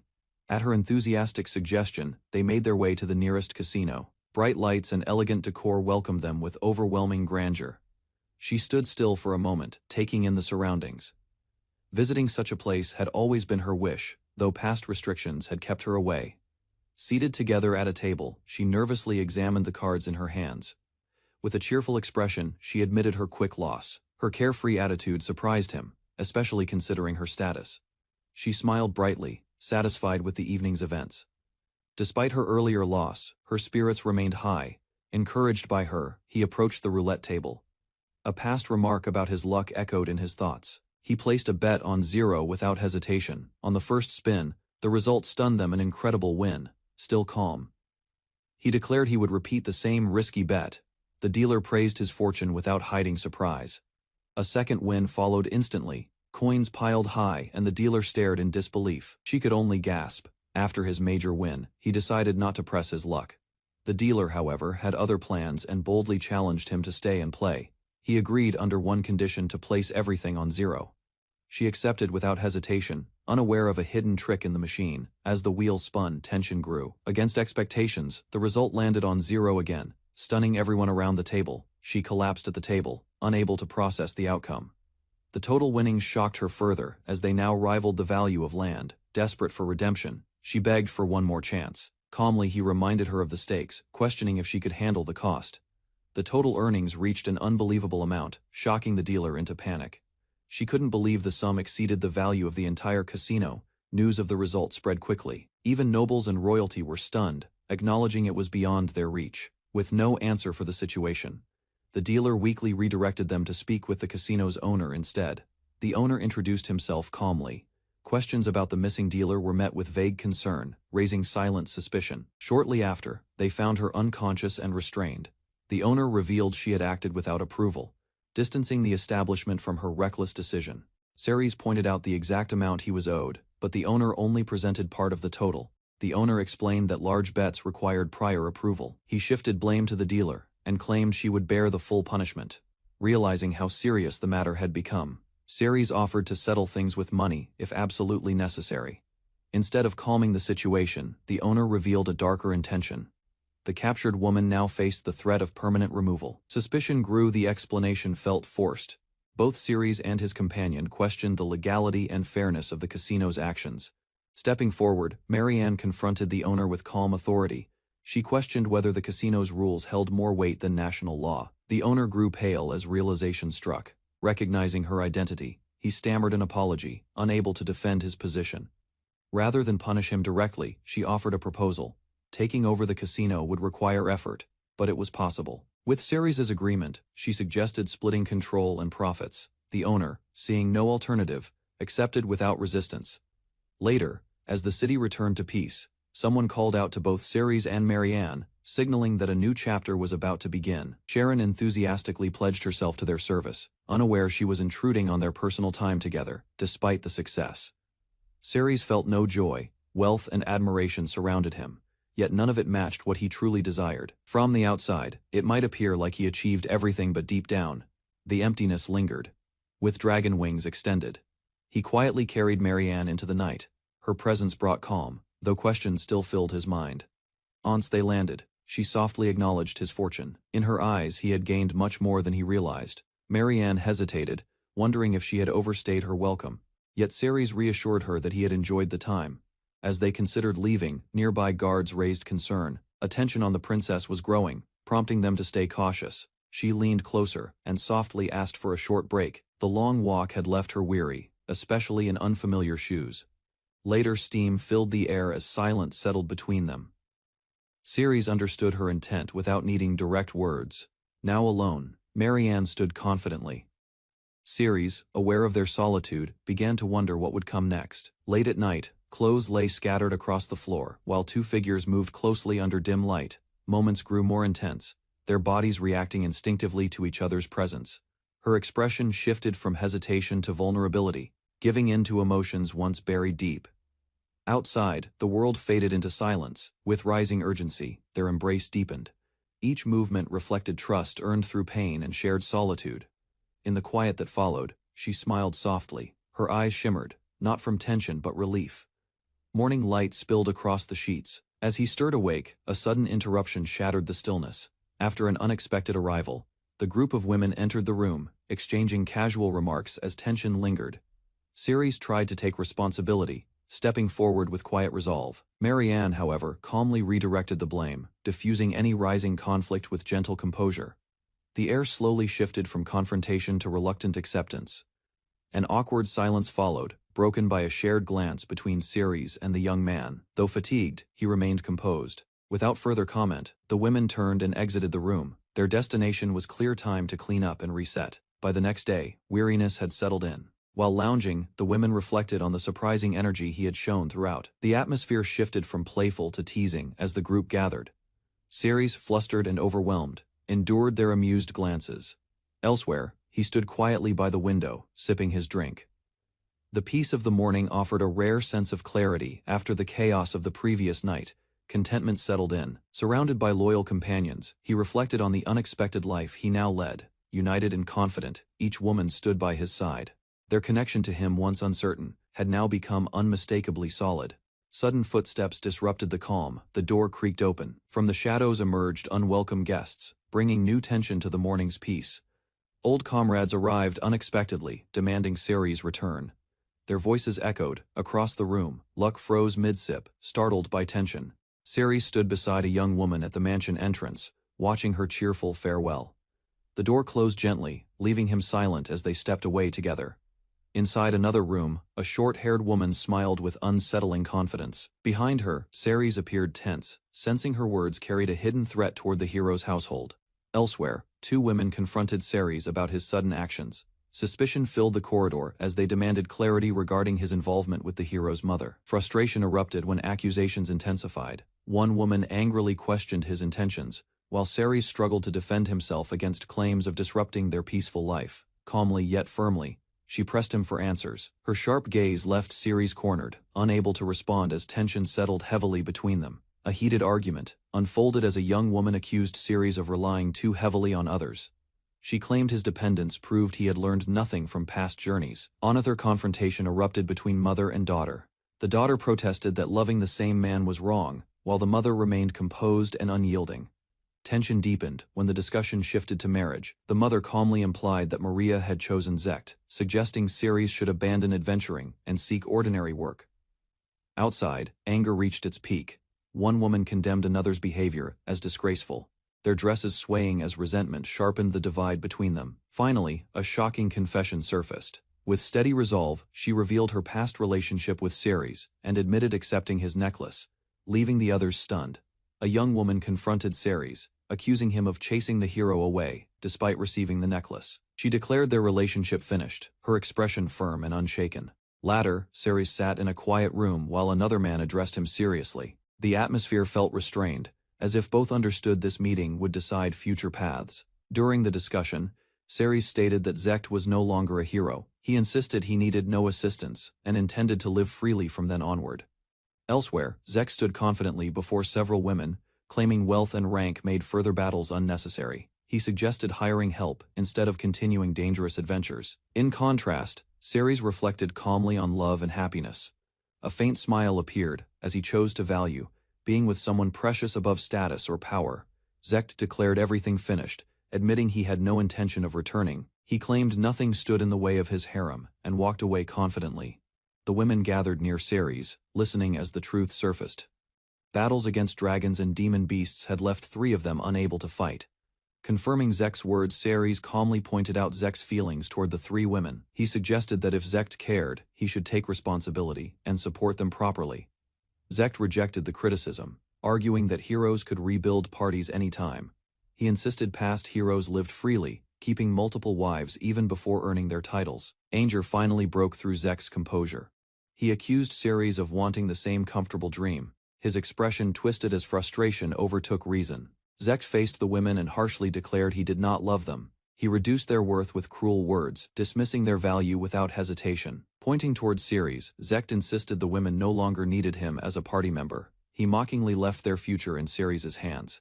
His arrogance ended abruptly when a sudden strike smashed into his face. The impact sent him crashing backward, shock replacing his laughter. Before he could recover, another blow struck from the opposite side.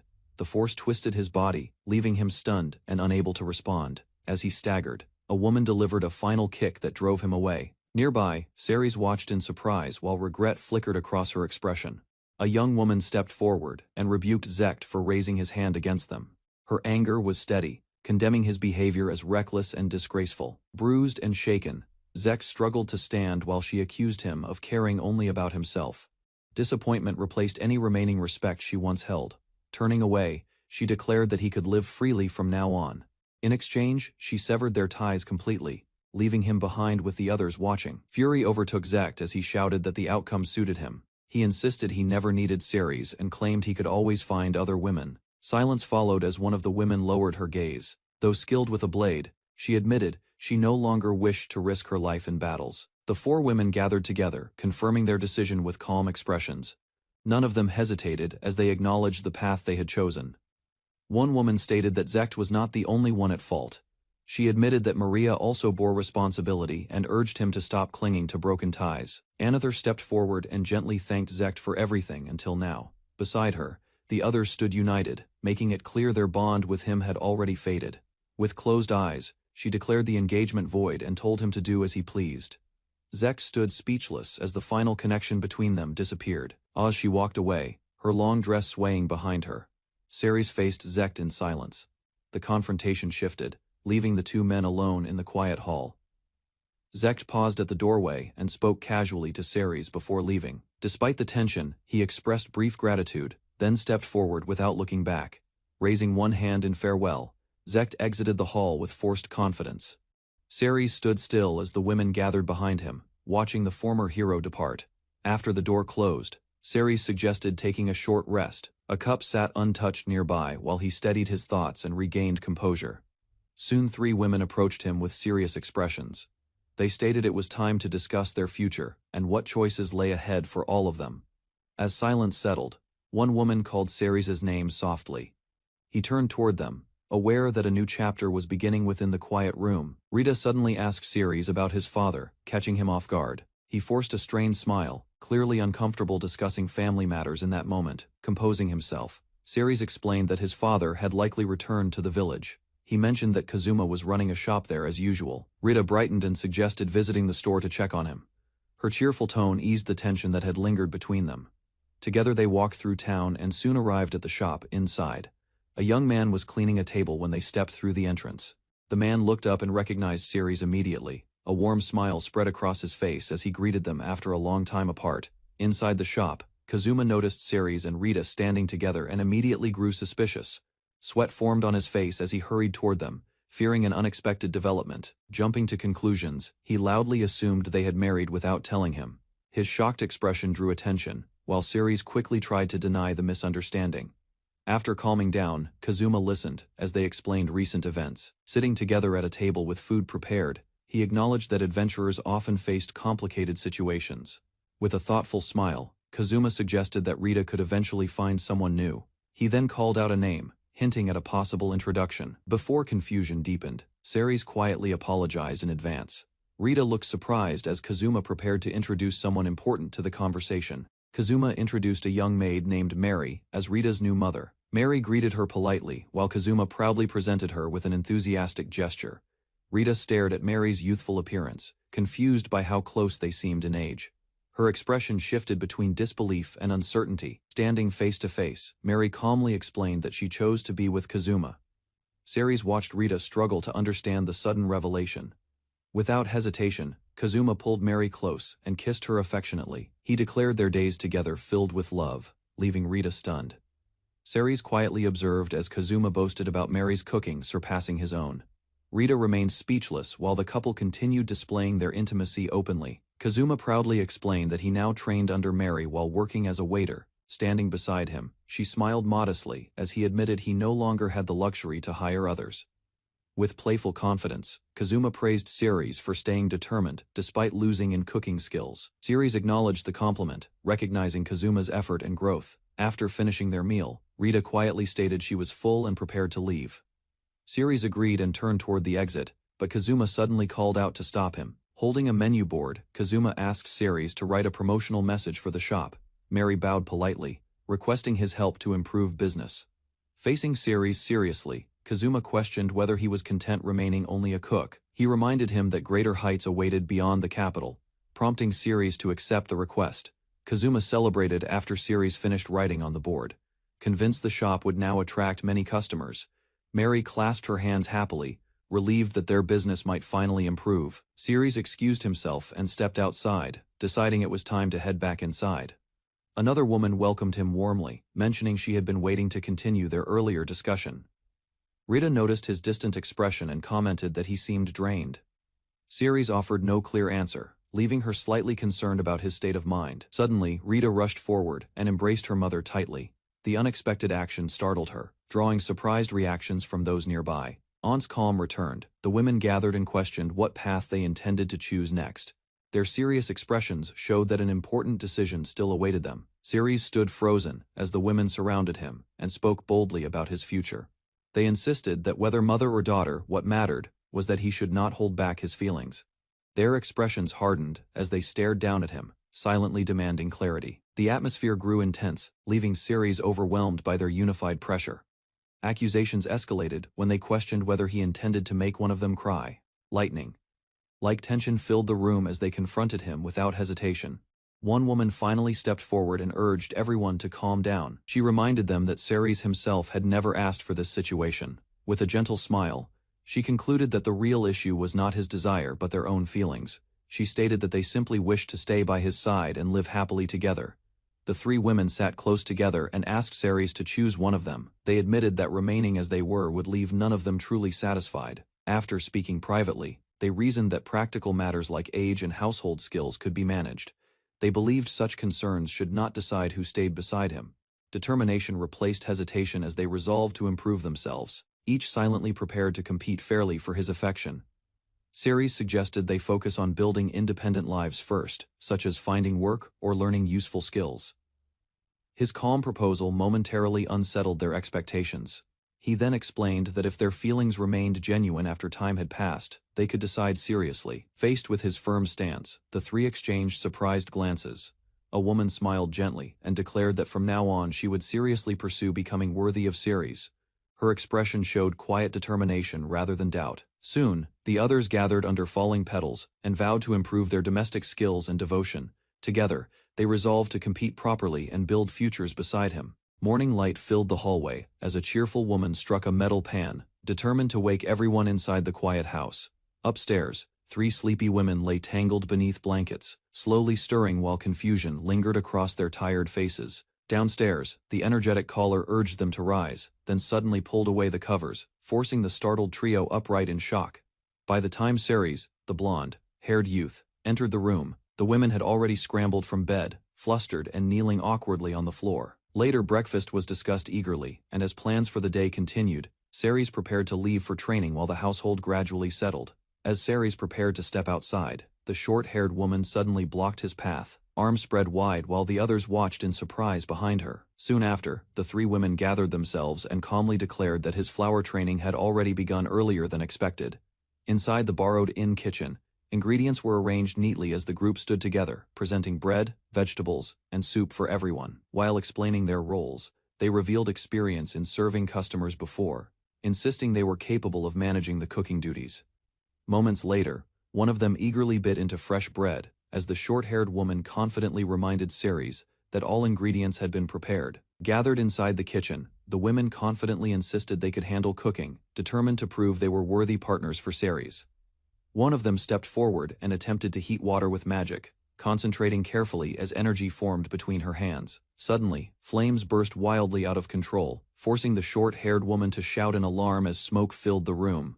Before panic could spread further, swift movements sliced through the air, and vegetables were cleanly cut without relying on magic. With steady hands and precise technique, another woman demonstrated proper knife skills, leaving the others impressed by her unexpected competence.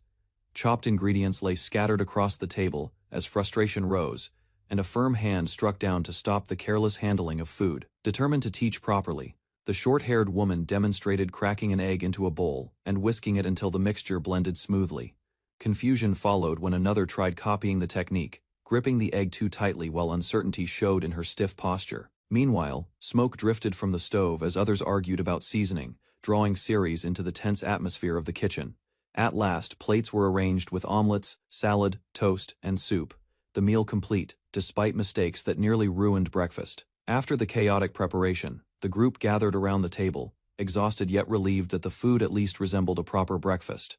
Hunger quickly overcame hesitation, and they began eating the meal they had struggled to create, slowly regaining energy with each bite. Once the plates were nearly empty, they were reminded that finishing a task also meant cleaning up the mess left behind.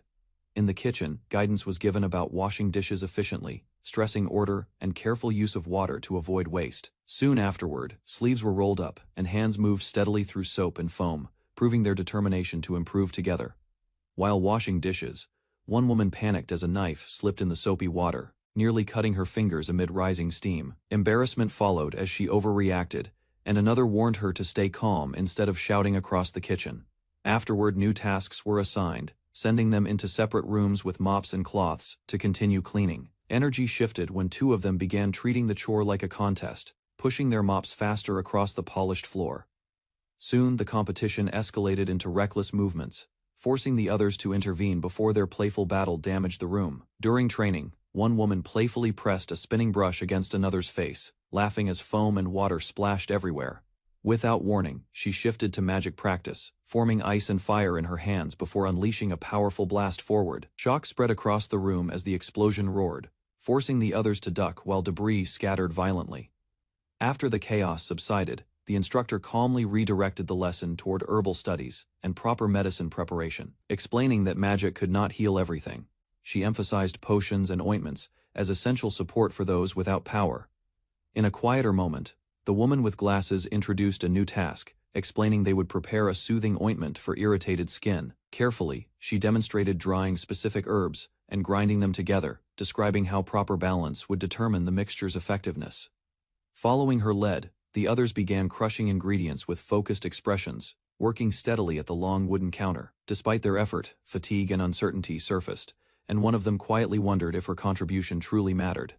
Sensing the doubt, the instructor stepped closer with a reassuring smile, placing a gentle hand on her shoulder to restore confidence. Back in the shop area, new ingredients were introduced as they prepared a medicinal drink, carefully measuring roots and oils under close supervision.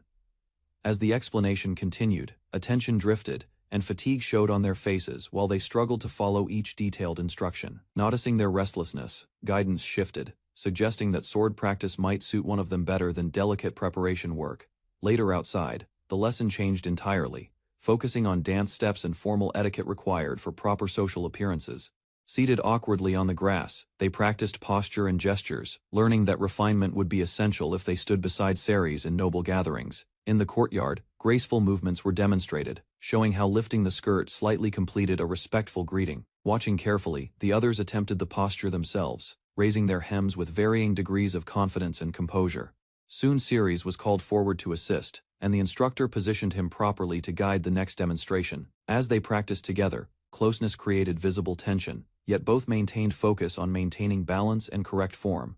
Before emotions could distract them further, the supervising women reminded everyone that this training was meant to prepare them as proper brides. Pairs were assigned in the courtyard, and Maria stepped forward confidently, organizing partners while promising to supervise their progress closely. Soon the first pair began spinning together, skirts and hair circling as they attempted to match rhythm and footwork. Encouraged to widen their movements, they tried a larger turn, focusing on balance while maintaining graceful posture. Momentum suddenly exceeded control, and one dancer was flung outward, crashing hard against the stone wall. Silence followed the impact as the remaining pair stared at each other, realizing their enthusiastic practice had gone far beyond refinement. After the failed spin, the dancers lay scattered across the grass, staring at the sky while catching their breath in embarrassed silence. Gradually they pushed themselves upright as Ceres approached, observing the aftermath while the instructor assessed the results calmly. Facing them with firm expressions, the supervisors warned that tomorrow's practice would be stricter to prevent further reckless mistakes.